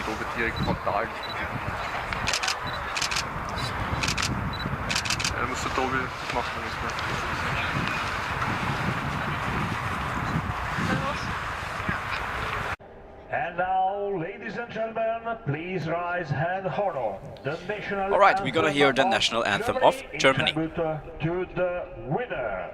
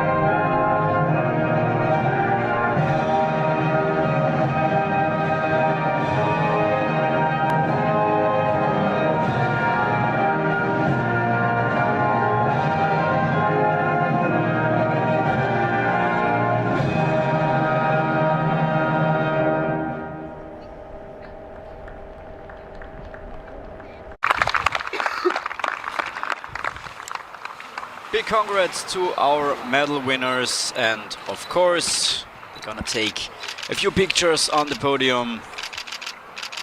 There's the insert, Finsonical, Didrik Engstrand and Metode Jilek. Pretty close, their times, I mean, pretty close. Alright, and this was the 1500 meters men, and yeah, we should start right now, in a few moments, with the first semi-final woman mass start.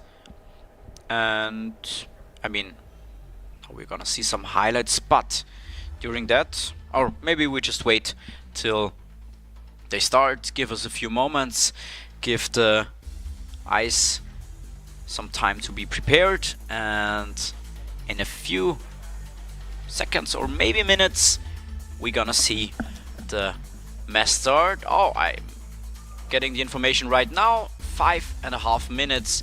We're gonna start with the first semi-final of the women.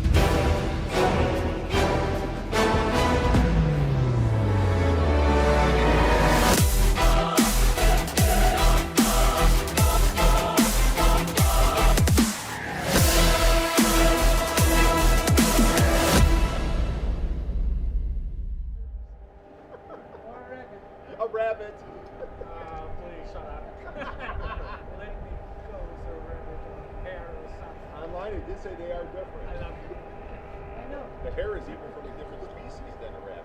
Yeah, it's very different. Yeah.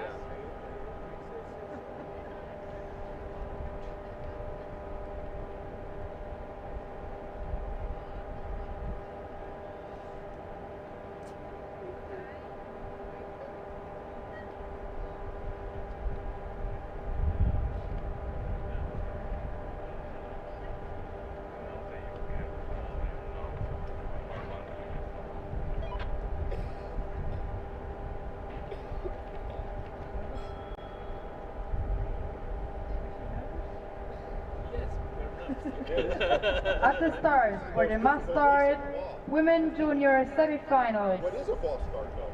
Representing Canada, Darby Beeson. I don't think they can.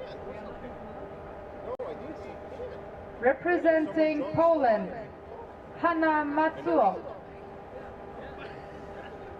We did it once in the US. We had one throw in the third row. Representing Germany, Nele Göppelt.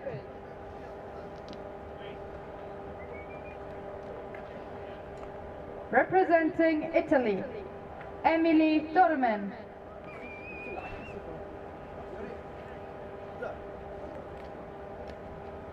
Representing the Netherlands, Britt Breidorf.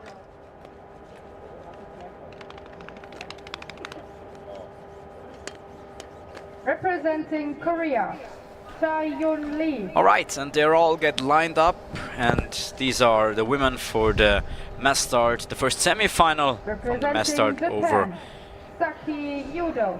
yeah, over 10,000 meters. And you can see that some of them are a little cold, right? Because they're in the dark, the sun is out, but they're on the like shadow side. So of course, like when you start the race, you get warmed up and there's blood flowing. But you can see that right now, because maybe a little windy. Yeah, they have to stand there a bit until everybody gets called. Also, you're not allowed to warm up on ice. Oh, Start, you go. Because the ice was prepared for. Exactly. You Yeah. have one round, and then you have to wait until the mass start starts. So you're only allowed to warm up outside. Also, the equipment here you can see is very different. Now they need to have a cut-resistant suit, along with cut-resistant gloves, feet protectors, and helmet. Also, cut-resistant goggles. Since this race can be a bit dangerous, if somebody Yeah, of falls, Yeah. it's easily possible to take someone with you. So maybe you can take us through the rules and the most important stuff before it starts. We probably won't have a full start here. The first round of the mass start is very slow. It's to give the skaters the possibility to get into position. It's very tactical at the very start of the race. Then after the first round they're allowed to go faster. As you can see here, trying to find a good position, and they are all standing still even though the race already started. Now, once everybody has found their position, they're gonna stay like this for the start. At the end of the first lap it will be completed, and then in some seconds or maybe after a couple of laps Then the race is gonna take place over 10 rounds. After this round it's gonna be 9. And on the third round there's gonna be a sprint lap, meaning the first 3 people to cross the finish line get points. The first person gets 3, the second 2, and the third 1. This is gonna happen twice. lap completed and the firework. So this is the first. This is the first normal lap. Now they're allowed to go faster, as you can see. And Göppelt immediately started to sprint a bit away, trying to create a bit of distance, but she can't quite shake everybody. During the second of the 10 laps, Bison from Canada. The second sprint round is on the 7th round, From Germany. with the second set of points. Soldan from United And States then of the America, last Sweden round, from you Norway. get most points. The first person gets 30 points, the second 20, and the third 10. And of course, even though you don't want to participate in the sprint lap, you still have to get hold of the first skaters, because if you let them make a bigger distance, it's very hard probably to, in the end, keep up with them. This is also the semi-final, so there are a lot of tactics here, because only the first 8 skaters can proceed. So right now we're in the sprint lap, in the first sprint lap. Okay, I'm here with you.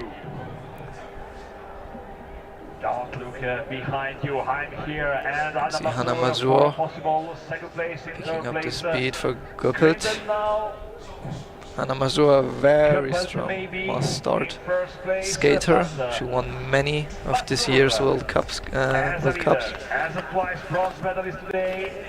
First place for Now normally if you get first in the sprint lap, you're almost guaranteed to proceed to the final, so to the next part of the must start. Meaning that Mazur maybe now will take it easy, try not to get Too exhausted. too exhausted, right? And also try not to get overtaken, because if she gets overtaken, then it means that she will be disqualified. Oh, okay. Oh, okay. Hannah Mazur decides, okay, 3 points on my pocket, I can leave. And for everybody who's wondering, because Trini Rosner, the newly crowned world champion over 1500 meters for the juniors, she won't participate because She wants to concentrate on the all-round. She's currently in first, and winning that is probably the most prestigious title you can get in speed skating. So she's concentrating on that. She wants to save her energy, because for everybody who doesn't know, the mass start isn't part. isn't part of the right, and that's why she isn't taking part of the mass start. You see now Hannah Mazur has fallen back. She's taking it easy. First 4 are still fighting a bit over the spots in the final. This is now the second sprint lap. Then Soldan, and Soldan. Also very important in this race, even though they're so close, there is no pushing or pulling allowed, only light touching. But if you're a referee, isn't it very difficult to differentiate between, like, someone just putting your hand on your back a little, or maybe pushing also a little, because I mean you probably can't see it in that detail. You know, you see there was the hand, but when do you see if they're like maybe a push or maybe? It depends how the push is executed. If the push is just very light and maybe you want to stay behind that person, so you push them ahead a bit, so you aren't really hindering the person, you're actually helping them, then it's allowed, then it's perfectly fine. Just when you're hindering them, when you're pushing them away, putting them back, something like that. And usually you see when that happens, because the skater who is getting hindered is struggling a little. But it can happen that the referees don't see it when it happens, because there are just so many skaters on the ice, and especially if they're split, you have to look at 3 places at once. That's also why there are a lot more referees on the field right now than normal. Yes, and you can see Hannah Mazur was in the back, like you said, she wanted to take it slow. This is now the final lap has started. This is the lap for the last few points.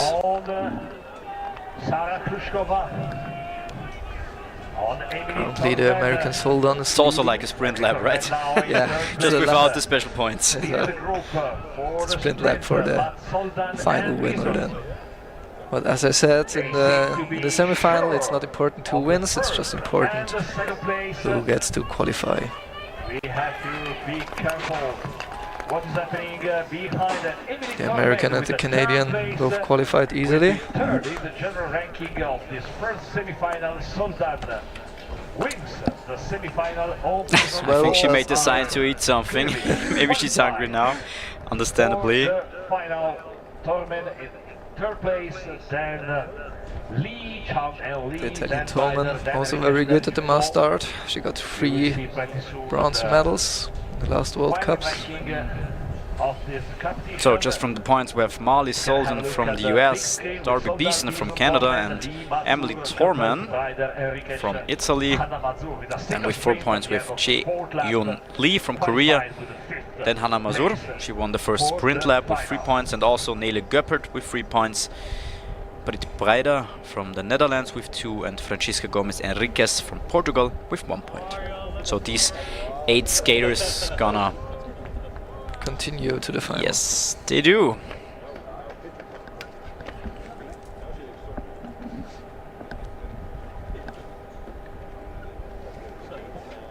And there will be a short break, just a short one, because in a few minutes the second semi-final starts. Of course, we're gonna wait for that too. There we have also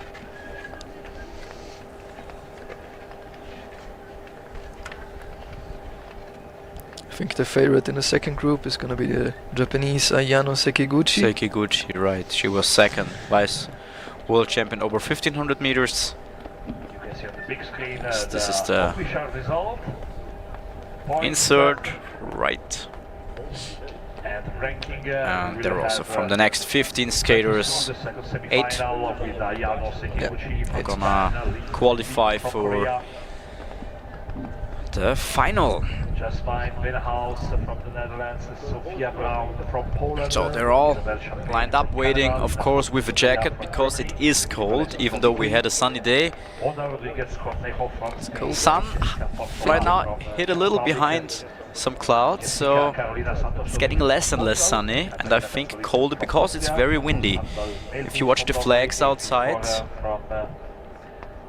at least it seems like, and also the tents, there's a lot of wind pushing. We were very lucky that during single distances the wind wasn't as present, since there the times are very much hindered by the wind. In the mass start the time doesn't matter as much, only your position at the end of it. And Loimili Belesso out of the speaker position, then Lina Podunaya and Lila Sandor, Lukova, Rodriguez Cornejo, Sophia Brown. Here we are with Isabel Champagne, and Jessica Carolina Santos Rodriguez. Alright, let's get ready for the new skaters. Oh, great landscape. Have you been up to it? Like climbed the... I haven't been on the Schnell, yeah. What a shame, what a shame. There are many mountains. And now I called you out in front of everybody. Ooh. Now you have to do it right after this weekend. This region here is probably a mountaineer's dream. Yeah. But I rather stay on ice.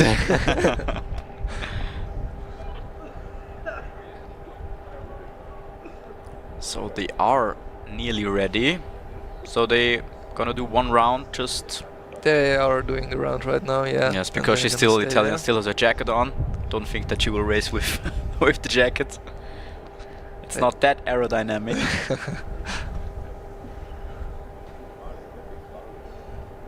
They also have to do a equipment check before the race, like 2 or 3 hours before the race, and then shortly before the race, before they go in, because as I said, this can be a very difficult and very dangerous distance, so they have to be careful. So they have to check if the gloves are fine, and if they're... And actually, if the blades on the skates are rounded correctly, because if they're too how say it, too sharp. If the points are too sharp, it could lead easy to cutting someone. To an injury. Yeah. There we had her, Ayano Sekiguchi from Japan, Jasmine Venhouse. Yeah, well, you see the inserts. They're all called by their names and their numbers. So Representing we started with Sofia Sekiguchi's number 16, and Glukova from Kazakhstan is the last one. She has the number 30. Representing Number Canada, 17, Livon Lim, is also a very strong must start skater. As well as number 29, Lilia Germany, Sandor. Lina Podubnaya.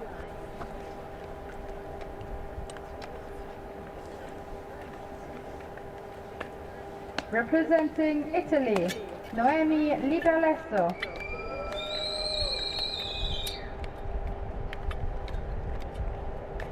Representing Spain, Ana Rodriguez Cornejo.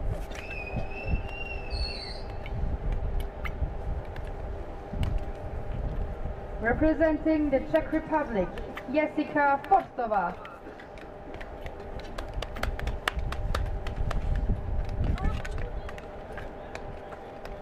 Representing Portugal, Jessica Carolina Santos Rodriguez.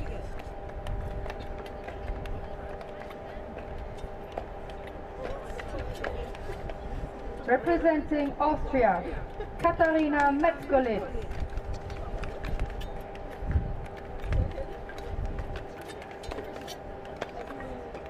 Representing Norway, Guro Samdal Melhus.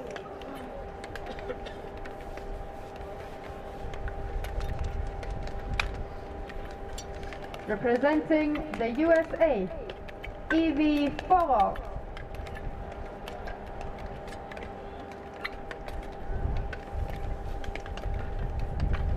Representing Hungary, Lila Sandor.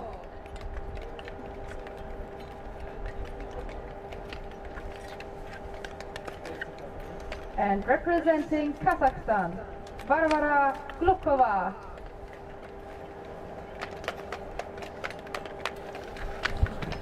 Alright, so they are all ready. Number 30, like I said, Varvara Glukova from Kazakhstan. So 15 skaters all lined up and ready to participate in the second semi-final for the women mass start. This is the second semi-final. All together. Mass start, it's also allowed to make plans with other skaters. So for example, if you are 3 skaters and you say after the first round we're gonna sprint away and then take turns being in the lead, and then we'll try to stay as long as possible away from the main group, that's allowed.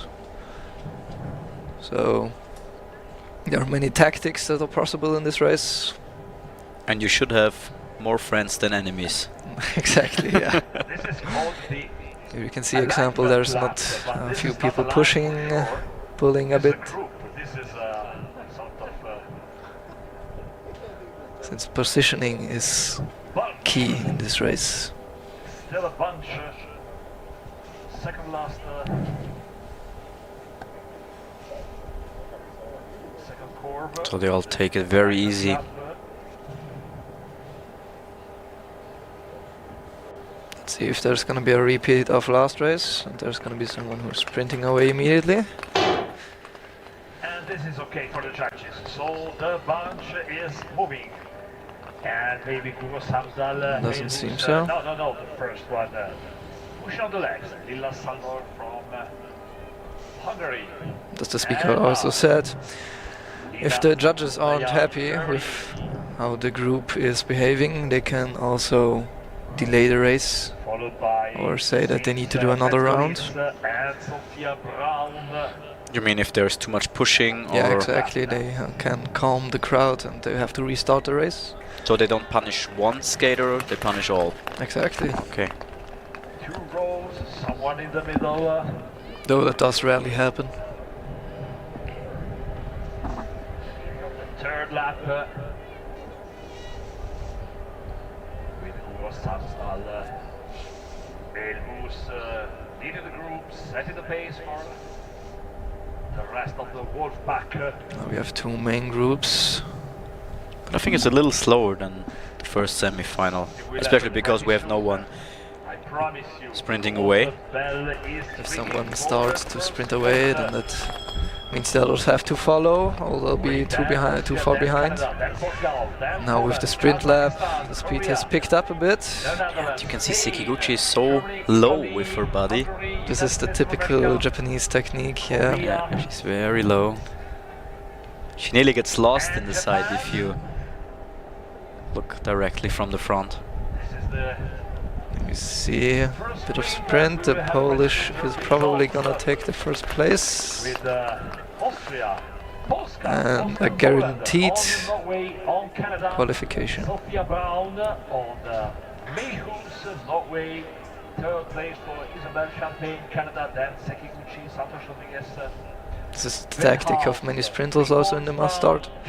Try to win the first sprint lap. And then and go then easy. you're good, yeah. Yeah. So normally nothing should happen if you get 3, 2 or 1 point, or like secure one of the first 3 places in the... Oh, there was a slip. Fall. Hopefully nothing happened. Ayano Sekiguchi got caught up in it. Maybe the pace was too low and This also happens quite frequently. didn't have the chance to stay together. Was it Sekiguchi? Sekiguchi fell, I think. Yeah, she tries to keep up with the pack. But this is gonna be difficult now for her. Yeah, especially because there's since a the lot sprint left, lap, yeah. is coming now, meaning that they will speed up a bit. The bell rings one more time. It's for Sekiguchi now. You can also hear the people screaming out warnings for their athletes. If somebody starts, it's often difficult for the athletes themselves to keep a good eye on your opponents. So you sometimes rely on your trainers or your teammates to tell you when you have to go. Yeah. Over the gap. As you can very clearly hear the Italians.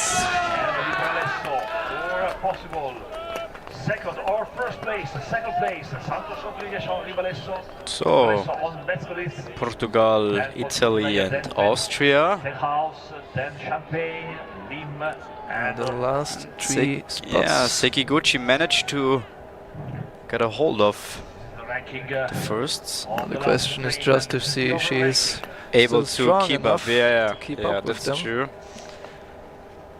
end of the Also, if 2 skaters have the same amount of points, so the finishing time matters. Ooh, another. Another fall. could be It was the and German now then House together with Champagne. Nina Podobnaya. Yeah, Sekiguchi is 4th. And Sekiguchi. Now we have to see where. What a fantastic recovery by Sekiguchi. On the ice at the end of the 5th. Also, in the final sprint lap, not only the first 3 get points, but the first 5, I think. For the final sprint. So even if she gets 4th, I think it should be fine. Then Lim, then Still, yeah, 4th place for her. She maybe will try to be on the safe side, of course. But very impressive from her, because she had a fall and was The difficult was part, way behind. Yeah, difficult part is accelerating in this sport. And if you fall, you have to accelerate once again. But I think she should be fine. Qualify. we'll see. Have to wait a few moments for the unofficial times. Of course, still everybody is in, has finished the races. Could be difficult now. But it was a difficult semi-final for her, What happened? Yeah, definitely. that's for sure. Normally, like you said, tactic would be winning at a point in the first sprint lap and then go easy. Asana Matsuro did it.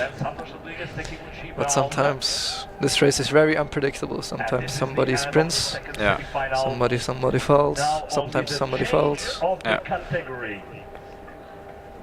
No ice preparation, not at all, till the very end, only the change of category, and we will have pretty soon also the first semi-final. The must start in the men junior. So there is our number 17, Livon Kim. She won this second semi-final.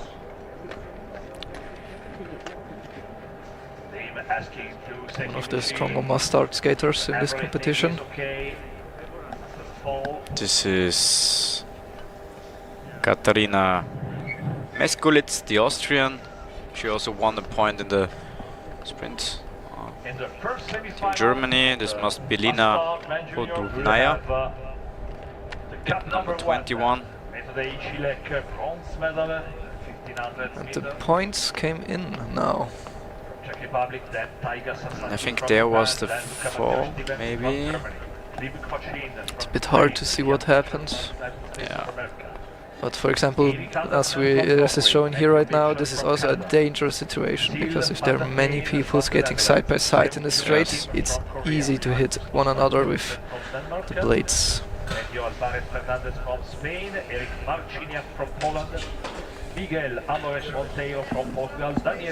I think that's exactly what happened here. What happened? Another skater hit the blades while being in the straight. It's difficult to tell.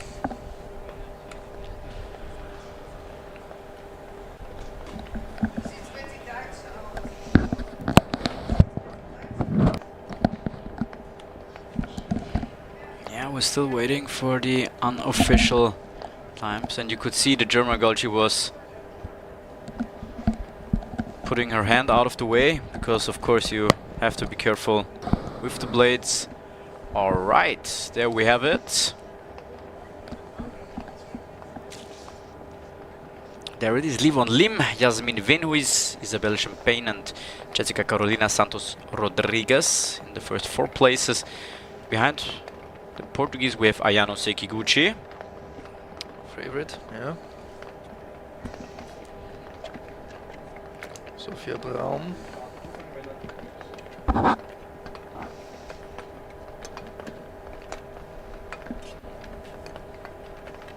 And you can see the men are lining up, making their round, like their warm-up round.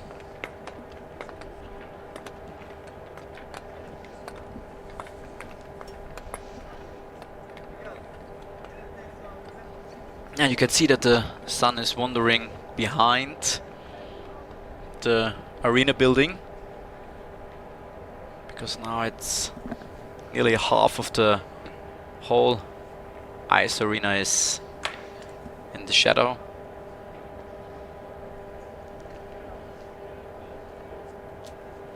Yeah, but we are right on time, ready for the mass start men's semi-final number 1. It's nearly 3 o'clock and yeah, around 3 we should start with the man. There we have it. It's the list. Medode, Yilek and Taiga Sasaki are probably the favorites here for this first semi-final. Definitely Methode. He won, I think, every single must start event this year in the World Cups.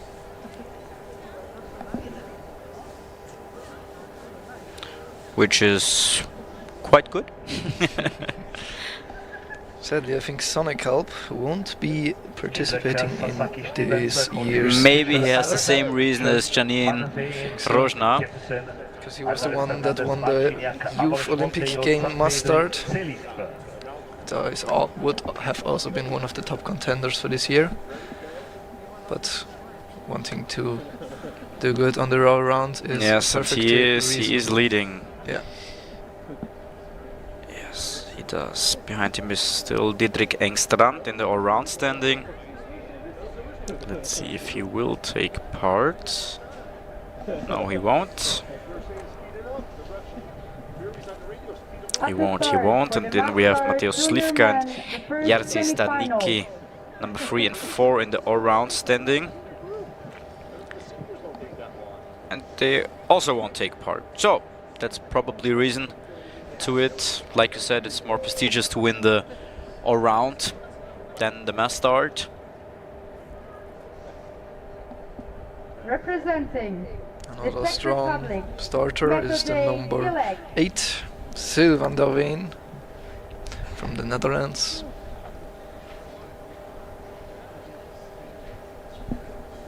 Representing Japan, Taiga Sasaki. Alright, and now, like it was with the women, they all got called out by their names and Representing going out Germany, individually. Luca Matteo Stevens.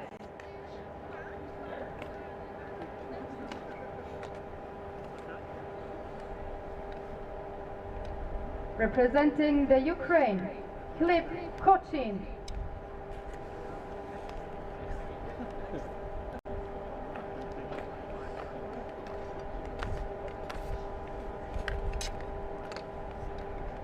Representing the USA, Liam Kitchell.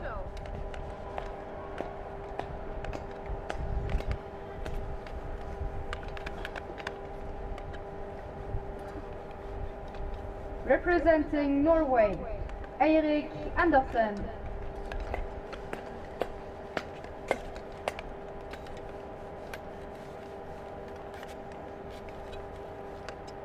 Representing Canada, Matthew Mitchell.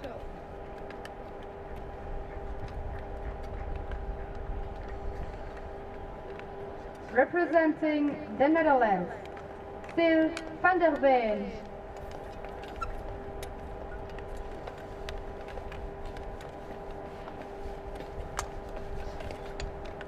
Representing Korea, Young Kyung Kim.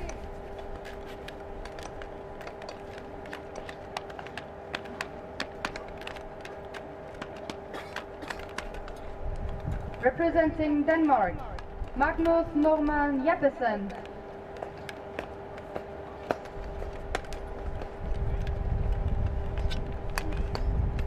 Representing Spain, Sergio Alvarez Fernandez.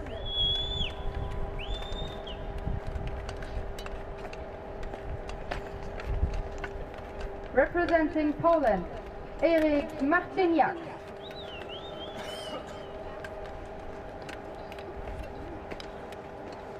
Representing Portugal, Miguel Amores Monteiro.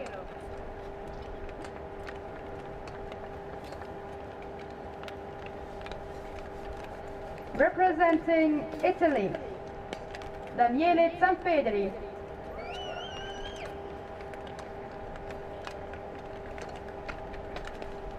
And representing Australia, Luke Salif.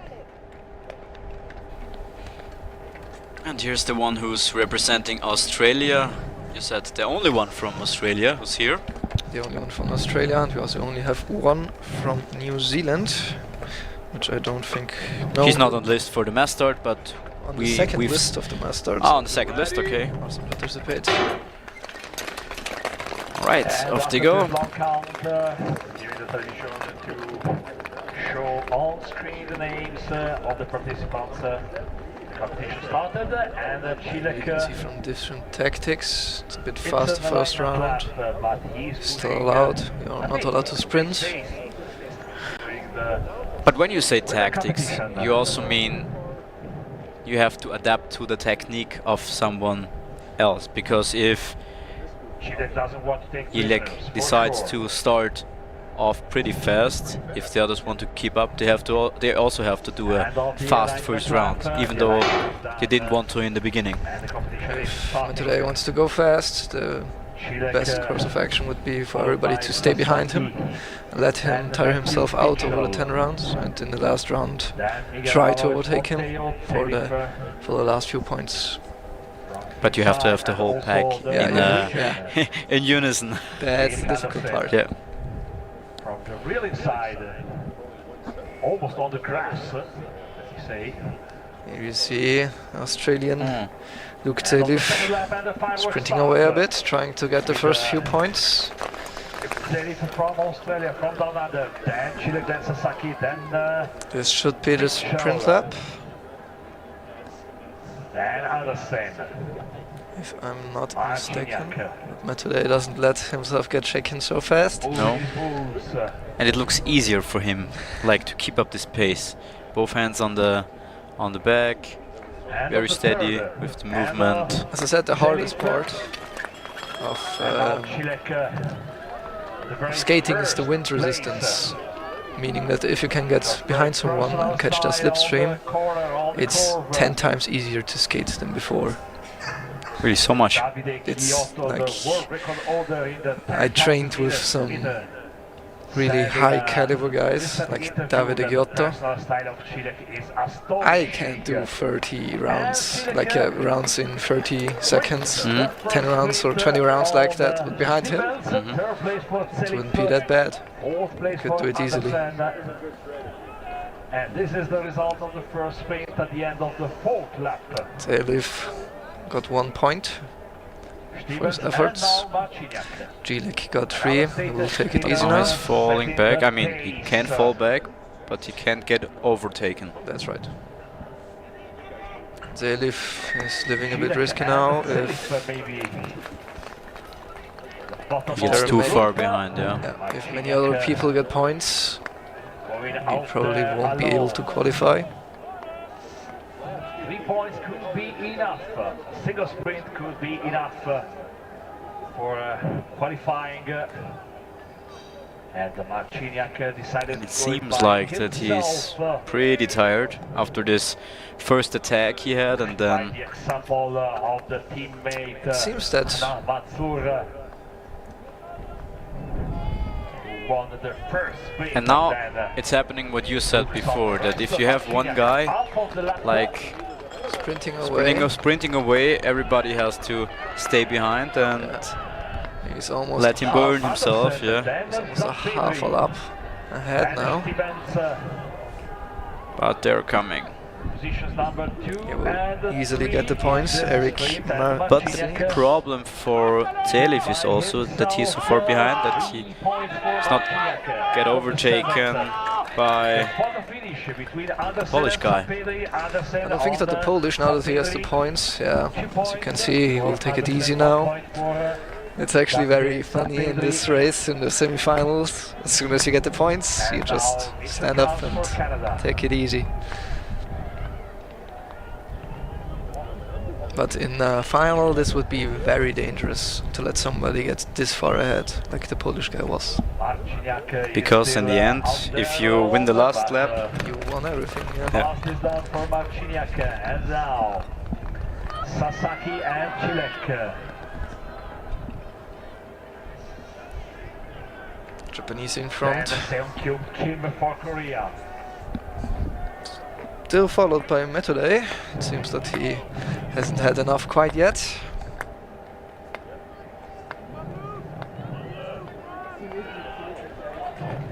You can also see the difference in technique between the Japanese and the Czechs. And the Japanese is very deep compared and to now he has to be careful, Zeliv, because they're getting closer and they are in the sprint lap. yeah, it's gonna be close. Oh, There's a slip. That was close. That was a close call. Korean almost got caught up in it, but managed to dodge him. And they're coming. I think did not get disqualified, but it No, was because they very didn't close. overtake. But I'm not sure if he qualified for the final. But they were one lap behind. The third place could be for Alvarez Fernandez. And Pedri comes now, and Andersen and Marciniak. Now Cochin. I think our favorites all Managed to secure a place in the final. Mondovin managed to get third place, I think, in the final sprint lap. We see pretty soon the final result of the first semi-final for the must-start man junior. Yes, Cilek, Kim, Alvarez, Van der Veen, Marciniak, Stevens, Andersen and Kitchell. But not... Zeliv No, Zeliv not. had a good effort on the second lap, maybe one lap too soon. Yeah, probably. There's no change of category before the last competition of today, for day one of the World Junior Speed Skating Championship here at the Ritten Arena in Collalbo, Italy.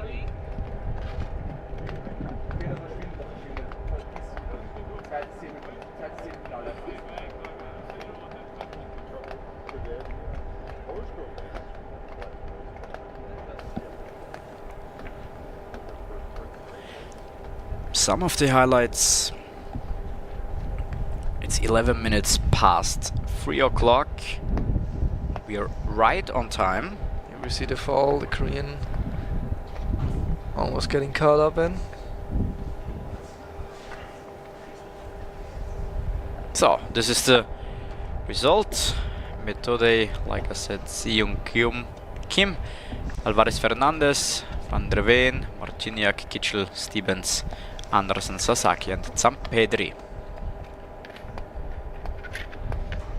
As you can see here, even if you only have 1 point, it doesn't mean that you're guaranteed to advance, which is dangerous, because if you do the sprint lap, it means that after that you're gonna be tired, and if you don't manage to get at least 2 points, then it's gonna be difficult to get more. I have to have a look at the ice, because there was a crash.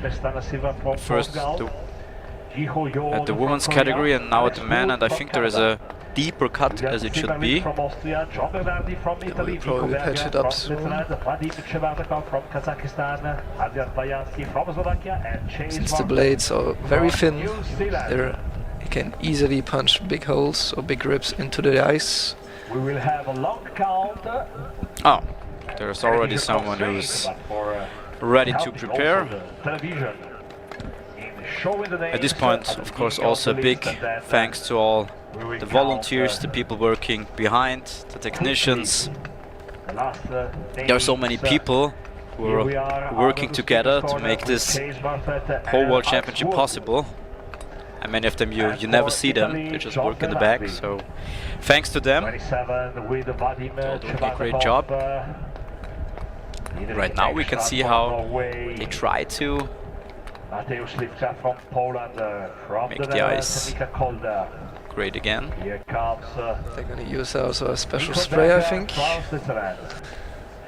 What kind of spray? This is a very, very cold spray that should immediately freeze the cold snow and water that they use here. So you should probably not touch it with your... It happened to me once, it isn't nice. My finger hurt for a few hours after that. But probably after that you never did it again, because you learned. That's good. Alright, the men are ready for the second semi-final and also the last event of the day, because after that we finished day number 1 at the Junior World Speed Skating Championships.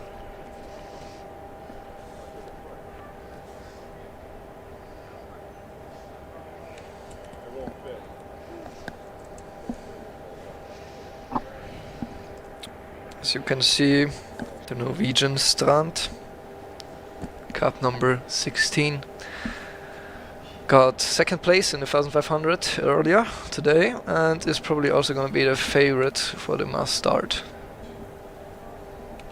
Closely followed by Shomu Sasaki, a very strong skater who also skated in many senior World Cups and senior World Championships. Yeah, and this is interesting because at first I thought they aren't participating, but also Dietrich Engstrand and, like you said, Matthias Slivka, they're both taking part. They're both number 2 and 3 in the all-round standing. So they still want to maybe grab a medal at the mass start. They're taking the risk here, maybe. Representing Japan, Shomu Sasaki.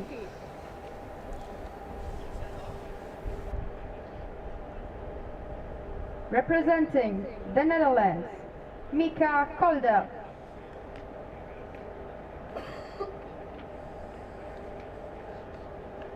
Representing the USA, William Silk.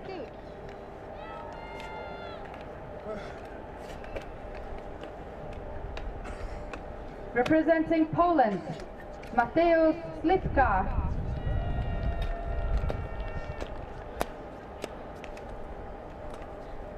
Representing Portugal, Afonso Enrique Pestana Silva. Representing Korea, Yi-Ho Yoon. Representing Canada, Alex Wood. Representing Austria, Julian Zimmerling. Representing Italy, John Bernardi. Representing the Swiss, Nico Berger. Representing Kazakhstan, Vadim Chepardakov. Representing Slovakia, Adrian Vajansky. And representing New Zealand, Chase Morpeth.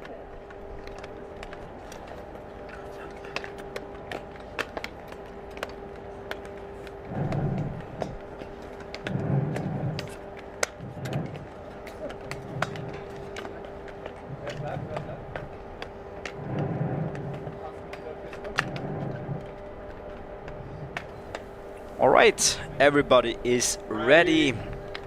Number 16 to number 29. And we have the last event of the day. And like Roma said, we have our probably favorites for the win here, or maybe just for qualifying, because as you said, it's a very tactical game or race. The mass start, if you secure 3 or 2 points, you're probably pretty safe if you not get overtaken. Until now, I don't think anybody got overtaken. No.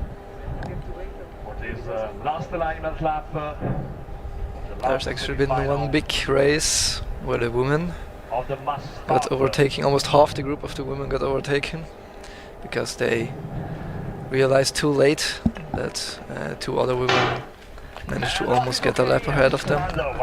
Oh, Strand being a bit cheeky there, faking a sprint. I think Gazake took the bait. I mean, if you can keep up the pace, that's fine. But that's the big question, right? There's still some time to go for them.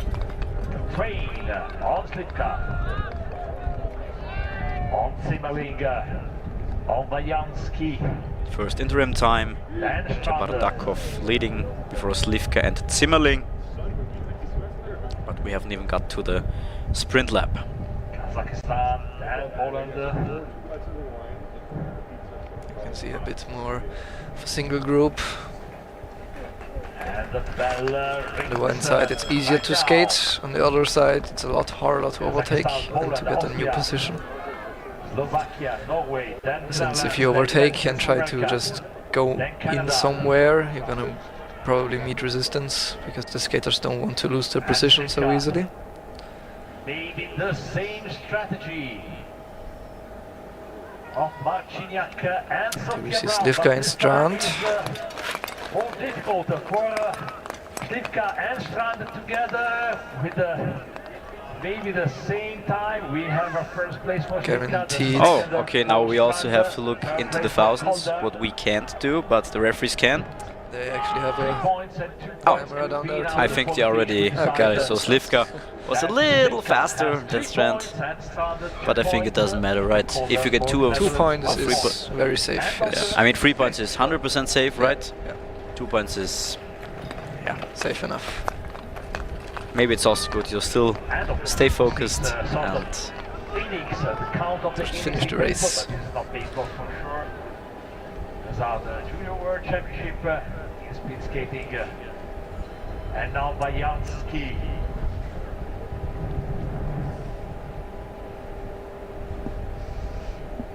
trying to use the right cards. Slovakian skater trying to get ahead of the group, For a possible 3 but it seems he's a bit tired.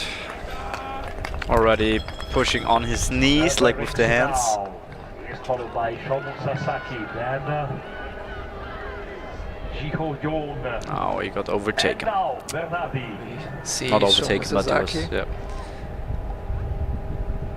He is moving for a Very possible strong. third Sprinter. place in this sprint. The group doesn't follow Bernardi. It seems that's a question between Sasaki and Yon.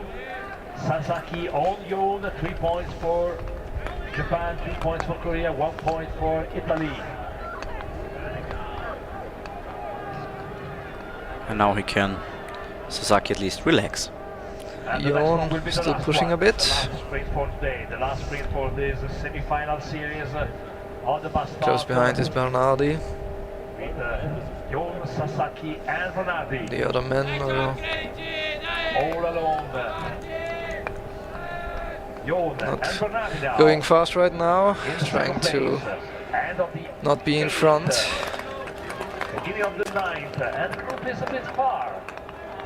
Shabadakov, one more time. Bernardi in Trying to second set now, the has not pace, yet had a safe qualify. Timeline between Yon, Bernardi, There is a Sasaki big gap and now group. between Now Alex the Wood first skaters and the in group. first place, and the bell rings, Shomu for Sasaki trying Jiho to... Yon for Korea. So, final lap. John Bernardi in second place. Yon still going at it, even though he has 2 points. John Bernardi saying, "Okay, I'm here." Bernardi just needs to stay ahead for a run round, and then he'll have the... Followed by Just wants to make sure. Yeah. Sure. Silva. He read your Now, rule goal book, is be for fast. The winner of this sprint, Bernardi, still pushing for a possible second place. Bernardi's gonna Silva almost for surely take the third. safe qualifier. Yes, it is. Jiho Yon wins Oh, semi-final and a on fall. John Bernardi. Very happy. Third place for Pestana Silva, then William Silk, then Mika Calder, then Strand. Alright, there they are. This was Alex Wood, I think, in the last 100 meters that fell. Alex Wood or Nico Bergo. Good race from him, from Yoon. Push till the end. Push till the end. And this is the result of the semi-final. Koreans in general are very scary in the mass start. We could have pretty soon. The final result of this mass start.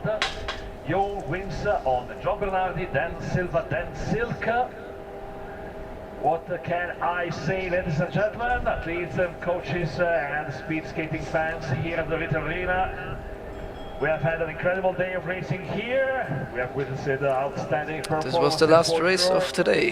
Yes, we're still waiting for the official results. Here's Here's the start. Congratulations to all the skaters who won medals for their hard work, determination, skills, passion for this sport. Great And highlights, a big thank you especially in slow motion. our spectators. Thank you for staying here with us, for your enthusiasm and support. Right. Because your There will energy be is a the insert in a factor few in moments. this championship. We always just have to wait till the For having referee and the system has like kept up and everything is alright and we invite you all to join us again able to tomorrow put for out another here for us thrilling on the screen. competition as the world's best junior So, I skaters think- some continue clouds. their quest for glory. Alright, let's Have a see. great evening. Rest Jiho well. Yoon, 32, This is John Bernardi, for all the Silva, skaters. Silk, Calder, And see you back here Strand, tomorrow for Sasaki more and world-class Slivka. speed They all managed skating. to Thank you again from qualify for the Michel final. Hofer here with me at the speaker corner. Alright, that concludes day number 1 from the Junior World Championships here in Collalbo, South Tyrol, Italy. Thanks to you, Rome. I think we will hear you tomorrow again, right? Yep, that's great. So we will be back tomorrow at 10 a.m. and I think we will start with the 1000 meter women, then the men, and then 3000 meter women and 5000 meter men. So probably tomorrow a little bit shorter than today, so less events. But yeah, looking forward to have a good evening or afternoon, because it's only 3:30, and we will hear and see each other tomorrow. Bye bye. Bye.